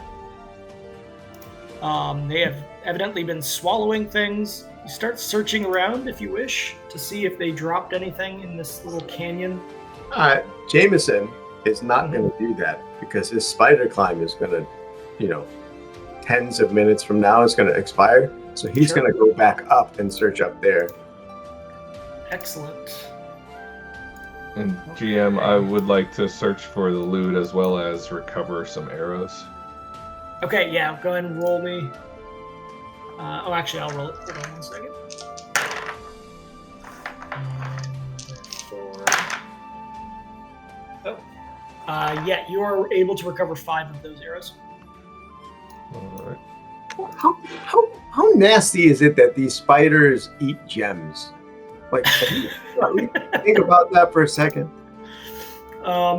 They pretty much just consumed whatever was in the pockets of whatever the victims that came by were, so evidently some pretty rich ones. The standard drop loot that they have in their character sheet does not quite explain how they are going to drop 1,400 gold coin out of their abdomens, but some of it is nestled. There'd be some gold-digging vampire spiders is what I'm saying. There's definitely some, it's not necessarily all in their abdomen. Some of them they ate. Others, it's just kind of like whatever fell out of the pockets as they were consuming people. So you do just notice in this canyon, there's just loot laying about. While you go up to the top, Jameson, you notice that there are 3 vials crammed into a cliff face that appeared to have, you see like a little bit of a bone right next to them. So maybe this was vials that were put into a web sack, and the rest of the body was consumed. I'll take the vials. I'm gonna look for anything else around this area. I don't know if I can take 20 or take 10. I don't know if I have enough time to do that, but I would search their AO. I would look to see where the webs are connected and see if there's anything else. Okay. Yeah, you definitely start climbing out on the web, which assists the party in finding things quicker. That's the most important thing here, is the quickness that you're doing. Eventually, you would have found all of it. The 1,400 gold would be divided 5-way. So that's 280. Let me go ahead and just do that real quick.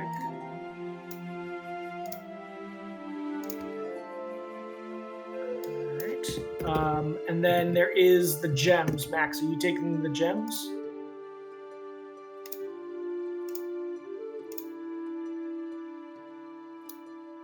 Max?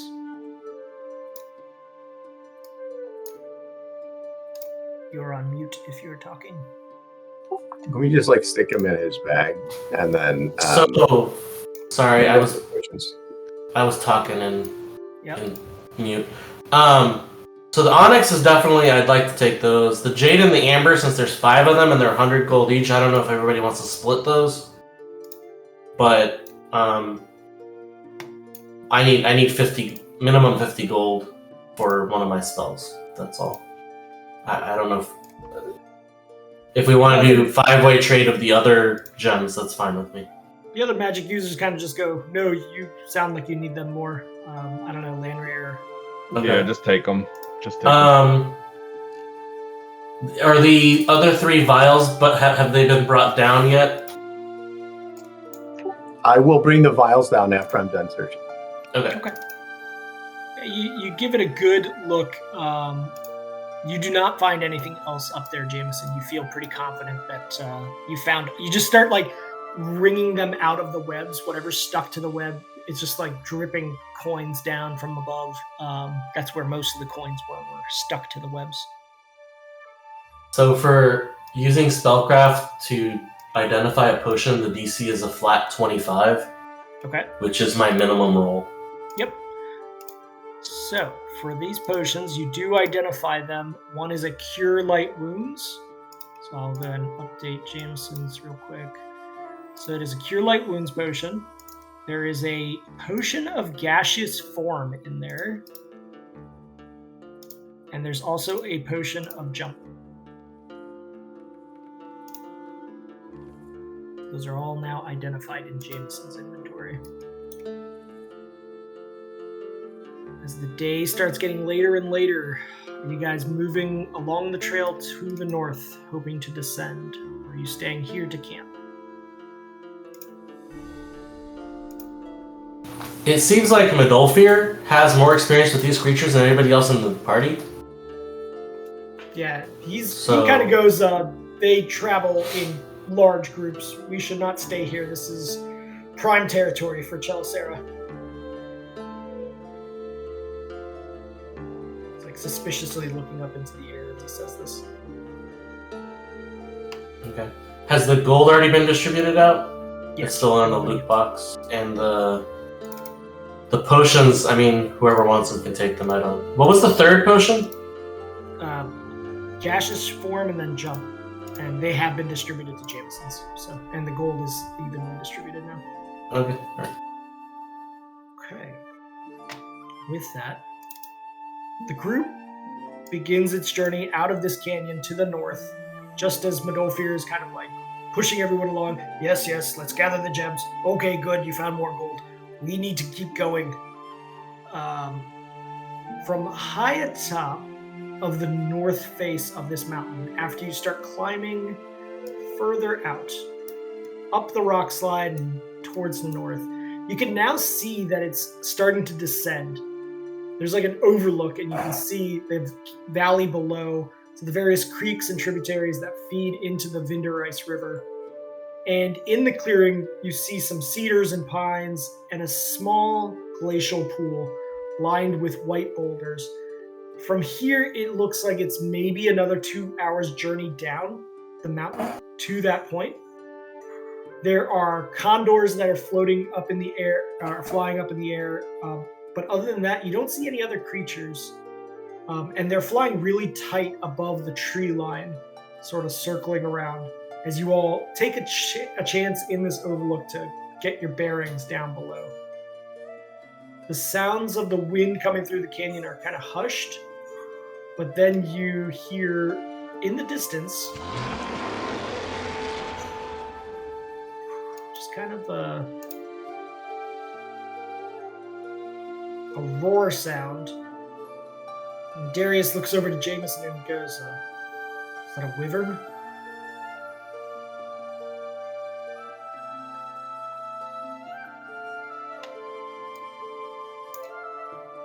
Lanray. You can anybody can attempt to spot check if you wish. But you definitely heard in the distance, maybe a few miles away, a roaring sound. Okay. Lanray, you get high up on a rock, climbing up a gnarly tree a little bit to look out over the forest line. You do not see anything in the skies that would accompany that roar. You look up and you're like, the skies are clear. It must be really far away.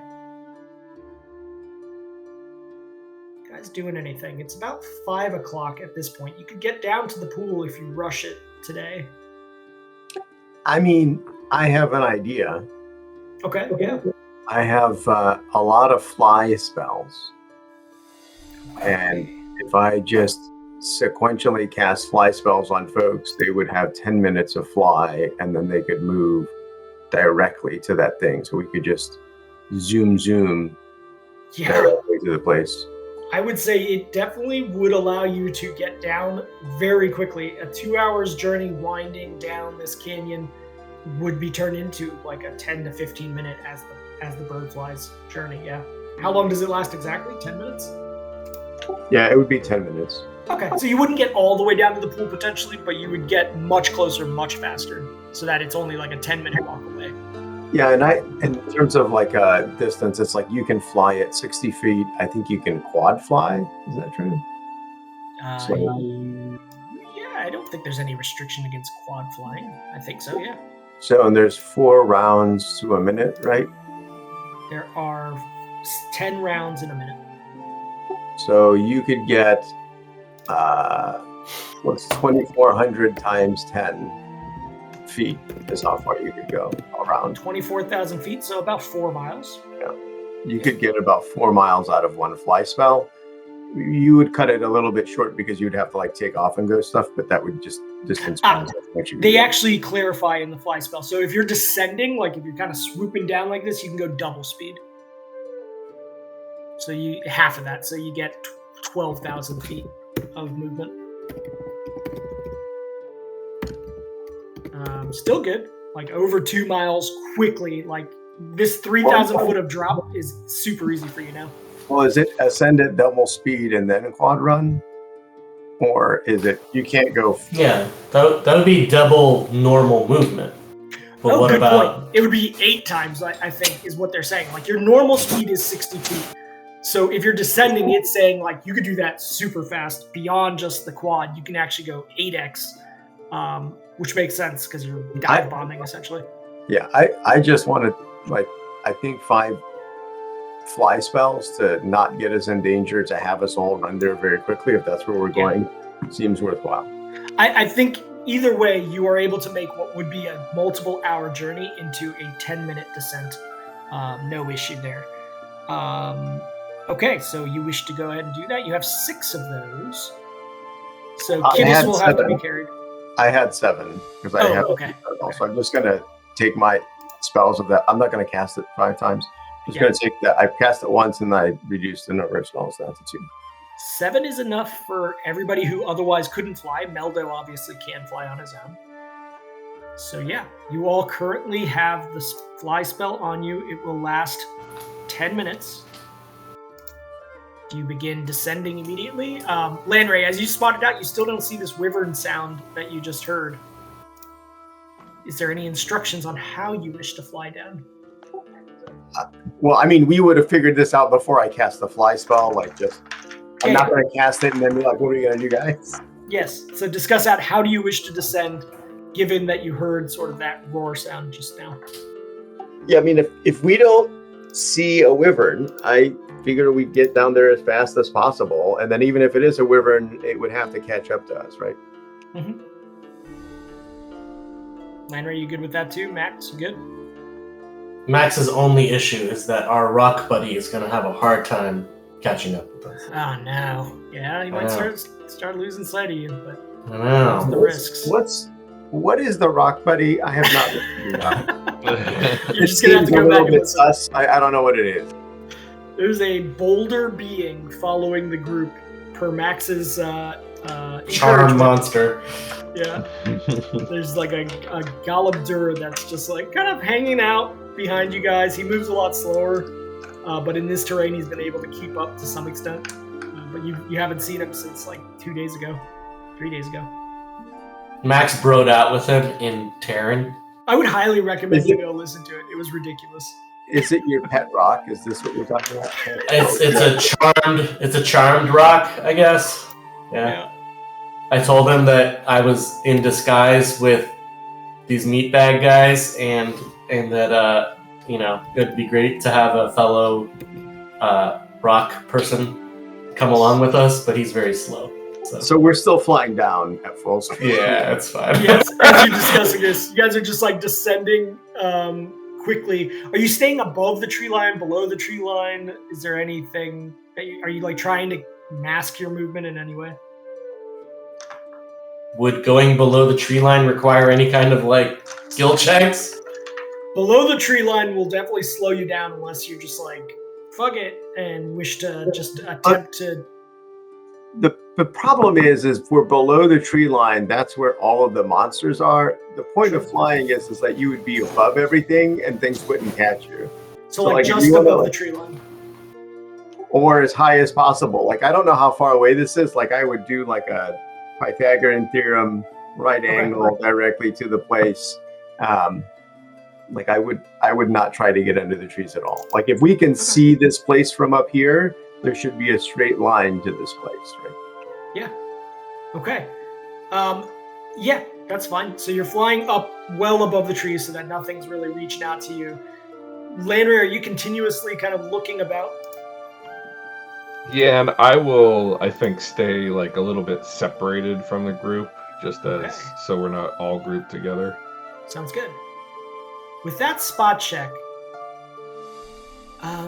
okay, your focus is ahead, obviously. Flying is not a natural thing for you guys, so you're still trying to maintain like the flying a little bit. But Landry, as you look around with your prior spot check, you do hear a distant roar again. And you kind of look in the direction of the canyon and valley where it's coming from behind you all to like the northwest, looking for any signs of something. And you just catch the kind of like a black blotted image of a flying beast way off. You notice it more from the shadow it's giving onto the mountain face than it itself.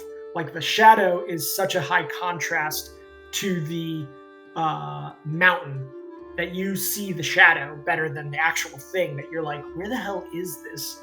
So this black shadow, you see it on the face of the mountain. It definitely is a flying being.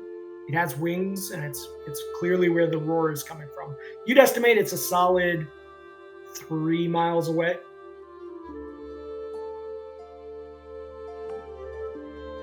Maybe 4 or 5 miles. It's hard to tell without any like banana for scale. Yeah, and I'll just I mean, I don't know if the group can hear me, but I would try to communicate all this eventually to them, either in the air or as we landed. Sure. Could Max have cast message on all of us before we started to fly? Definitely. You guys now have radio sort of ability for the period that you're flying. Okay, so now we're reenacting Top Gun, right, guys? Yeah. All right, cool. All right. So, Iceman, you guys continue to descend. Landray, are you going to continue to keep an eye back there on that mountain? Yeah, just to make sure that it's, if I see anything moving. Okay. You make it eventually to the point where you're like, I don't have a watch on, but, I don't really want to fall a couple 100 feet to my death. Are you guys going to descend out of a little bit of safety, or are you going to take it to the absolute max time period? It's going to be a high-level intelligence check to nail the time frame of 10 minutes. I mean, when we get close, I'll yell at people, like, get on the ground. How about? Because I could feel my spells dying, right? True. Yeah, you start feeling it's not exact timing wise. Max is like, nah, we got plenty of time. Okay, you guys start to descend down into the tree line, eventually getting to the forest floor safely. Just not exactly at the 10-minute mark, but a few moments beforehand. You are on the ground. You do know that the pool was not that far away from you. You guys made it the vertical distance very quickly, and the pool maybe another mile through this forest in the direction you're already headed. The time frame is still only like 5:10. You got plenty of sunlight left at this time. You guys continue to push. I mean, if we just have to go a mile, yeah, let's do it. Yeah, you guys can do that mile in like 20 minutes in this kind of terrain, so it's pretty easy. Okay.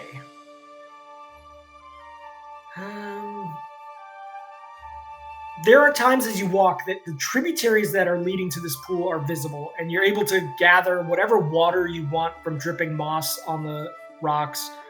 You do see an actual elk stag at one point eating a bush down away from the trail. Adolphir looks at it for a moment and is like, I'm coming back for that elk later, but first we have to do our mission. Can Landray shoot it? Landray, shoot that for me. I can give it a shot. It's like, we'll just mark where it is, and then we'll come back.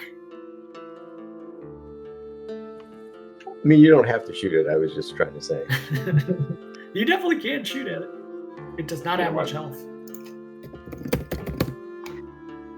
Do we want to? Max? Are you voicing any dissent to that, or do you just go Max doesn't care. Okay, yeah. Practice your aim there with Landray.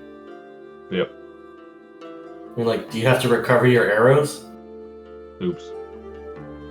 Yeah, I guess I don't have to. Unless you can come back later and still be in the dead elk. What? I mean, is it super far off? Like, can't we just like go grab it? It's a solid 300 feet away, so you're going to be taking 2 range penalties at -4 on this attack, Landry. They're pretty big, right? They're beefy boys. Like, It would probably take more than 1 arrow. But Let's not worry about it. We'll come back. We'll find it. We'll do it another Fair day. enough. We'll bring a picnic. It'll be good. Okay. You do continue. Eventually you make it to a portion of the forest line where it starts breaking, and you imagine that you are getting close to this glacial pool you spotted before. There's a 10-foot slope in front of you that goes downward, leading to what you see now as a pebbly shoreline along this small glacial pool. It's a very small lake, created probably from various seasonal melts of the glacier. I need someone to roll a 1d100. Who wants to do that? My history of 1d100s are not good, but I'm happy to do it. That sounds like a really good reason to do it. Yeah, we got to change your history. You want to roll low, as always. Okay, that's not bad, right in the middle. Oh, wow. Okay, I need to roll something. that's actually below the 50 mark line because True. it's 1 through 50 and then 51 through 100. It is just below the middle range. Okay. Yeah, the pool is right ahead of you guys. Do you guys want to run forth towards it? Start searching right away. I mean, it's at this point it'd be 5:30. It's not dark, in any way.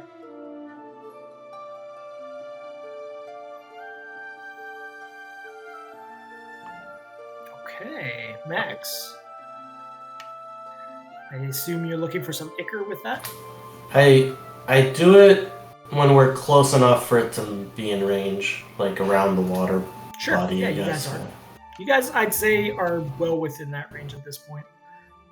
As you slide down the 10-foot slope pretty easily, it's like a shambles rock. You just gotta get your feet under you and get down. Yeah, there are dozens of the ichor root along this shoreline. Very easy to pluck from if you wish to run forth and try to start grabbing them. I'm not running. I'm gonna walk slowly. Okay. There's no reason. I mean, yeah, I don't really have a reason to run. Jameson will walk with Max. Okay. Landray, are you going with them? Adolphir's like, yeah, I'm coming with my blade. I mean, I will go from the perspective of wanting to protect everybody. Okay. Are you still hanging back behind them? You splitting the difference between soft boys and beefy boys? Right. Okay, I need another 1d100, please. I'll roll it. I feel like we only have one beefy boy now. Yeah. You do only have the one beefy boy now. Is Varg a beefy boy? He's beefier boy for sure now that he's gotten a level HD up. Okay, 52. I need to roll against that real quick. Hold on 1 second. Okay. As you guys make it down to the pool, it's a very bucolic scene. And you start plucking the ichor roots. You've already at this point gathered 6 additional ichor roots. You know that you only need 10. You're at 7 essentially, so I will update I guess Jameson's inventory with it to say there are 7. It is at this moment that Lanray specifically, as you're looking around, being the protective, vigilant ranger, you're halted suddenly, in shock. Sailing above the pine trees that block your northwestern views, a beast appears, flying. And it is no wyvern. It is a white dragon with white and icy mirror-like scales and an enormous torso, with its wings spread wide as it glides over the pine forest. Your immediate instinct is to cower in the high grasses that are everywhere around you, and as that's happening, Jameson also kind of yells out, "Everyone down!" As Darius immediately gets down onto the ground, the giant dragon perches itself upon a rock at the center of this small glacial pool. Is everybody else also immediately getting down? What size dragon did you say? In the immediacy of this, it's big enough to make you shit your pants. You might be able to garner some more information on its exact size as soon as you tell me how you're reacting to that yell. I would hide like a little man. Okay. And I actually am going to need a... What is the will save from every single person, because it is close enough that you will need to do a will save. How far away from us is it? It is definitely closer. I mean, as it flew over in the pine itself, it was within 120 feet of you guys. But now that it's like kind of landed at the rock, it's borderline. But in that moment, it would have caused you. So that is good. Lanray. Max can give me yours. Let me roll Medolfir's.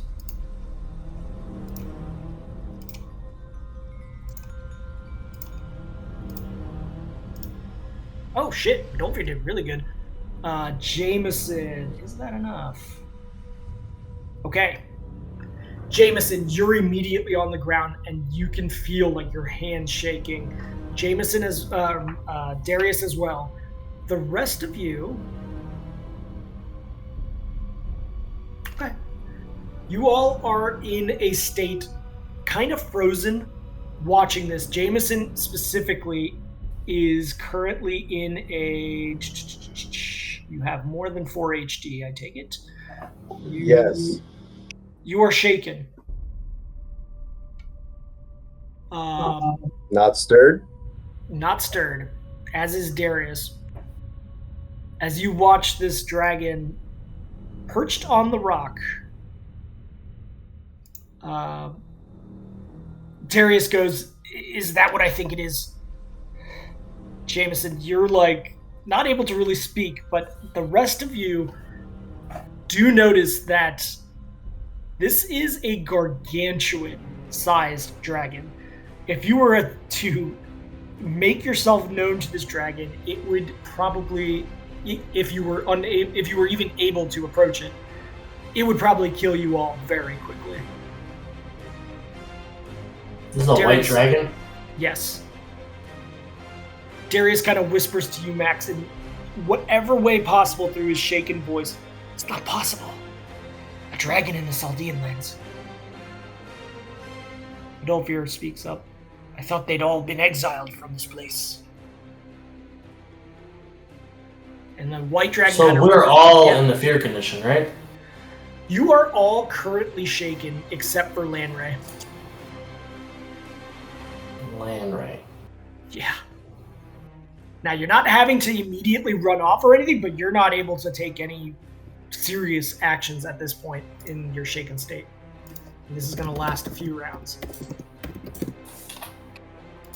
You've got major sort of penalties. You're not forced. You're not compelled. You're not compelled to stay where you are, but like, if you were smart, you would. Yeah. The white dragon raises its serpentine head and starts sniffing around while looking around the lake, looking for prey. Doesn't seem to have noticed you when you got down on the ground. and it just kind of leans down to the water and just takes a little bit of a... Whatever creatures nearby that hadn't escaped the shorelines at this point, mostly small ones, take off. You hear the scatter from this area. Is there anything that you guys are doing before we sort of close out this session with this dragon who potentially doesn't see you and you're generally in a shaken state? What are you guys doing?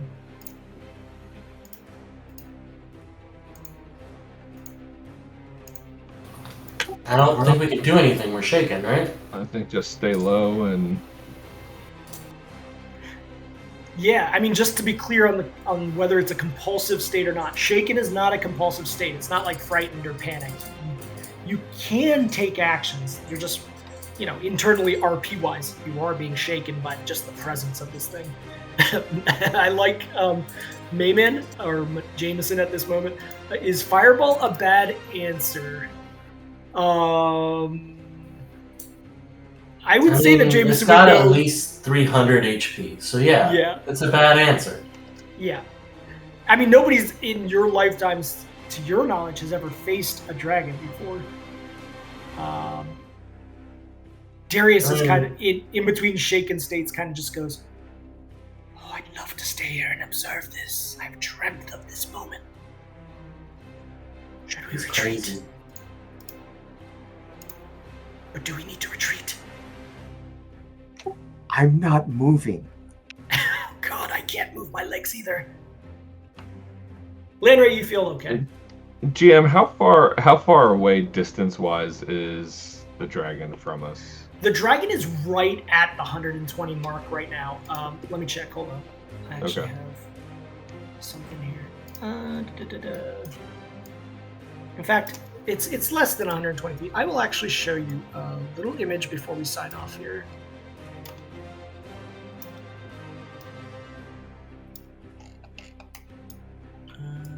Landray. Let me get Dolphier up in here. Let me get Jameson. Darius. Like, I'm pretty sure this thing... I'm not going to say that. I mean... No, go ahead. I'm pretty sure it's got DR that can only be bypassed by magic. So, like... Yeah. At least one person on our team, I think, is not going to be able to even, like, ding it. At all. For sure. You do not want to fuck with a dragon. I'm just going to tell you above the table, really? Everyone would know that. Okay, so we're not... I mean, like... We're just gonna give up then and leave. This is a survive. This is a survive to live scenario, not a confront to live. And you would know instinctually that. I mean, you're not idiots, so. Right. My only, well, yeah, I definitely don't want to. Landray does not want to fight this thing. We're trying to figure out, can he distract it? Yeah, it does seem more interested in gathering water around it.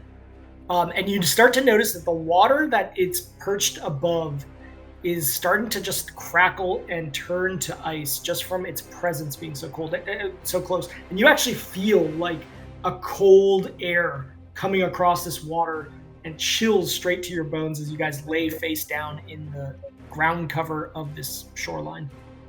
My vote is for hiding. It's not like we can back away slowly. Like, I don't want it to see that we're here. I think we just hide. Just stay where you are. Okay, first things first. With MiguelAbuel's upbringing of the stories, is there anything he remembers from the legends that he heard that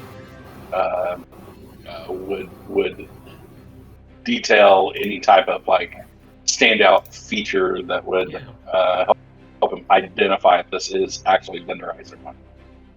Okay, yeah, I mean, I'm not going to make you do any kind of check for that because just from oral tradition of when you were a kid, there were children's tales that were told about why the Bakabites sort of live where they are, why they're separate from society. So really it goes back to the original tale of the Orcish diaspora that left Yevanoth back in the ancient times, before the kingdoms of humans ever became sort of the technological and military powers that they are. the dragons at that time were allowed to roam freely, essentially, and each one held different kingdoms and territories. And all the other the kingdoms of humanoids, essentially cowered and stayed in the shrubs, forests. The elves were okay, but nobody dared do agriculture or things like that. So it was very much a hunter-gatherer society. In Yivanoth, there wasn't that kind of protective conditions other than caves. And so a big group of orcs essentially took off in exile, self-exile from Yivanoth, heading west away from a particular white dragon known as Vinder Ice, who was invading the lowlands in the old lava fields and volcanic regions of Yivanoth, waging battles against another dragon named Unzer, and essentially trying to expand the icy expanses of the mountains out into the regions of the low dwarven mines, the ones that had the riches that he wanted. Basically, this turmoil between these two dragons forced some of the orcs to just separate and isolate themselves. And in part of the travels that the original group that headed west incurred, the legend goes that Vinder Ice, having bitten off too much in his battle with Unzer, essentially created a wall of ice, the glaciers that cover the mountains between Yivanoth and the Westlands, and created the canyons and river that divide the two. And that essentially forever kept the diaspora of orcs that went to the west separated from the ones that were from the east. In terms of similarities between Vinder Ice and this dragon, the legend is that Vinder Ice was a white dragon. An evil, very self-aggrandizing, very power-hungry white dragon. Extremely evil. He would do anything to gain power, essentially. Okay. But I mean, other than that, no telling scar or chip-torn feature that would be oh, hey, that I remember the tales of Vinder Ice had a rip in his wing or whatever, and that matched with any features like that on this one. No, there's nothing of that level of detail, mostly because it's through oral tradition. Nothing was really drawn or written at those times.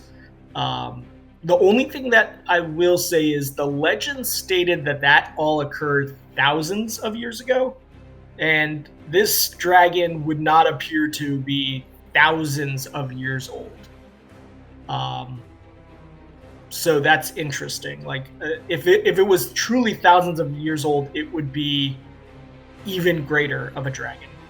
Okay. Not saying it couldn't be the same one, but that's something to keep in mind. Max, you in Terthus never really had that much in terms of dragon lore. There was never dragons in any of the tellings of Terthian tales. But Lanray in the Rev Hall Shear does know about Habthan records that speak of dragon herds, who essentially were kind of masters of dragons way back before Habtha, in the time sort of the original Advarian kingdoms, the Varian people. And essentially at some point the dragons self-exiled themselves, potentially for their own protection, out of this plane of existence. So that's what the Habthan tales sort of say. That's their reasoning why dragons no longer exist in the material plane. They don't teach about dragons in the Planetum? In the Planetum, they teach it from a standpoint of planar travel and how you can see dragons in other planes. They also are a collective of some of these lore tales. So yes, you could have I don't know if you would have specifically been seeking out dragon. It's kind of a very what is called dragonography would be a very specific subset. Okay, with that, I will say that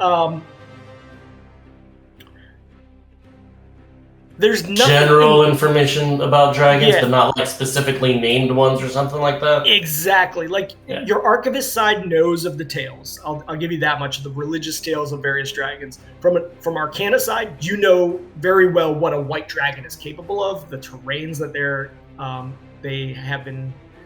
they hold in other planes. Yeah. Okay. Yes, Dragonography 101 is definitely sort of like a pass-fail class. Nobody really takes It's like it one of those seriously. lectures where there's like 400 in there at once. Yeah. You just have to show up for the final. All right. So with that, what are you guys doing other than being kind of cowering in these shrubs like the people of ancient times? If anything, I mean, you guys can just say we wait and see what happens. That's fine too. Oh yeah, Max is like doing that thing where you open your mouth all the way so that your breathing doesn't cause any sounds to happen. You know? He's like absolutely not moving. Okay. Yeah, Medolfer is just motioning to everybody, just finger to the lips and hands down, stay in place. Okay. Don't move, be quiet. And then observe, you said he landed, he took some water, Mm-hmm. right? Taking a drink, Yep. a little sippy sip. Just, watch his mannerisms, right? What's he doing? Trying to decipher, is he just stopping for a drink or whatever? Just kind of see what he does. Give me a sense motive check to that.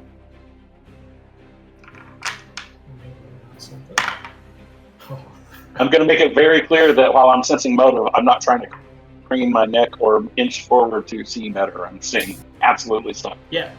Well, up to you, by the way, either sense motive or survival. I would give this kind of a predatory nature in this moment. You're kind of prey versus predator, so... Oh, well, Okay. -3 versus +8, I'm going to go with survival. Yeah. I definitely... This is completely unfair. I rolled a 20 for the dragon, so... You watch the dragon in this initial moment. It is taking water, but at every moment, it seems like...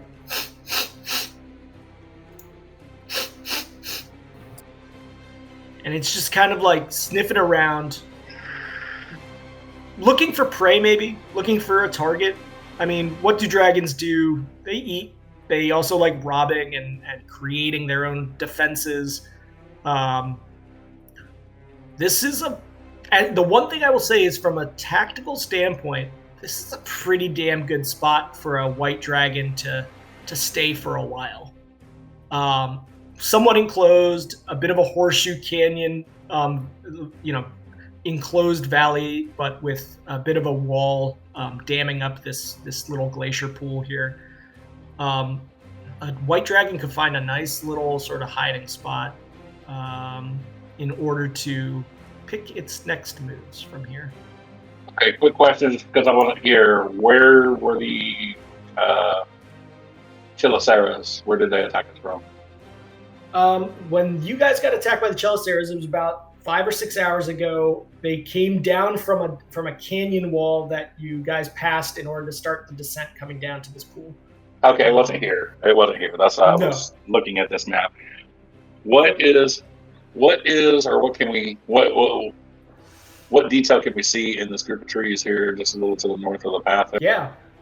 It appears that those trees begin to sort of go through some sort of very deep but narrow gorge that the trees are growing from, only because of the west and east exposure. If that little canyon was oriented in any other way, there would be nothing really growing in it. But because of the way that it's oriented, smaller trees are growing back there, back to the upper left, essentially, between the two main rock pillars.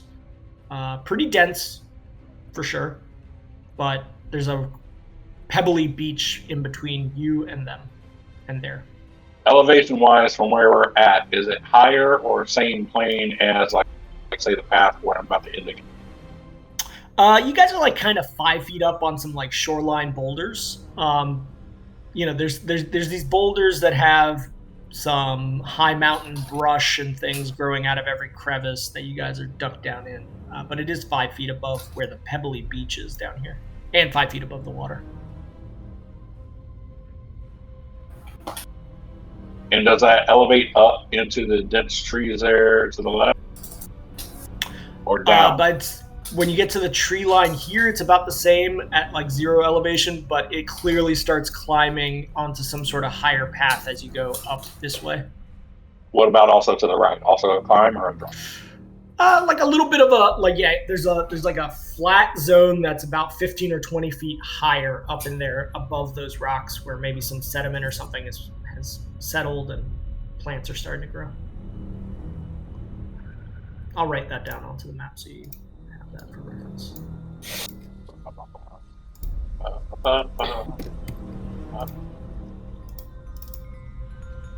Yeah. I'll say at this point about 5 minutes passes. Your shaken states, let's see, you have to retest each time you're in the presence when you come out of it.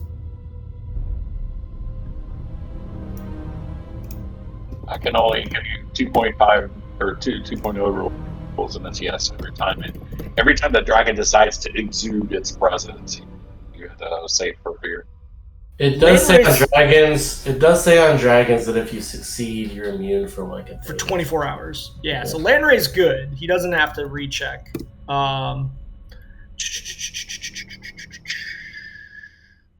a failure for 46. Yep. Yeah, it doesn't say that you don't. So I would say that as long as you're in the presence of this thing as you come out, you would need to retest. So let me get another. And you said it was 27? Yeah, that's what passed for Lanray. Yep. Well, 26 didn't pass, so it's 27, right? Correct. Okay. You are good at math. It's a will save? Will save, yeah. That is a nat 1. High five. Oh, yeah. Nice. Automatic failure. Wait, minus. And I'll roll it for Varg too, if you could. Yeah. Did you roll a 1-2 Motivir? Is that what it says? I don't see the chat log. Yeah, you rolled a 1-2. Okay, it's going great for you guys. I'm rolling 20s and you guys are rolling 1s. Oh. It's okay. Get all the nat ones out of the way. It's fine. I've got a question though. Sure. If I'm not mistaken, the previous roll save, I was reviewing the. Yes, Mac. Oh, or sorry, me man. Yes, me.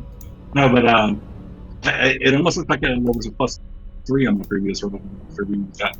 Not that that's going to matter right now. I'm just saying why it's different. On your previous roll, you had a +3 instead of the regular +1 that you have? Okay, so there's a will save. They were like very not too far up. I know why. Because the shaken state was in place now with a -2. So I would say You're right. as you're coming out of the shaken state, it would drop. So I'll add +2 to each one. So you guys are rolling your wills free of that shaken state. So each one of these is 2 higher. Yeah, you guys are rolling shit though. Utterly That's Jameson, you want to roll yours? Or do you want me to roll it? I'll roll Meldo's. Meldo failed. You said a will? Will save. Yep. Let's see if one person can at least Find them on the thing. Yeah, because it's an NPC sheet, I know. Alright. Okay. Yeah, you guys are still, in the effects of shaken. Medolfir, as you're trying to scan around the terrain to get any kind of idea of what you could do in the presence of this thing, is anybody else doing anything in that time? just staying low, or are you guys also discussing anything? I'm not talking. Like, Okay. Yep. Max is not talking. Okay. To be clear. Let me roll a spot for Landry. Okay, you finally got a good roll this session. Landry kind of like looks over to you guys, still laying low. He kind of goes like, he points at his eyes. He gives the hand gestures to be like, look, and he points to a spot not far away on the other side here, where Midolfir is also scanning from a strategic standpoint, where you do see enough Ichor root to fulfill Thoruk's quest to obtain the oils that are needed for the incarnation. He's just like, kind of gives like a calm down hand motion, and then he says, I'm gonna go that way. Are any of you reacting to him trying to go and get the Ichor root on the other side by like giving him like a hand signal of yes or no in any way? In my travels with our companion here, have I been able to ascertain if his skill at being quiet and moving while being quiet is fairly well trained? Fairly well. I mean, he is a ranger. He's got a pretty nice bonus to move silent. He's got a, let me see, on hide, maybe not as much. He's got a lesser one on hide. He's very quick, obviously, as you guys know. Terrain does not affect him the way it does others. And he does possess some ranger spells that can assist in him avoiding being tracked, things like that. You know that solo-wise, he's the best one for getting anything sort of in that way. Yeah. I mean, then yeah, nothing to dissuade him from it then, other than, you know, the fact that there's a dragon next to him. Yeah. Small detail. Midolfir is gonna switch and Can Max signal somehow that we should wait until we overcome the fear effects before we try to do things?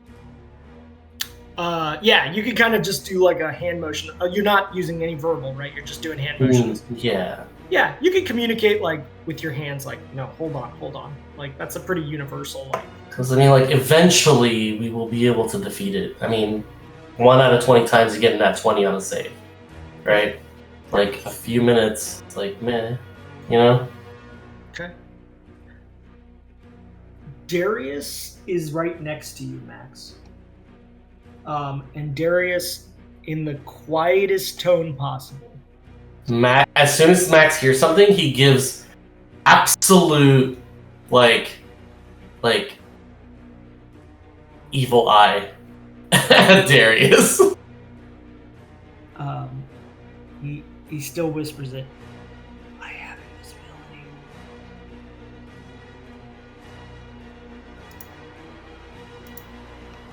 So essentially, Max, you and only you overhear that Darius does have invisibility available to him to cast. Max rolls his eyes. You would know without even doing an Arcana check that invisibility does have the following.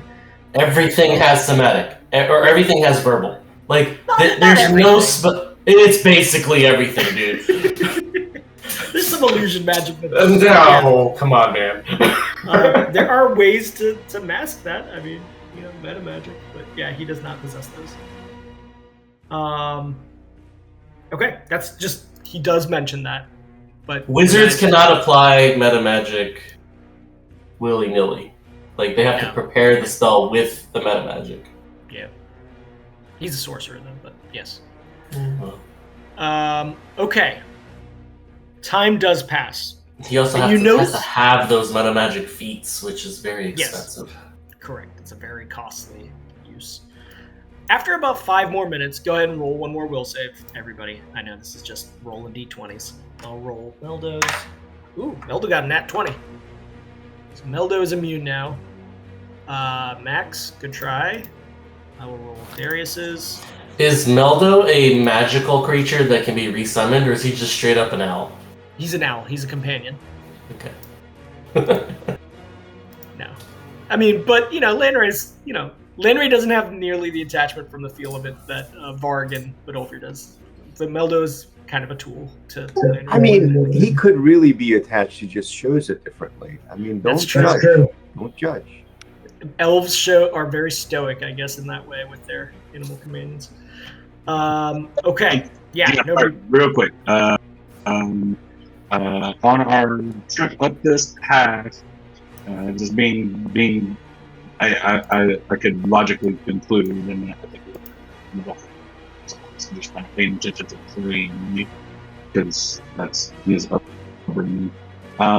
Is there good or ample spots for, let's say, a wolf to be able to find good cover, like to try to slip in and out of stuff without being seen? Not necessarily northward, but against a dragon?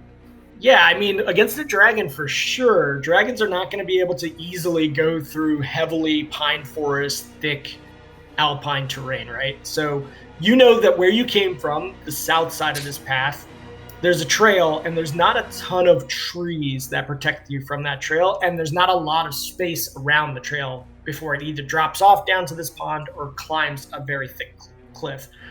But this thick area up here, yeah, I mean, once you get into that, it looks like it just continues back until, a distance. So it would be almost impossible for a dragon, unless it had extreme desire to find something in that. It would take some time and probably not be successful if it's a good hiding creature.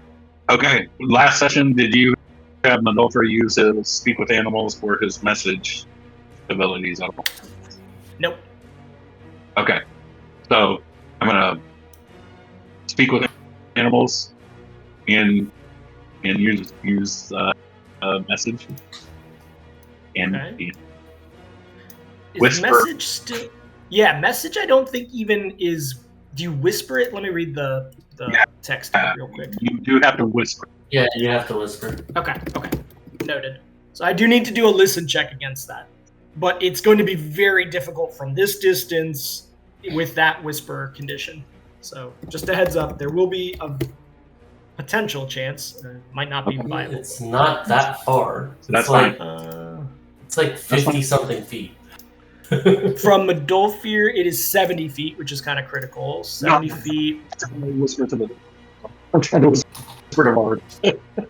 So it starts at a 15 for whispering, and every 10 feet it's +1. So it's going to be, he has to roll a 22, and I'm going to give some benefit because of the ground cover you guys are in. It's also helping. So let me just check. And dragon, listen check. So to be clear, I'm going to do this just before I see my beginning to move. And basically the plan is I'm going to speak with animals and then message, and I'm going to tell Bard to get ready to run south if I thought the dragon notices any movement from land. If I don't see that dragon indicate that he sees or hears anything from Lander's direction, I'm not going to do it. So okay. I will tell you that DC on this is 22 or something. Yeah, I will tell you, Modolfir, from legends that dragons could hear people whispering treachery about them from great distances. So you sure you want to whisper this or not? No. I'm getting prepared to do that. Okay, gotcha. If I'm going to be watching the dragon, when Landry moves, if the dragon kind of moves and indicate if there's any kind of mannerisms that make it seem that he picked up the sound or anything from Landry, then I'm going to do it, and I'm going to have Bard. Basically, I'm going to tell Bard he needs to run south and cover, but as soon as he's in the open, make himself visible and maybe utter a shout, right? Understood. Kind of diverging. As you're you're prepping this, and Lanray being told by Max to kind of calm down, don't go yet. It is at this moment, after about 10 minutes of being in the presence of this dragon, that it begins flapping its wings. And you see this icy fog kind of moving around it out to the outskirts of the lake. It begins taking off from the rock before any of this sort of next actions from you all begins. It takes off and it starts hovering above the rock about 10, 15 feet. You notice that as it tries to fly, it's not a very good, you've seen monsters that fly very well, almost like in a straight beeline as they take off. The dragon has to put a lot of effort into getting itself off of the ground from its weight. As it lifts off, it begins to look up, around, almost as if it's kind of being protective of itself. You notice that it's like looking around, either looking for prey or making sure it's clear and protected. And before really you can initiate any kind of things, the dragon takes off at an alarming speed over the rocks in this direction and is quickly out of your sight from the crouched position that you are currently in. Survival check. Beast mannerisms. Does it look like he heard, smelled, spotted prey, or if he heard, smelled, spotted maybe predator that he was running from? With that check, I'll say that it felt more like it wasn't a very specific place they were taken off from, and it wasn't an immediate sort of like panicked get away from this spot. They were taking their time, they were looking around, and then they picked a vector and kind of went towards it. And I'm sorry, what direction did they head? Northwest, over the rocky wooded area to your northwest, heading towards the highest peak that is to your northwest currently. Do you have knowledge geography, MiguelAbuel? No, just knowledge nature. Max, do you? I mean, I have them, but I don't know how useful it is in this region. It's up to you. Yeah. Should I roll it? It'd be a higher DC since you've never really been to this, but you could certainly try. You've learned a lot in books. I will give you esoteric knowledge of this region. I'm not trained in it, but being from this region, can I roll the roll just to add to Max's yikes. I will give you just like an actually, you know what? Again, because of your upbringing as barbarian and knowing the foothills of this region, it would be a survival for you to understand like how the area of this lays around. It's not necessarily geography for you. So you can aid his. Okay. Max, what are you trying to know about the geography here? Are we still shaken? You are not shaken at this moment. Okay, so that should be that check should be 2 higher. 2 higher. Yep. Yeah. I'm gonna take the buff off me then. Yes. Everybody, if you could remove the buff for shaken, that'd be great. I will remove it from Lanray. The geography check was to understand where this thing might be going and what that terrain looks like on the vector it's going towards. That's all. Yeah, for sure. Okay. With that, so let's go to Salty and C3. I'll pull everybody here. So the party is currently actually in this valley region down here. Okay. And that dragon just took off essentially for the nearest peak there. Oh, you can't see that. Let me draw a line.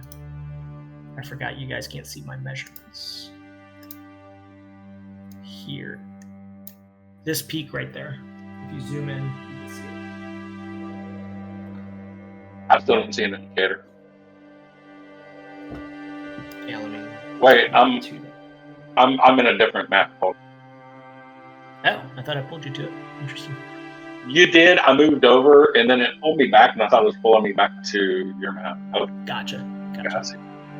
Okay, so yeah, that's essentially where it just flew off to. What it intends to do up there, you're not sure. And from this viewpoint, as soon as it passed through those heavy wooded pines, you have lost track of it again. So Medolfer is going to breathe an exaggerated sigh of relief. Ooh. As you do, you see your breath, the lingering sort of cold from its presence is still around. Let's get this plan and leave. Yeah.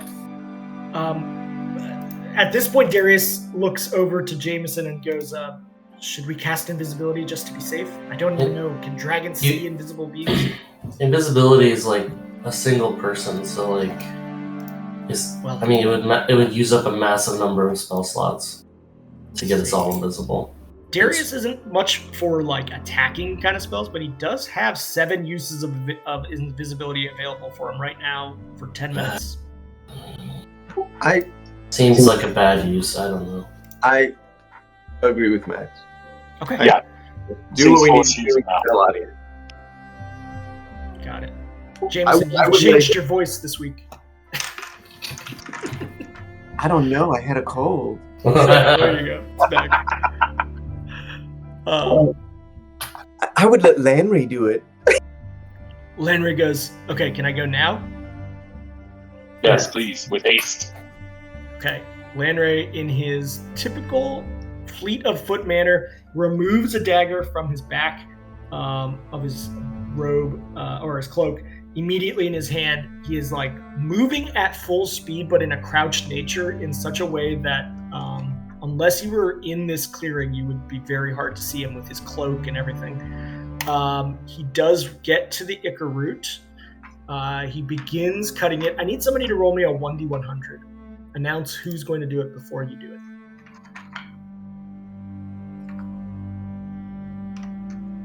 Medolfer. Okay. Sounds good. Okay. High, without high enough. Lanray is able to cut those Ichor root out as quickly as possible with the dagger that he has. You do hear sort of in the distance that same sound of the dragon that you had heard before, but it feels like it's almost even a mile away, 2 miles away at this point. It must have flown at full speed towards that mountain. Lanray returns back to the crouched group with the additional 3 Ichor roots that you all needed. Do you wish to look for extras just in case, or are you just going back with the 10 he requested? No. However many he can find, I don't think we're just going to stay around. If we have exactly 10, I wouldn't leave any right around us, though. But if there's 20 sitting in front of you, I don't know why we pick the other 10. You know what I mean? Okay. Lanray's like, okay, I didn't really understand that. Let me run back over there and get some more. Medolfer, what's the survival check for? Well, you made it seem like we needed a search, and so I rolled that. No, there's a cluster of these Ichor roots over here. There's enough probably to have, another 6 or 7. It's just a matter of how long it'll take to snip the root off of it. But Lanray's like, okay, yeah, I'll go get a few more. I'll just get as many as I can reach over here. So he runs back. I need somebody else to roll me a 1d100, though. I'll do it. Okay. You really don't want... Okay. You don't want it to start with a 9 is what I was going to say. Okay.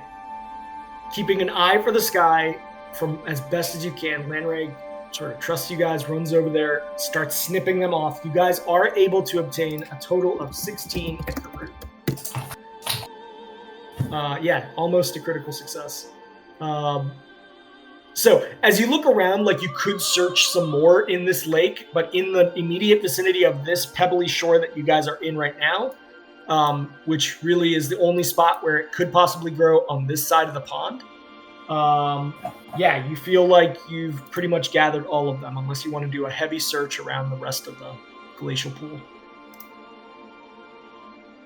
I think having a few extra is good, but I don't know if we need to dally about to. So double it. So did we get 10 and then 16, or did we get 10 and then 6? Total. You got 6 additional, so you have a total of 16. All right. I just kind of whisper, I'm happy with this. Okay. I am too. Perhaps Darius needs one of our healing potions then before we set out. Darius kind of goes, let's save it for now. Let's just stay undercover and avoid any attention. I have some obscuring spells that can assist us if we get into any trouble to take cover quickly. Fair enough. Let's avoid. Then I'd say as we travel, we'll stick close to the tree line so that we can get under tree cover as quickly as possible. Okay. First sign of GM. Yeah. Mm-hmm. Does Max get the idea that if we get out of this area quickly enough, that after that, this dragon shouldn't really pose a challenge, like an issue to us? Yeah, I mean, unless you're really easy pickings and maybe flashing some bling, it's going to be hard for him to see you in the first place, because as you climb out of this low spot, it does get more dense in the tree cover. There is still a trail, but if you travel sort of in the shadowy side and in the darkness next to the trail, it will be very hard for a dragon. It's less... Okay, do I think that from the current position that we're at, the further we get from it, will we be more likely to be spotted as we get further, or less likely to be spotted as we... Way less likely. Especially since Midolfir thinks that the dragon might be using this as kind of a base of operation. Right. I cast haste on everybody. Okay. And, well, before I say, get ready to go on 3, 2, 1, and I cast haste on everybody. And this is mass haste? No, haste isn't multiple okay. creatures. I can do 9. Yeah. Hold on. Yeah, I can do 9. Yep.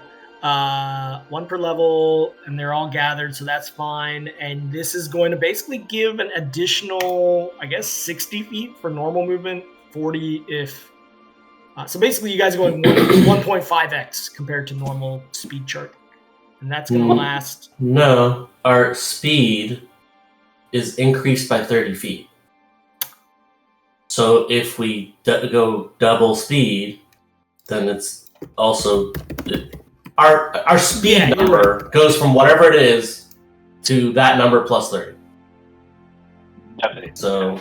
Yeah. You're right. It's not 1.5 because I'm not thinking that you can run or double walk also. So you're right. So anybody who had 20 is now moving at 50. Anybody who had 30 is moving at 60 as their baseline speed for the next several rounds.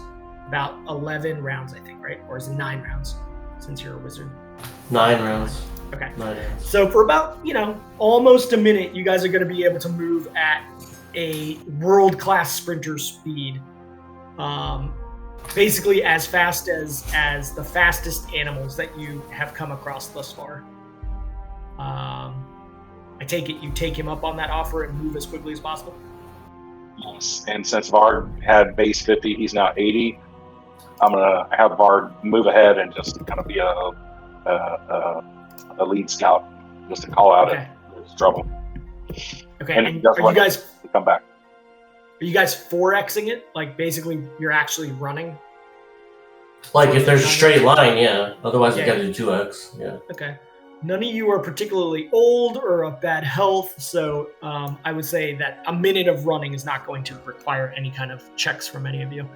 Okay, that means you guys are moving at 60 times 4 times 9.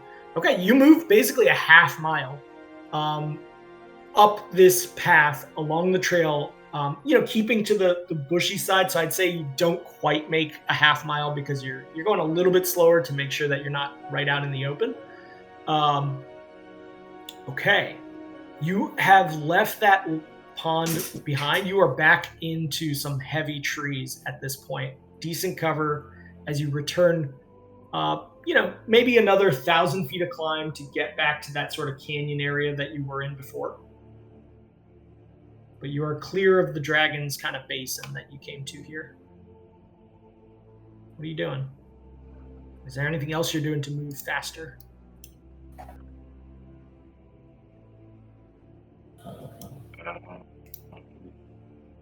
I don't really have any other tricks.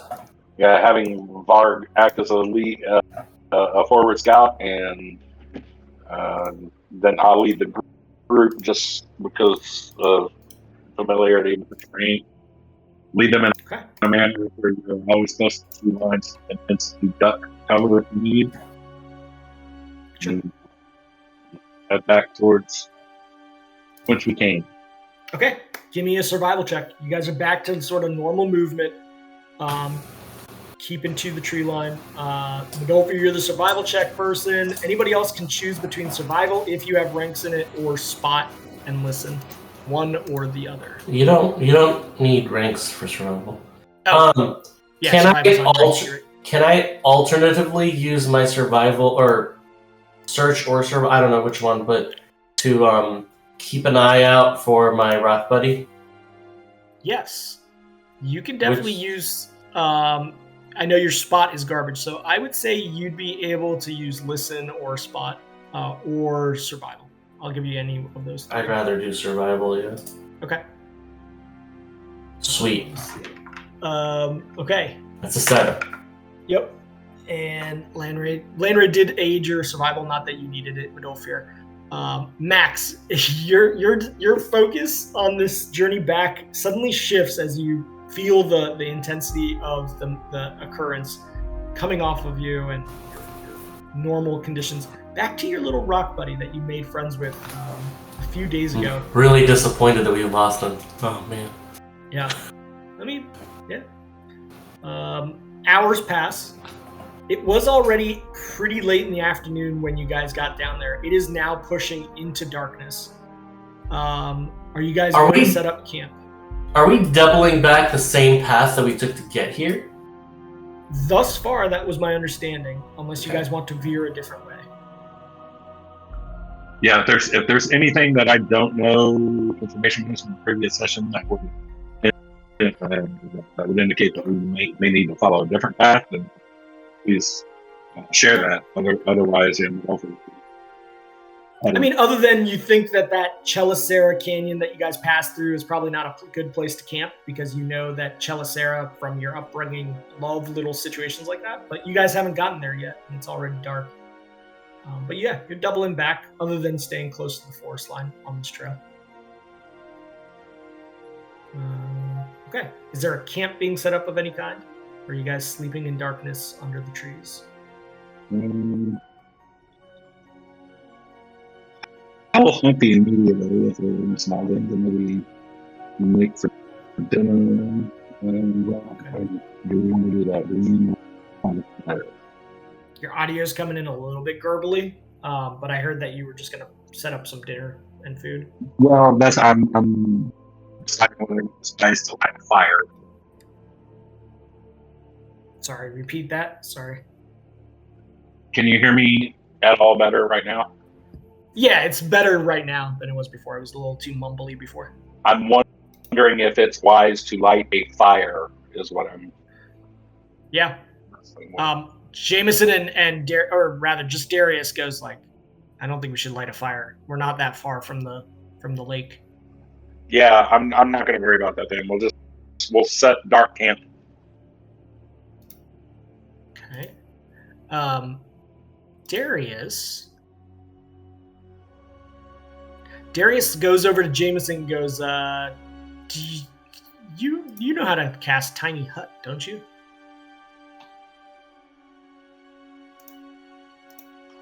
He's asking Madolfer?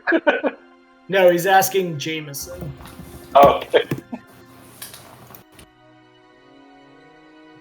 I don't know where Jameson's... I gotta get back to his character sheet. I'll give you a hint that he does have Tiny Hut as a spell. He does. Yeah, you know me better than I know myself. Max, you were saying something? Sorry. I definitely don't have it prepared, and I might have a scroll. Let me check. I do have a scroll, but I'd rather keep that if he can just cast it. Yeah. I think Jameson, you still have some available to you. So you want to cast Tiny Hut? If I can. I actually, I closed this character sheet and I don't know how to get back to it. I even checked on the NPC list. That's where I found I think it. it's in a folder, but let me pull him easier for you to find here out of a folder. Now you should see him in the... I do. under NPCs, yeah, it'll be easier now. Okay, you do cast Tiny Hut. It's late in the evening, so you can cast it whenever you get a chance. Yeah, it should provide some level of protection. The spell will end if the caster leaves the hut, however. Let's see. It's opaque from the outside, transparent from the inside, so somebody could still see that it exists on the outside, but not see what's inside of it. Then my camp making check, survival check, would be to like try to disguise it with brush, sticks. Oh, Branches. okay, yeah. Make it look like a boulder that's covered with moss and leaves and stuff. Yeah. Let me see. Lanray does not assist with that. He's just like, I'm gonna leave that to you. I'm gonna just keep an eye out for any dragons until it's ready. With that, is anybody doing any sort of camp rest sort of things other than sleeping and eating?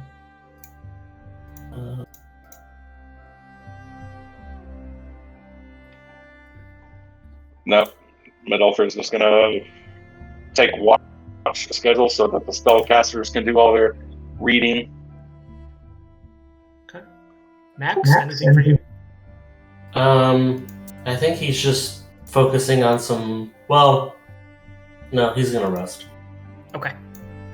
Yeah, because like I have ground smoke, but it's kind of useless right now. So. Yeah, you're under an opaque cover, anyways. Yeah. So with that, anybody who wishes to now go ahead and press rest. Darius will definitely take some rest. So Jameson has scry. I don't know if Yeah. there's a thing to scry, but he does. So if you want to Definitely. scry, we can do that. Yeah, does anybody want to scry on anybody or anything? I mean, you guys did just recently leave Terthus in shambles, potentially.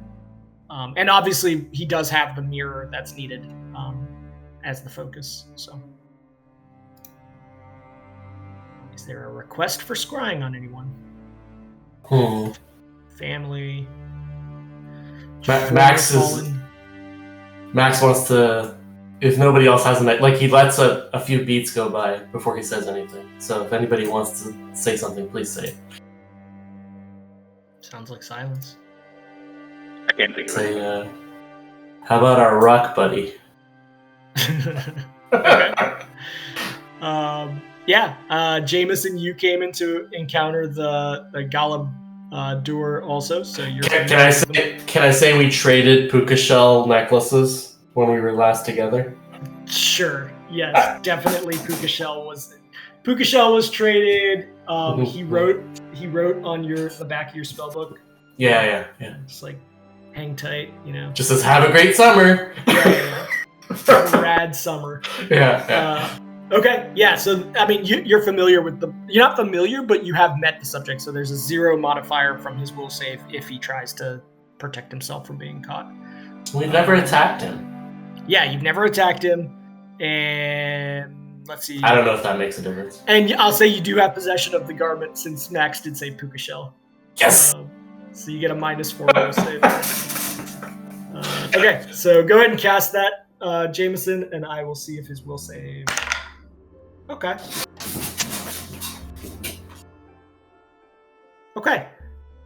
You, Jameson, see an image of a rock slowly moving and then stopping. Slowly moving and then stopping. Sometimes you see little appendages and eyeballs appear from this little earth elemental, this round figure.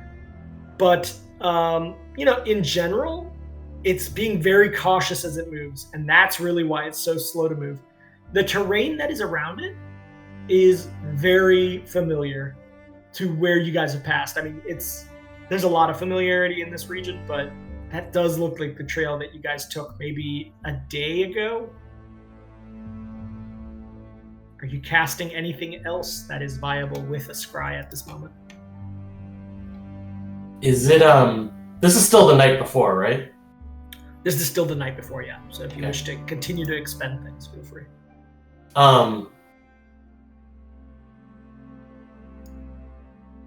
So my question is he describing this? Is Jameson describing this to me?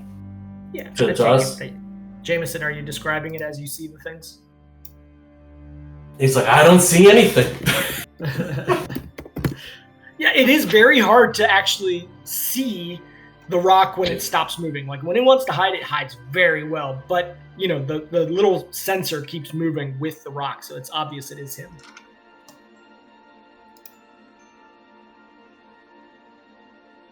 Okay. All right. Is this a spot that is still in our path going forward, or is this? It feels like an area. No, it feels like an area that you passed maybe a day ago that maybe you would come across again tomorrow. Is there a? I cannot cast message through his scrying, can I? Now, only the scryer could cast through the scry. Okay. Well. Jameson, do you want to cast anything through the scry?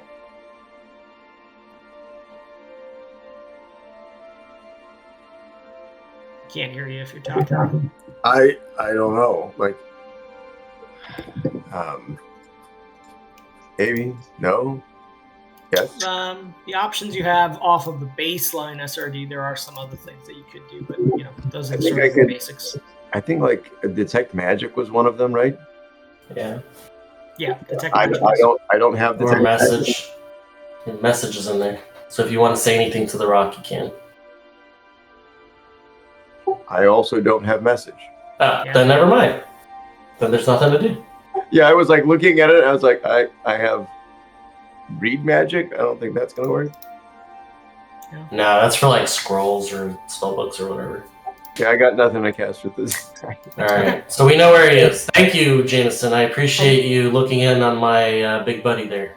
Unless someone gave you a scroll, you are correct. There's nothing else available at this moment for you. I'm gonna grab Max by the shoulder and she's like, you know, I dated and back in my day too. Don't worry about it, bud. Indeed. Is there any other requests for scries? I mean, Jameson, you have lots of scries available to you. Anybody else want scry on anybody? Okay. The night passes. No other activities. If you haven't already, like I said, go ahead and heal up your HD amount. Land ray is back to full. I don't know. It's just acting weird. I don't have the Yeah, it's an NPC. That's why I will do that for you. Because it's an NPC. There's like no rest button. Yeah, nobody killed Jameson. He's only a CR1 creature. I'm just like. Yep. You can switch the character sheet to being a PC. That's true. I'm just worried it might screw with things, but let me try it. It probably won't. No, I've done it before. Yeah. Okay. Yeah, I'll do that in the time being. You just gotta change the this sheet, not the default sheet. Yeah. All right. PDF Foundry actor sheet adapter. No, you open up the character sheet. Yeah. And then in the top right corner, there's a little sheet. No, I know where it is. It's just weirdly named. No, it's not. It's character. Switch. Oh, did they make it? Never mind. You can't do it. Yeah, I can't do it. They changed it. It has to be. It's hard. It's in a future version. You can do it. Sorry. All right. My bad. The morning does come. Adolphir, I will say that in this dark cover in the hut, there wasn't much to see. As you look out, at times some owls and nighttime nocturnal creatures, but nothing worth chasing out into the darkness for. As the morning comes, it's another day. You all are able to prepare and do the things that you do in the mornings. Is it straight back to the trail? That's unless anyone else in the group has anything in particular they want to accomplish. That would be Madolfer's goal. Get back to getting back. Okay. Just to save time on this, go ahead and give me 3 survival checks, which will represent each of the days of the travel back to Thoros. Anybody who wishes to also aid in that, go ahead and give me 3 of them to aid. This is survival? Survival, spot, or listen, and each one will be handled, differently in terms of how they're assisting. Okay. Requisite. Right. Minimum 10, since this is retreaded territory for you. Can my 19 be that we found our buddy? Yeah, I was gonna say, with that check, you do not spot your buddy. But as you're returning down the trail on this first day, you see a rock moving every once in a while. And most of the time in a Gallop Dur that is close to other beings would completely hide. They do not like confrontation. But seeing your group, it does come up and it's bruh, you guys are moving so fast. What? Come on. You're not even giving me a chance. I explained that there was a dragon and that, honestly, he did not want to be there. It was not a cool scene. Bro, my moss is killing me right now. Can you carry me? How much does he weigh? At least 800 pounds. 800 pounds. Okay. Yeah. I need to, buy a dedicated, 5th level bag of holding just to carry this guy in. You guys are going back down now? Wait, up. Which way am I going? We're going up right now. Oh, okay. Yeah, you guys are coming back up. Back up. Yeah. Okay, Jesus. Remember that town that you went to with the well that you went inside of? Yeah, with all the jabronis. Yeah, we're going back there because we're gonna resurrect one of these meat bags. Why? He's useful. He's kind of a bro, honestly. Okay, all right, bro. That one, I mean, more of a bro than these two, and I point to the wizards. Yeah. Or to the sorcerers, I mean. No, they're total jabronis. Okay, let's go back. Is this what it's gonna be always, dude? Yeah, but it gets easier. It's really, it's leg day. It's just leg day all day, every day, okay. And eventually, it just gets better. Are you guys running away from something? Why are you moving so fast? Well, there was that dragon. It was a shitty dragon. It wasn't even a cool dragon. It's an ice dragon. Oh. Boo. I don't like ice dragons. Ice just pretends to be rock, Yeah. Ice dragon. What the fuck's a dragon? Anyways, let's go, man. Let's get it. Move on. Does he not know what a dragon is? He doesn't know what a dragon is. He's all right, man. If there's something worrying about back there, and he just casts Move Earth, and he just creates a big ass rock wall of earth, and he casts Wall of Stone, and he's just casting this over and over behind you guys. He's just making an obstacle behind us. Huge obstacle. It becomes eventually a 30 or 40 foot tall mound of earth and rock that just completely blocks the pass. He's problem solved, dude. This dragon's never gonna be able to walk through that. High five. And then he says, I suspect that it can fly, but that's a pretty great wall. It might still not get past it. We should just keep going. What the fuck is flying? Yeah, Max kind of tries to explain it in Bro Talk, but he can't really come up with a good way of explaining it. All right, cool. Now let's go, man. All right, we're heading back. Yeah, we're headed back. Eventually, within an hour, again, he's out of sight. Yeah. Unless you guys particularly slow down to his speed. How many days has it been since I cast Charm Monster on him? It has been. Has it been 9 days yet? It has been almost 4.5. Closing in on 5. Okay. I ask him if he wants a bro cap off before we lose sight of him. You're not gonna lick me like you did those other two, are you? No, it's just a fist bump, but you gotta be really like open to it, you know? Like you gotta be like, willing to accept my fist bump. Yeah, dude. You're pretty cool. Fist bump it. I fist bump him and cast Charm Monster again. Okay. All right. So hopefully he just like lets it wash over him instead of. Yeah. And as it happens, he kind of resisting just jingles the puka shell necklace that he's wearing over like one of his little rocky appendages. He's just like, I still got it, bro. Alright, he says, and listen, if we lose track of you, like, I'll use some magic to, like, contact you at some point. But, like, we're gonna be bros forever, right? Definitely. Like, if I lose track of you, I'm just gonna, like, murder some of these meat bags, and then you'll know where to find me. I'll just go where the murders are happening. Alright, well, that's great. You walk up the trail, eventually hitting the spot where those Chelicera were, which now, is empty for the most part. I don't know if you guys are hanging around or just moving. Can I do something? Can I do something?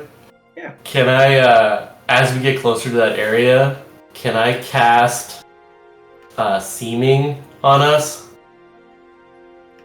Sure. To make us look like them? Like Chelicera or like rocks? Yeah, like Chelicera. Okay, yeah, kind of. Let me see. So there's limitations to seeming to some extent, right? You won't change the size of yourself, if I remember correctly. It doesn't say anything about that. Spells. The description is ridiculously... You can see it's 1 foot shorter or 1 foot taller, thinner, fatter, or in between. Your body type will change. It's like disguise. Okay, never mind. Then that's useless. Right. Never mind. It's like if you wore a Halloween costume of a Chelicera. Okay. Alright, never mind. I don't do it. Okay. It's useless. Oh, shoot. Hey, how do you switch tabs again? What's the hotkey to switch tabs in a browser? Alt tab. Control. No. Control tab. Control tab. Thank you. That's the one. Oh, yeah, All my right, bad. sorry. I got stuck in kiosk mode. Okay, so you guys do pass through this canyon quickly without sort of taking heed of any weird sounds of goats or anything around you. With those survival checks, I'm going to just fast forward this. I mean, you guys travel for 3 days. I need 1d100 rolled twice from somebody. I did it last time. Me, man, it's on you. Well, Darius, it's on you. Jameson, technically. Okay, good, yeah. As you guys move along, you do not hear any roars, sounds like that. I mean, the forests are so thick where you start returning back, heading back downward now that it shields any kinds of sounds like that. Eventually, you do make it back to Thoruk's hut. It has now been 2 additional days when you return back to Thoruk's hut, so I'm going to go ahead and heal the NPCs an additional 2 nights worth, which puts Darius up at 48 out of 51. I think, all the rest of you. I think... yeah, Medolfir, you still have to heal some, don't you? Well, I just did my 3 rests, so that gets me at max. Oh, okay. Alright. Cool. And I think I still have the shaken state on something, so let me remove that. I took shade Is- off. Is Medolfir steering Berserker? Or is that just a That's- constant always buff on it? That's a static, yes. Oh, okay. Yeah. Interesting. Not in a great way, but yes. Okay. You're back at Thoruk's hut. Thoruk kind of looks at you all as you begin approaching, and him with that vulture being that you originally saw with the glowing eyes, both talking in a bit of a ventriloquist manner. I see you have returned with the Ica root. Your Hoboskier has been resting in this reposed state. Neither here nor there. I believe he is ready to be attempted to incarnate Do you hand him over the materials? I think Jameson, technically, you have it right now. Sure. Okay. Are you giving him all 17, just in case? 16. 16. 16. But I mean, he asked for 10, man. I mean, Okay. can we sell the extra 6? Is there something we can do with it, or I would kind of defer to Max on this one. I don't think Jameson knows what to do, but I was like, well, It's been 3 days on the way back. Yeah. Can I do a skill check about it? Yeah, do an alchemy check. And by the way, you saw already the alchemy book that he was flipping through. He's got all sorts of recipes. Yeah, you remember the kinds of different things that can be cast with this beyond just incarnation magic. There's other alchemical values to it that Max, you make it both a valuable item, but also a very useful item for making potions. So knowing that information, I would have said ahead of time, let's hold back on this additional 6. Maybe we use it as a tip. Maybe we use it as a barter to buy some things from this guy. He might have some useful alchemicals or whatever that maybe we can, buy from him. Okay. Yeah, I mean, you recall that this is an ingredient that's used to remove harm, long-term sort of injury to beings. It cures it's part of the incarnation, so definitely it's useful. But that's specifically if you do an alchemy with it, not just Yes. chewing on the stem of the plant. Correct. Otherwise, it's just used as one of the oil sort of needs in an incarnation spell. Yep. Yeah. Okay. So, with that, he says, there's no time to wait any further. We will see if this works. So, maybe... So, question, GM. What is this guy's actual... Is this a druid? I mean, I know he's a shaman of some sort, but does he fall into the druid set? He's actually in the cleric set. Now, he is able to cast this spell because he is multi-classed. But so is he doing a raise dead, or is he doing a reincarnate? He's doing a reincarnate. Okay. He's kind of a mix. He's kind of a mix of both the shaman class and druid. Okay. So he's using the material we gave him for this, and then but there's still going to be a chance, right? Yeah. Is there any way And it has to be a willing creature to return. Yeah, that's a big part of it, yeah. But is there any way that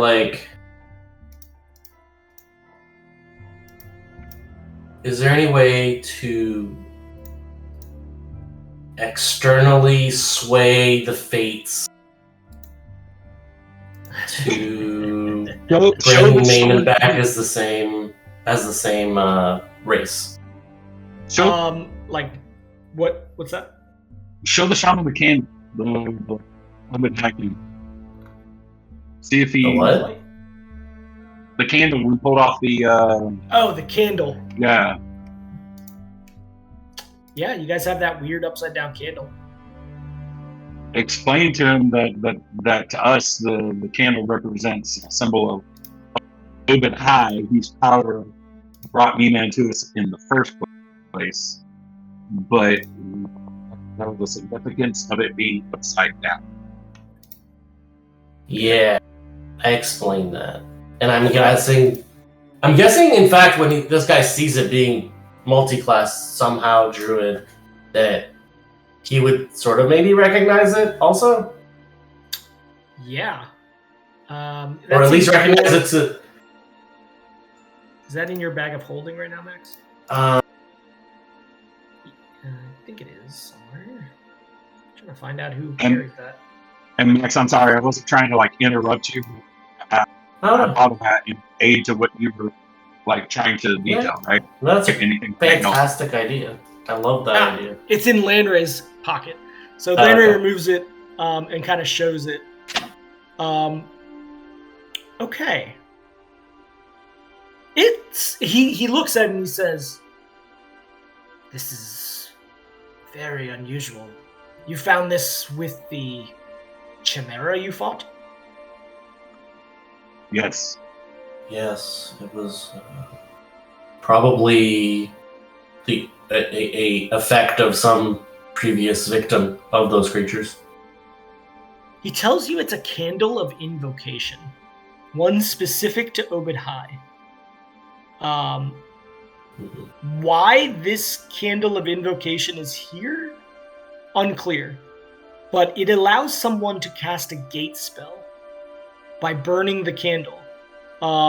It does other things as well, but the gate spell is immediate. Once you blow it out, the gate closes and the candle is consumed. Otherwise, so it's use activated, not spell triggered. Yeah, you'll just light it basically, and it begins doing it. Anyone can do the gate spell. Anyone. You don't even have to use magic device.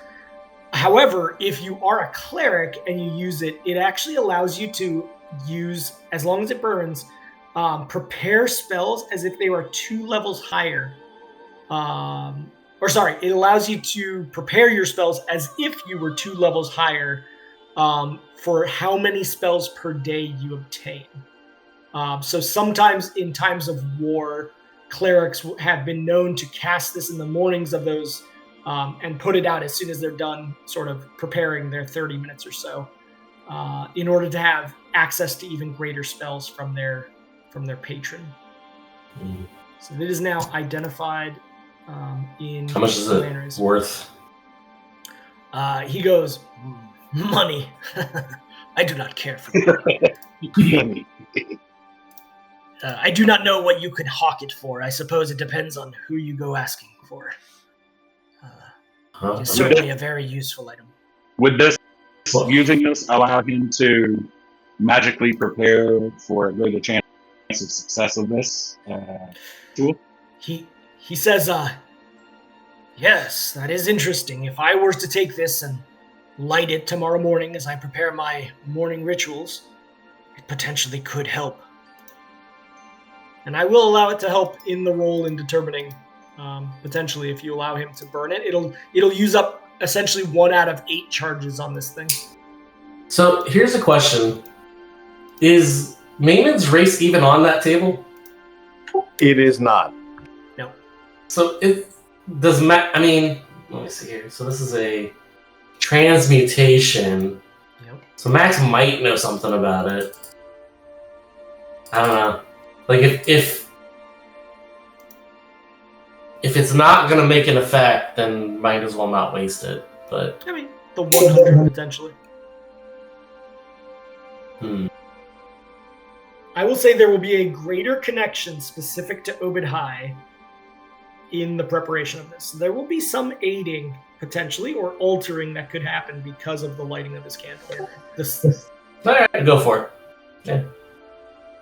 Okay. He says, and tonight we shall... One other question, sorry.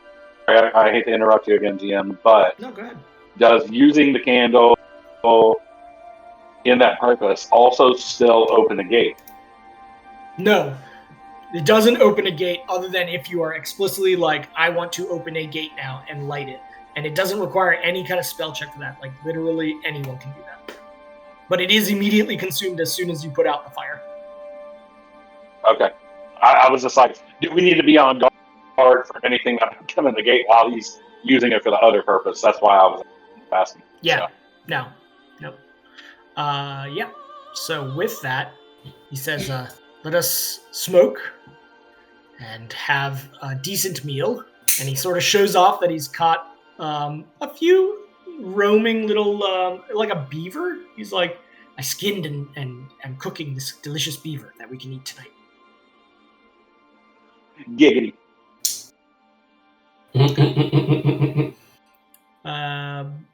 Okay. Is anybody doing anything overnight this time? You guys are in a pretty comfortable place. Are you discussing anything of your travels? So what did you guys think of that white dragon? It's very troubling. It was crazy, right? Dragons haven't been seen for a very long time. Now all of a sudden, one appears. There's no mere chance. Torok says, this is a patasar, a bad omen. There's been bad wind change of recent. Something that has altered this world. I fear if dragons truly are back, then the old tales may come to fruition as well.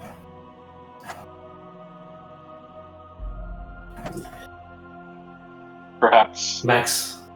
Yeah, go ahead. Max pretends like he knows what that means, but he doesn't say it means. Darius takes this opportunity to continue to rest. Max, are you doing any kind of learning or anything like that this evening? No, I think he takes a break and maybe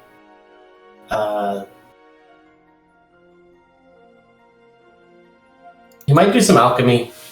Not sure. Okay. I'll mark that down and we'll figure it out afterwards. All right. Eventually night comes. Comfortable one inside of the hut. And in the morning, you're sort of awakened to some extent, those of you who... I'm taking that at this point you guys are doing your normal watch thing since nobody's in particular dire need of health. In the morning when you arise, you do hear the shaman chanting some sort of incantation sort of sounds as he's preparing and praying with the candle lit. And at this point he would turn off the candle, hand it back to Lanray, and look at the rest of you and go, these are the best odds that we have. There is no reason to wait any further. Let us do this, and offer anything I can do to help. Whatever he needs help with, I'm there. Just kind of like moves you all aside and just says, I just need space for this. And he begins attempting to cover the body with oil and then begin the casting, which takes about 10 minutes. And you guys kind of watch Jameson taking notes, I take it, from a mostly educational standpoint, same as Darius. You don't see this very often. After 10 minutes, Mayman, tell me what happens. First of all, Mayman, go ahead and roll me a 1d100 regardless. But then tell me what happens. Okay, so 4 would be some sort of dwarf. Potentially. But Mayman, why don't you tell me what does occur? I mean, I'm not really sure how to prepare this. Mayman's always been kind of emo. So he comes back, baby. And I don't know how to do it, but so he would... Yeah, I can. He would start to manifest as like this dwarf, and he would kind of like open his eyes, and he's like, I appreciate all that you've done for me, but I'm with Zanye now, so I think. As you start sensing his consciousness coming back, you notice an ethereal kind of veil over top of him. You see his body turning into a dwarven figure, but overlaying on top of it, there is always a shadowy image of the Goliath that he was. And you see it begin to separate from the dwarven dead body. And behind all of this, behind the shaman looks over his shoulder, and you see Zanye, and you see Obed High. And Obed High kind of is in a deep voice talking to Zanye and says, "You may have back what we have sent. We will see if there's another way."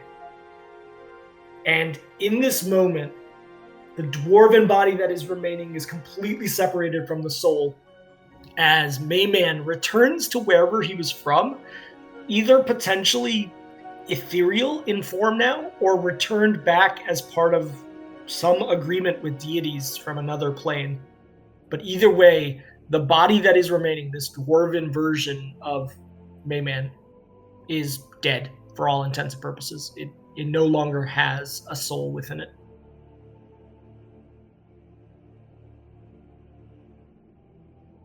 With that, the shaman kind of sullenly goes, I don't know if that is success or failure.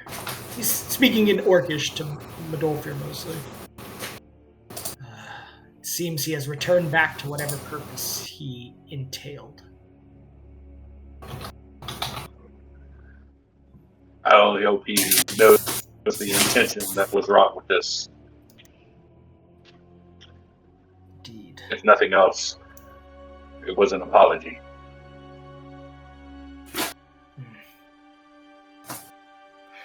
Well, what should we do with the body?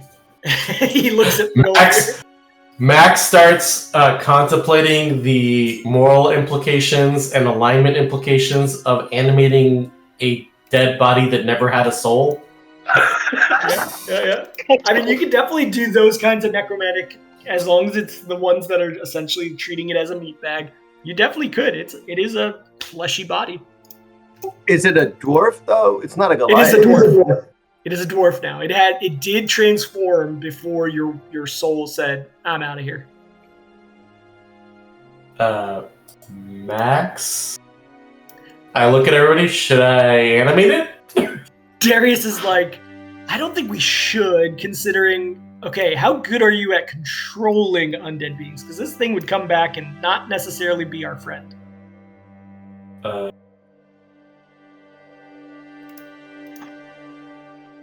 From an RP character perspective, Medolfir would say, what is dead should remain dead. Thorak kind of repeats like, yes, unless we wish for this thing to potentially be undead being that walks this earth, perhaps we should burn him on a pyre, returning him to where he came. Alright, Max, yeah, he's gonna... So there are necromantic spells that have components that are problematic. Yep.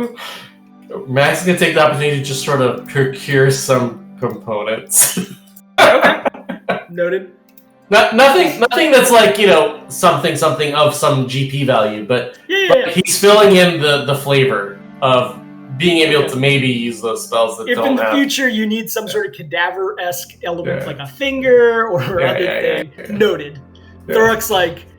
Thorak is like, I'm not seeing any of this.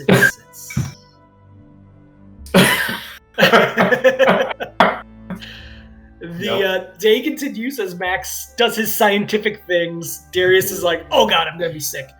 I think one thing that I definitely want is the skull. Cool. Okay. Yeah. Dwarven skull. Sure. Okay. Make note of it in your bag. I'll add weights to those kinds of components later. Okay. Most of them probably won't have weight. I think the skull might be the only one that might. Okay. The morning continues as this occurs. The pyre begun. Most of the day has passed. Darius and Jameson. Darius comes up to you, Jameson, and is like, we need to get back into a city and get some materials and goods. I felt wholly unprepared for what we faced out here. And we should probably also reach out to the Acer Magica of this region.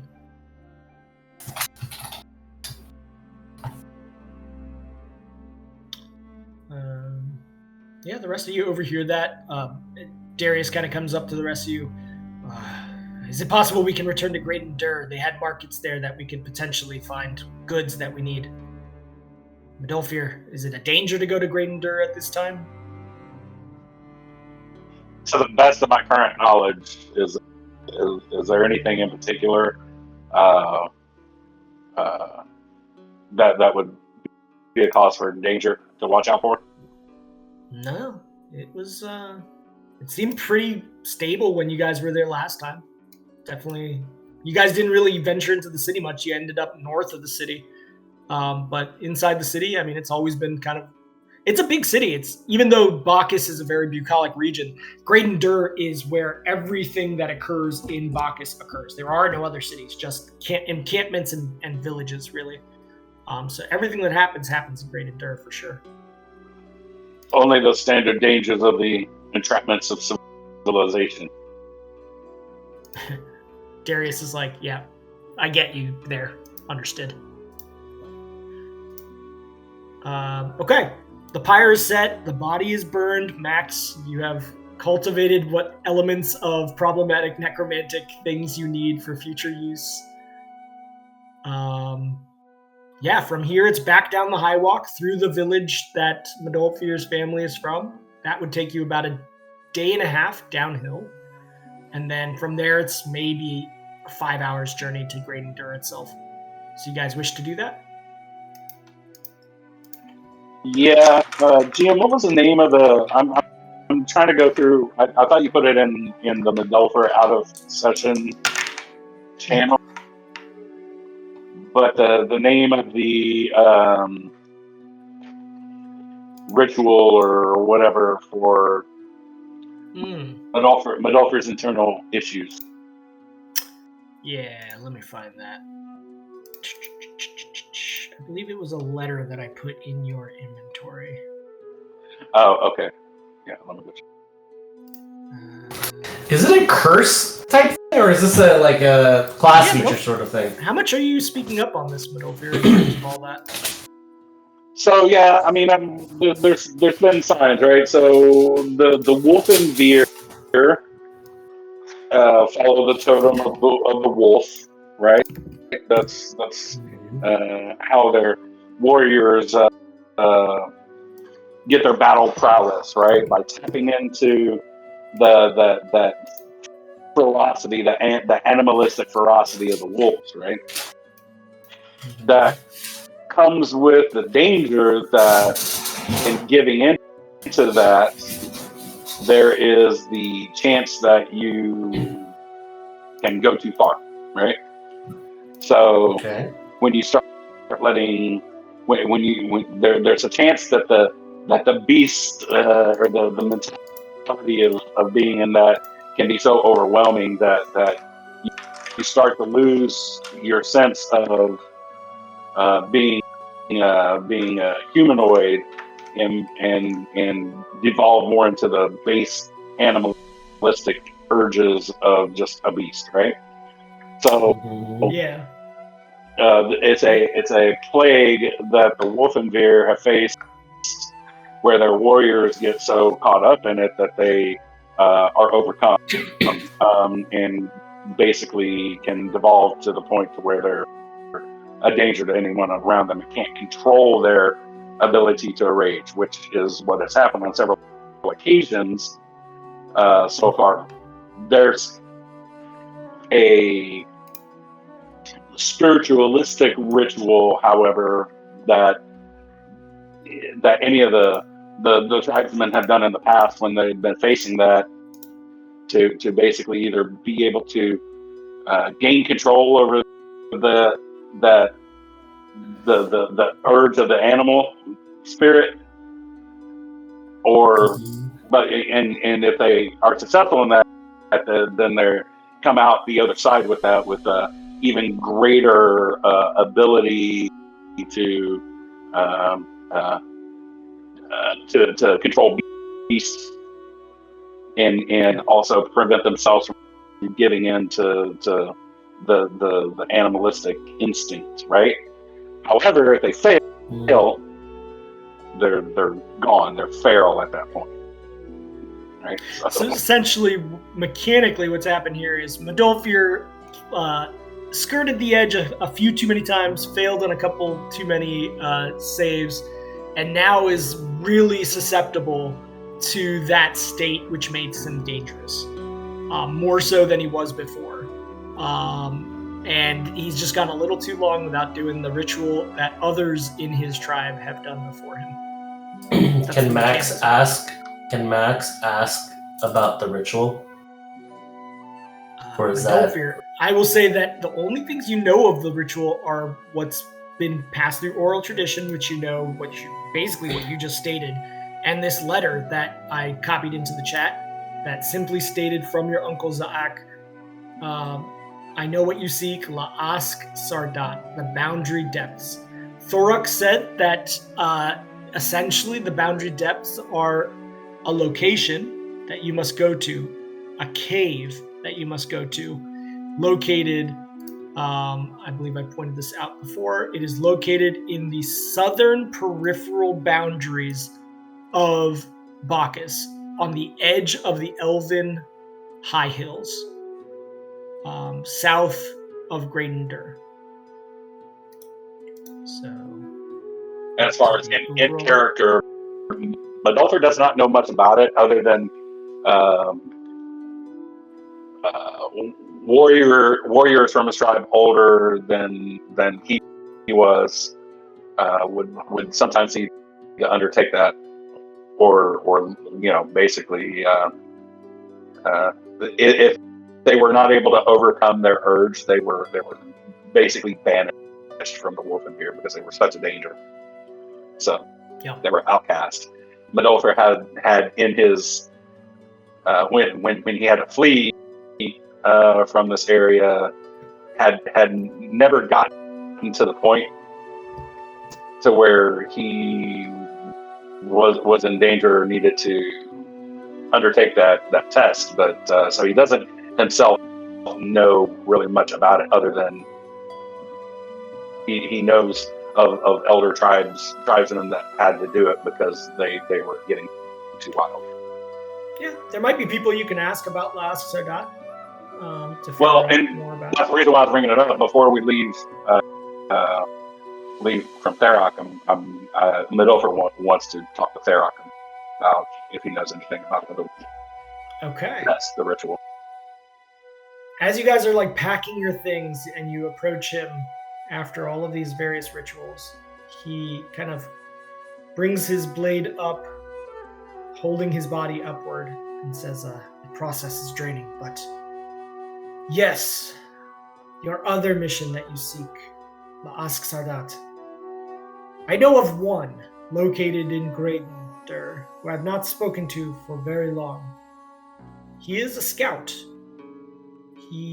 I long ago traveled with him, much like your group travels together now. He knows of its location. He is still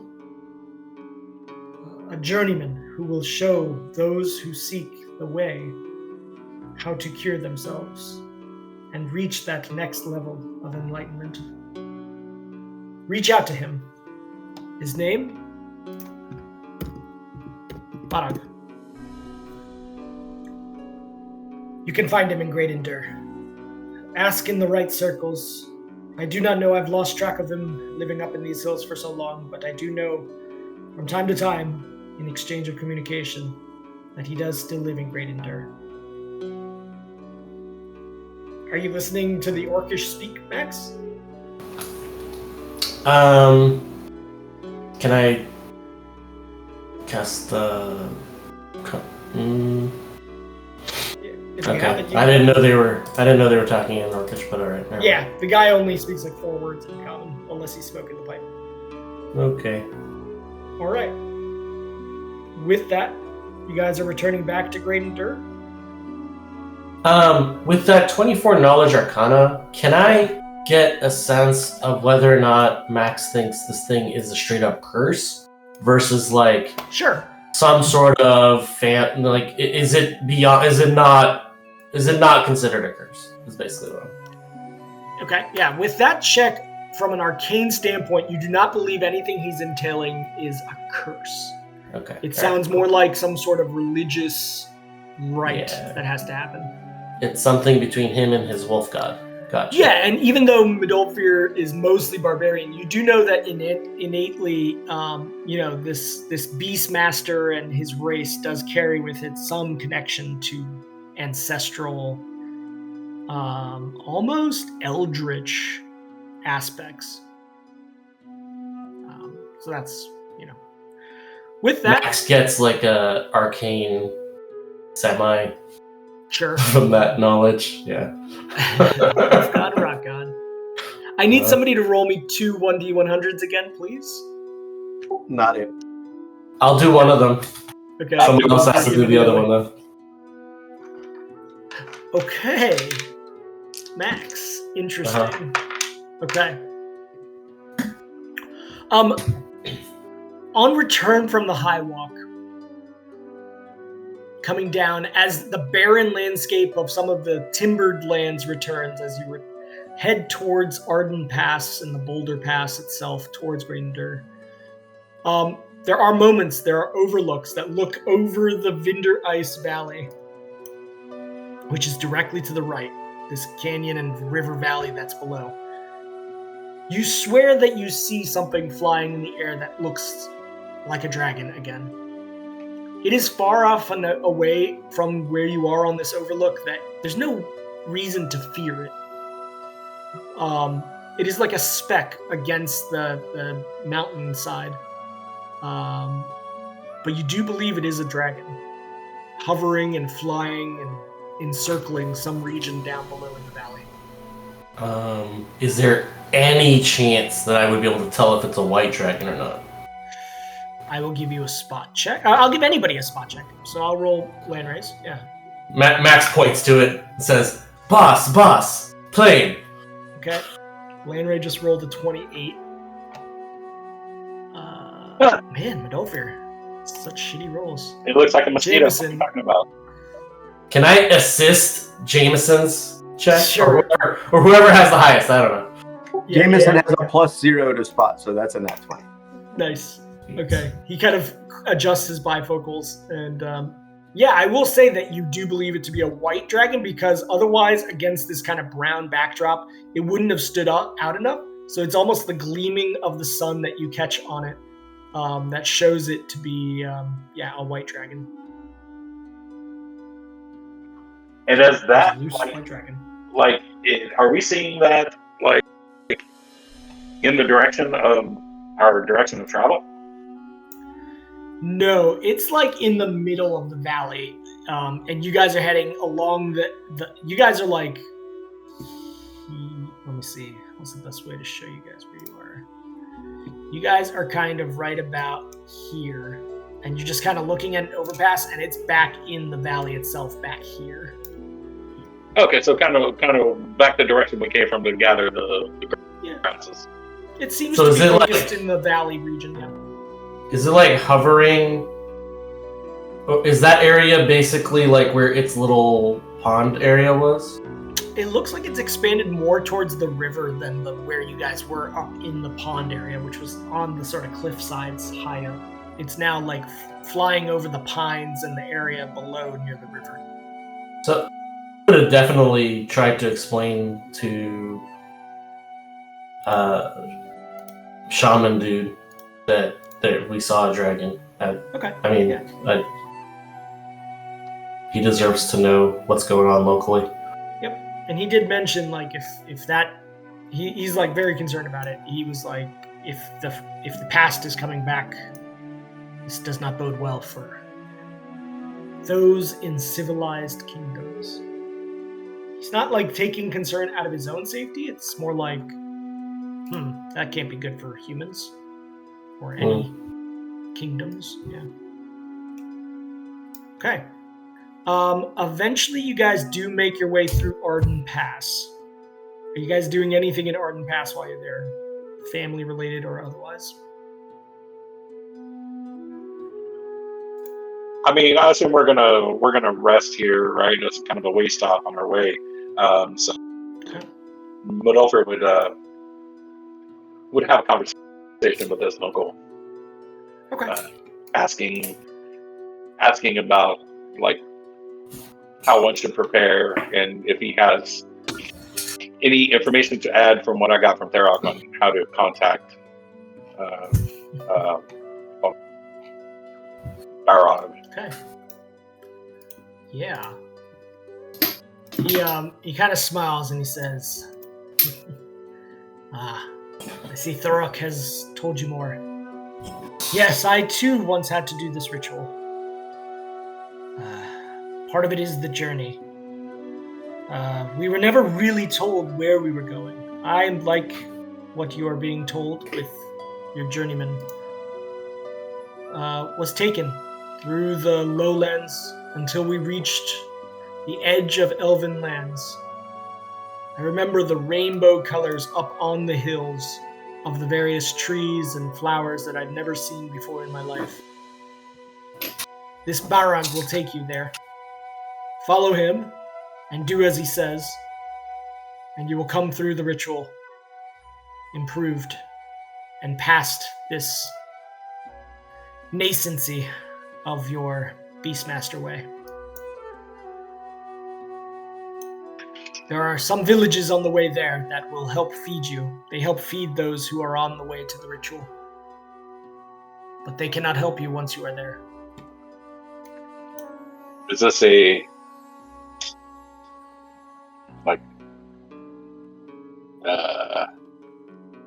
is this an undertaking that I need to attend to by myself? Obviously, it only benefits or doesn't benefit me, but are others allowed to travel with me? He kind of smiles and says, "Fear not. When I did the ritual, there were 4 others with me. We passed it together. There's a moment during it when only you can succeed. But any dangers that come your way, you may have those that you trust most next to you." Right on. Also, thank him for the harness. He kind of winks and goes, "Yes, until you can control that rage, you'll need all the help you can get, I think, from Bard." He has helped me countless times and has become a most trusted companion. Safe journeys, nephew. Stay on the path. Oh, also let him know about the dragon. He's like, "Oh shit." I just casually threw that in at the end. I was like, just one more thing I forgot to tell you. Okay. Yeah. Do you notice that there's like a gathering of elder people of this village as you guys are leaving towards Graydon Dur, just kind of hashing out like, did he say a dragon? There's been rumors of a hunter north who has seen one flying. He wasn't sure if it's a wyvern. Perhaps it's just a very large wyvern. And then your uncle's like, "No, my nephew is telling the truth. We must send out scouts and see what we can find about it." Yeah, inform them of what we saw, where, it's not for the faint of heart to be near. Okay. With that, you guys leave the town, heading south towards the, relative metropolis of Graydon Dur. Eventually, on the second day, well past the bad roll, 1d100, you do make it to the northern outskirts of the town. And the first thing that you see walking into town is the castle of Graydon Dur up on the hill. It is located on the map right here. And, a city that's laid out before you, not fortified. The city itself is not fortified, only the castle is. Walk through the main roadway coming in, and Jameson goes, "I don't know whether I like this place or not, but I need this place. We need to get supplies." And Jameson and Darius both kind of tell the group, we need to reach out to the Acer Magica and get back to them. I need to use this staff to get back. Now that you all are here, I feel like we are able to split up. Let me reach out to who I can using the teleportation staff, and I will send word of where we are as you all go to your journey. You gonna leave us here? Sounds like you must go with this Barag. Unless you all wish to come with us and leave Medolfir to do this. I hand one of the sending stones to him. Yeah, okay. He says, I will not lose it this time. Unless, a crazy lich tries to kill me. Then I can't promise. Yeah. Oh, why am I changing Jameson's voice? Sorry, Mayman, all respect. Oh, totally. Yes. Okay. Yes, Queen. I'm going to keep this sending stone. If you need to reach out, get with me. I love it. And maybe sometimes we could just chat, Sometimes I just want to hear your voice.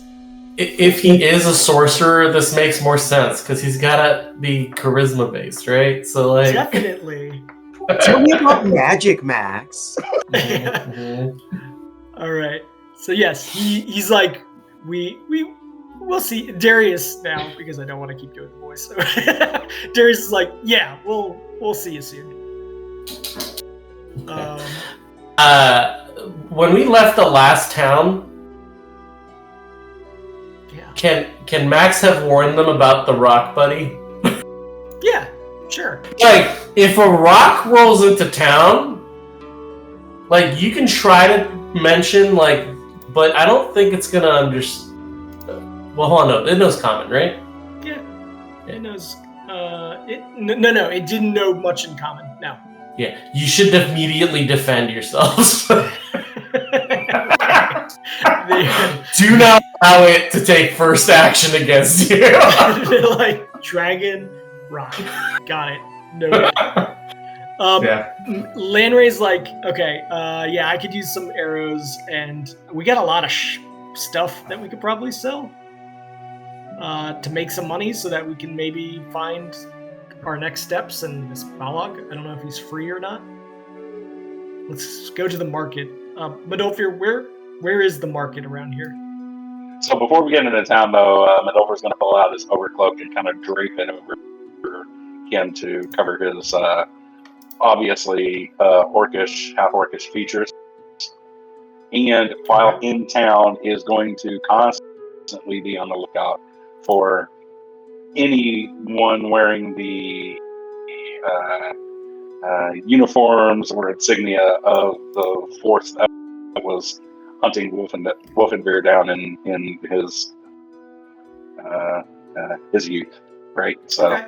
I mean, this city is of half-orcs, but yeah, of your particular kind that were specifically sort of pushed out because of this same thing that's afflicting you. Yeah, you do cover yourself. Mm-hmm. Is this something we knew about before we got to this town? Yeah, he told you about the whole situation. So and that it creates a issue if if people think that one, we're not orcs, and two, not the right kind of orcs. You wouldn't feel out of place as a non-orc. I mean, humans are sort of shunned around here because of what they've done. But there are gnomes, there are other races here. It's not like you would be arrested for being not orc. This is more specific to Medolfir's specific Wolfenbeer. What about for shopping purposes? Is there a negative effect? Sort of like how what is it, that news story about Japanese restaurants charging more for non-Japanese people in Japan? Maybe they'll rip you off or something like that, but they're not gonna come after you. If we're coming into town, before we get there, since we're on the road on the way here, right? Yeah. And we're thinking of spending 12 hours here or multiple days. What's the plan with Ulfir? Are we just gonna pop in, do some stuff, and then leave, or are we gonna be here for a couple days? I mean, no particular timetable, but I'm here to find Byrog and begin my journey. Yep. But there might be some prep needed for that as well. So if it takes a day or two before we leave town, then it takes a day or two or a couple, or a few, whatever. But yeah, no particular haste to get in, go straight to Byrog, or if we're able to find them that quick and then turn around and leave. No. Yeah, and you know, Medolfir, that there are various guilds here, including those of magic users. There are places that you guys, other than the market, could find potential usefulness. But this Barog person is, you have to find him first. All right. So here's what I recommend. One, as soon as we get into town, we get an inn, we get one room, and we set a time to be back. And that time has to be less than 12 hours from a couple minutes from now. And then as we get closer to the town, I'm going to cast Seeming on all of us. Okay. Nice. To look like just, random orc travelers. Okay. And I want to turn... half-orc. Yeah, half-orc, sorry. And I want to turn Varg to look like less of a wolf and more of like I don't know, like an Anatolian or something. Like a Bernese dog or something? Yeah, like a large dog, but not, like, obviously not a wolf. You know what I mean? Got it. Yep. Regular half-orcs here, no wolves. Yeah. Got it. Yeah. Okay. And I think that so covers getting everybody. Because I can basically do... like a +10 disguise check on top of all of that, and unless somebody's explicitly trying to be like, hey, you're not what you're dressed as. It's pretty effective. And so that's gonna be 12 hours, but so how many are in our party now? It's just 3 people and a wolf, and then some animals, right? Yeah. Neiman's not here, so it's Lanray, Meldo, Max, Kittis. Yeah. 3 humanoids, a wolf, and then rando 2 animals. animals. Okay, so yeah, you don't need to worry about others. Yeah, exactly. So I can do 4. That's why I'm asking. So yeah, that covers everybody. Okay. That covers everybody. Cool. That's Okay.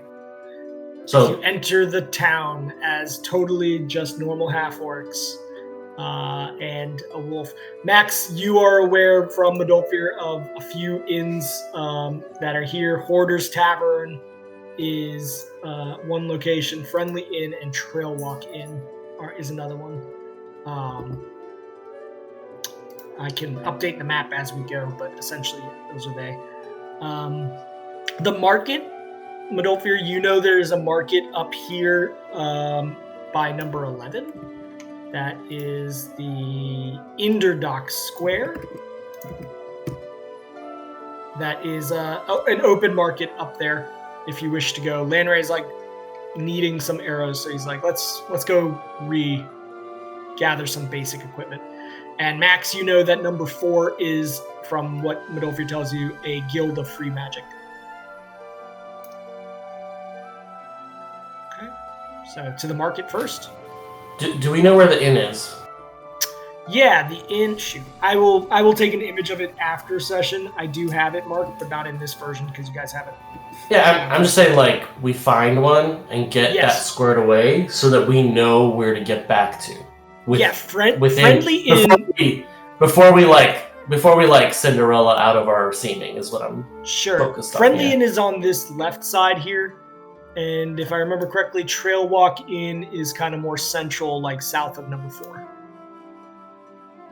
Okay, for whichever one is more less fancy, so that it's not looked at hard, Madolfir, the carefully. least fancy one is the Friendly Inn, but that's because that's in the gnome quarters. So this region over here is called the gnome quarters, and that's where a lot of the gnomes that are from Kragan will come to get the Graden ponies to take back, and also where some gnomes just live as kind of intermediaries in this city. So that's the cheapest inn in the city, where the gnomes are. Provide direction. Okay. So I say after we square that away, then we can go to wherever we feel like it. Yeah. You walk through the streets, you do notice a lot more gnomes sort of moving around. They're pulling, some of them, the Graden ponies that are perfectly sized for workhorses for gnomes. You do find the inn. Not shabby. I mean, it just doesn't have any frills or anything to it. The rooms are small because they're meant for gnomes. The doorways you kind of have to crouch to get through if you're taller than 5 feet tall. But yeah, they have beds. You know, it's almost like sleeping on a kid's bed to some extent, but it works. Midolfir, you probably would be better off just sleeping on the ground, but Landray and Max don't feel any issues with sleeping on it.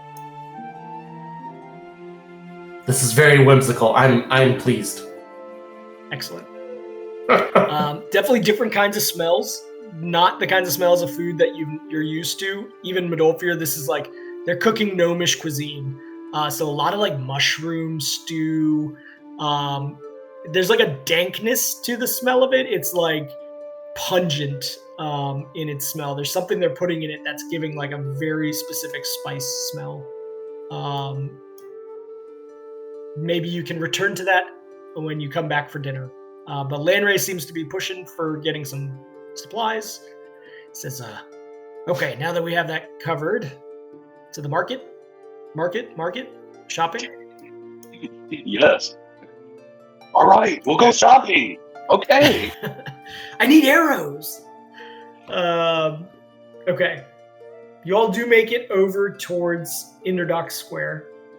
Midolfir, you remember this place as being one of the locations where, as a young boy, you would travel to sell various goods from the hunt and from, pelts and things like that from your young childhood. Whenever the tribe needed money or goods, this is where they would come. And as you approach, you do notice that it's, a very open kind of market between some of the wood and stone houses of this region of the city. Carts strewn about, several of the Bakabite guards guarding the market, making sure everybody's doing everything legal. And here you hear people yelling out, selling their chickens. There is like a little armorer who's selling like everything from armor to weapons and bolts and arrows. And Landray kind of runs off in that location. He's like, I'll be right back. I just need to go purchase a few. Unless anybody else wants to come too. I mean, he's right there in the square, though, right? He's not like dipping around. Yeah. Everybody's right next to each other. Hey, GM, is Landry looking for just normal arrows, or is he looking for like specialized arrows? It's like, I'll see what they have. Maybe they have something interesting beyond just normal arrows. I had fabricate prepared on the road, so I could have just like touched a tree and made a bunch of arrows, like normal straight ass arrows, if he wants. Yeah. Noted. So okay. Yeah. He can concentrate on like getting magical specialized arrows or whatever. I don't know. Okay. Yeah. I don't want to waste his money on like, You do find arrows. Things of more rarity than you would find in a village or something. The city does have a lot to offer from like magical items. You can find almost everything of sort of a minor level that you would find in Terthus by searching around at the different carts and shops. Potions for sure, all that kind of stuff. More intensive magical items, much harder to find, but anything mundane you definitely can find. Eventually, as you're walking through the various carts that are selling chickens and things like that, you hear a yelling out. Wine for sale? Wine? Delicious Terthian wine. Lol. He's international now, guys. Woo! You guys approach from the sound? Yes, definitely have to investigate this. You guys realize that the guy that makes this wine, he's gonna end up being the big bad, right? Like he made a pact with some demon in order to make this wine so popular. Like that's 100% what's happening here. The stable master turns out to be a Balrog. He sold us all. Glizub, yeah. Okay, yeah, I mean, like, you, like, run over... Are you guys running over to where you're hearing this guy selling wine? Well, not running, but yeah, definitely moving that direction. Okay. Landry, like, notices you guys moving over there, and he's like, oh, okay. And he just gives it, like, a finger, and he's like, I'll be right back. And he walks over to you as well. As you approach the cart where someone is clearly selling Terthian wine, he then yells out, delicious, rare, stable master's port.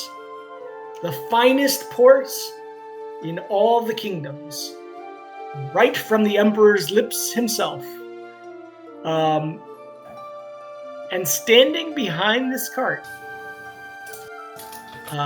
what is seen?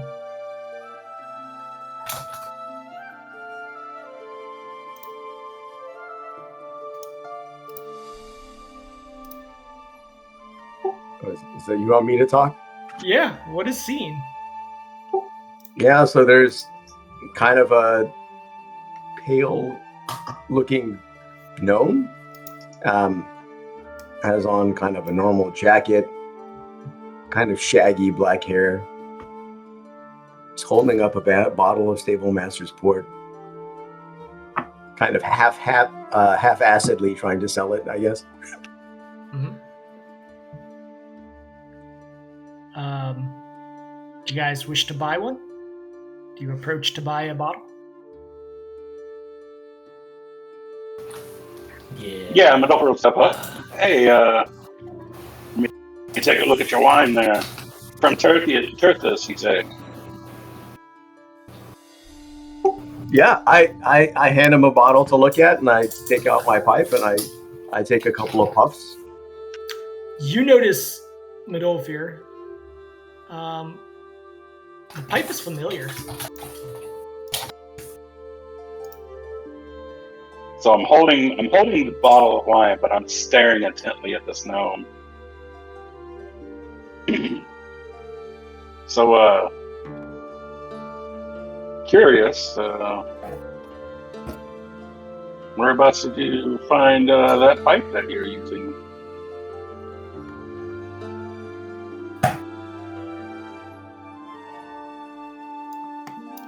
Oh, just something I've had for a while. Quick check, GM. Yeah, you want to do a sense motive or something? Yeah, but also, Okay. Fenry's equipment. Like, didn't we give it to his grandmother or his people or whatever? Yeah, you definitely did. The pipe specifically, like, Grandma was like, this was one of his favorite possessions. So, like, definitely that. The clothing, and then you notice something else, Madolfer. This gnome is wearing a tri-corner hat. It's different. Like, it's a different tri-corner hat. But it is a tri-corner hat. Max, are you doing any kind of sense check? Detect magic. Okay. I guess gnome, if you wish to roll hard without actually rolling it, just tell me what you rolled. I don't have detect magic prepared, so I'm not doing that. Okay. I can do it innately. Okay. Thank you. Oh, okay. Yeah. It's all this party, but that's my just straight D20. That's perfect. That's actually the perfect thing. That's the disguise, yeah. Yep. Okay. Like, Madolfer, you're super confused. This gnome has what you think is a tri-corner hat, like Finray. That pipe, now you're almost assured, the smell is almost nostalgic from the smoke coming from the pipe. Finray loved a particular kind of tobacco that was only found in Adbara, and his smoking was like, that smell is so distinct. This gnome has all of Finray's things.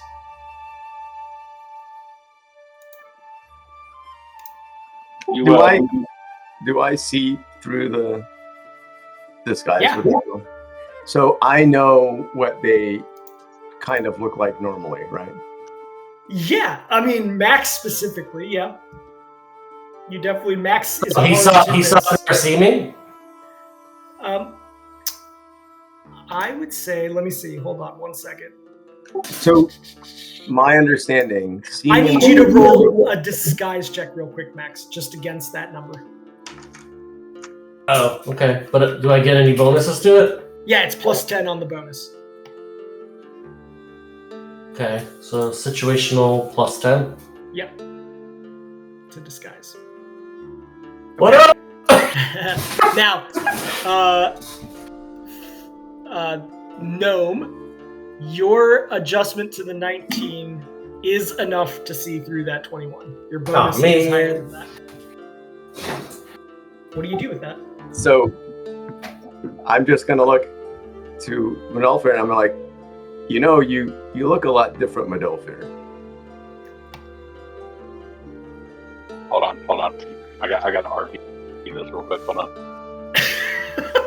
Max, you hear this gnome speaking as if he's familiar with Madolfir, and also, by the way, seeing through the spell that you cast.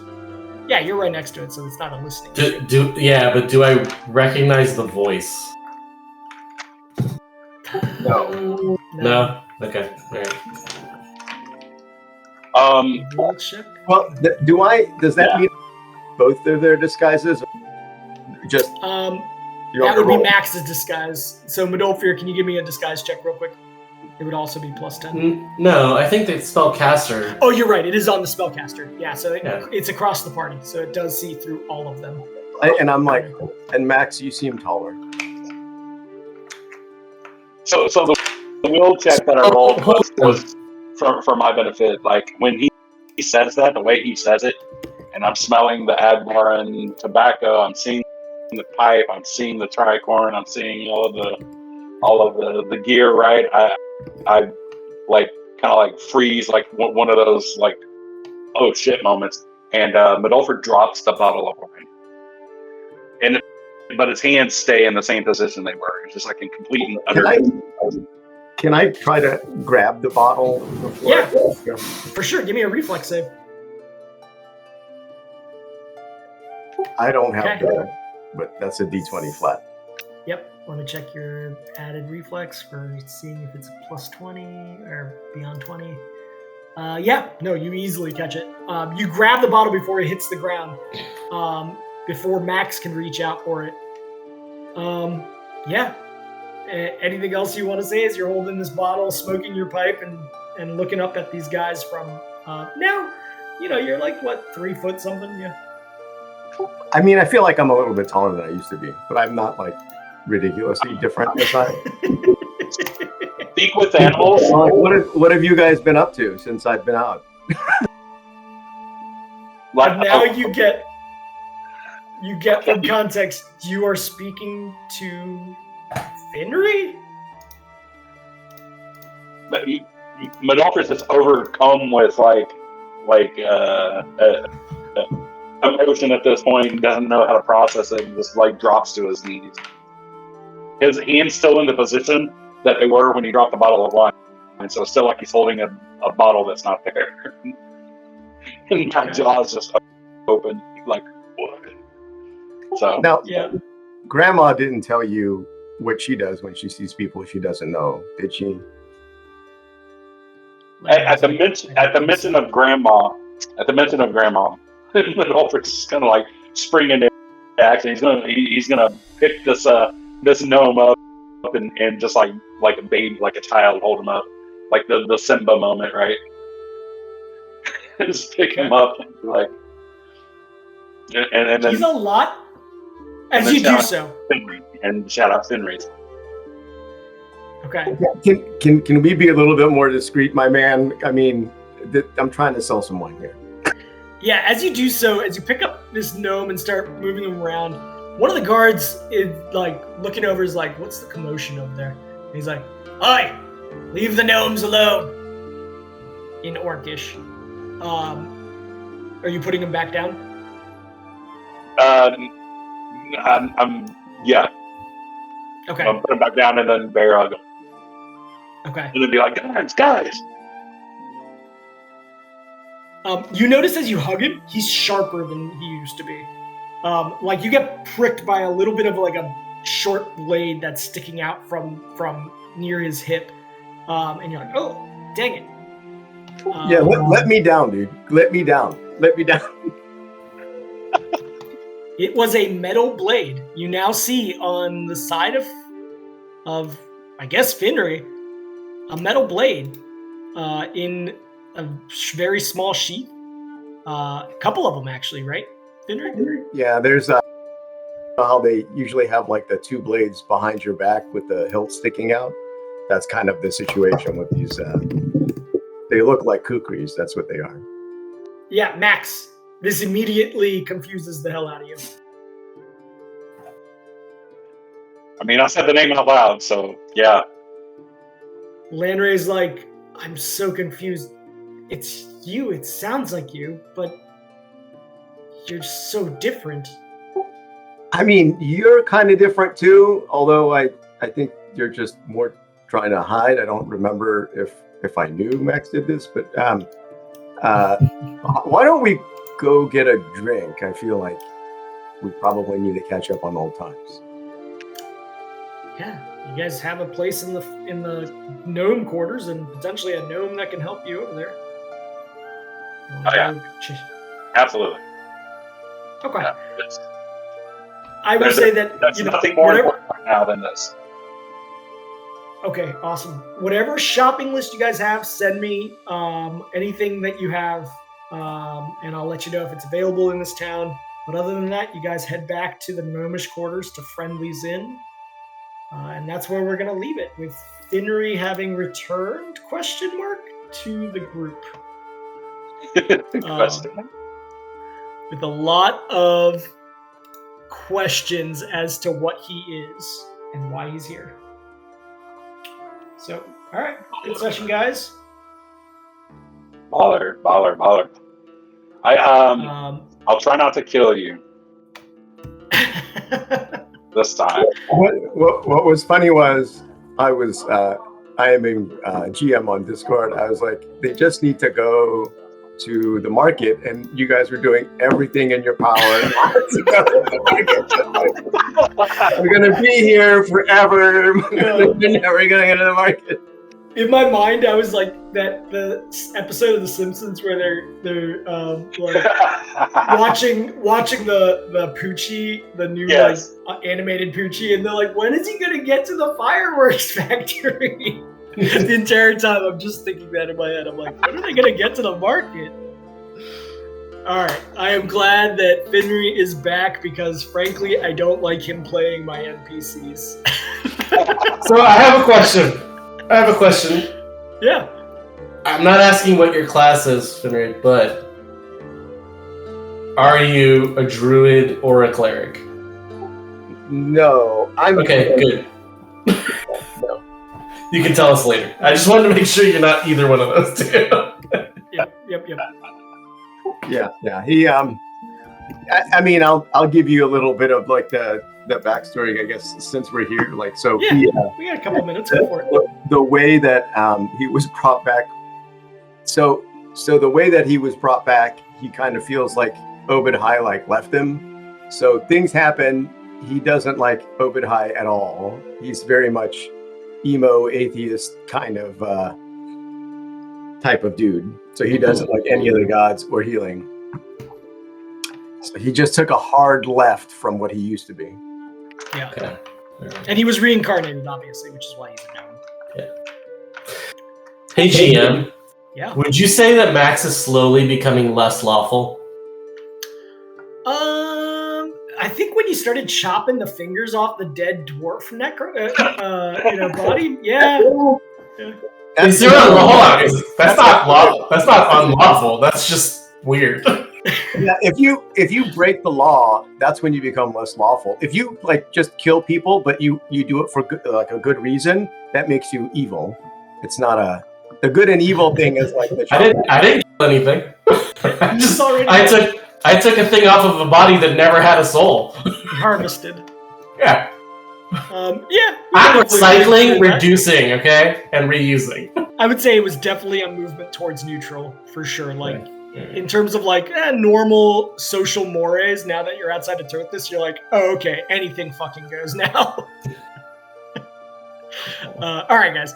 Good session. Have a good rest of your Sunday. I'm glad Finnery is back. I love Finnery.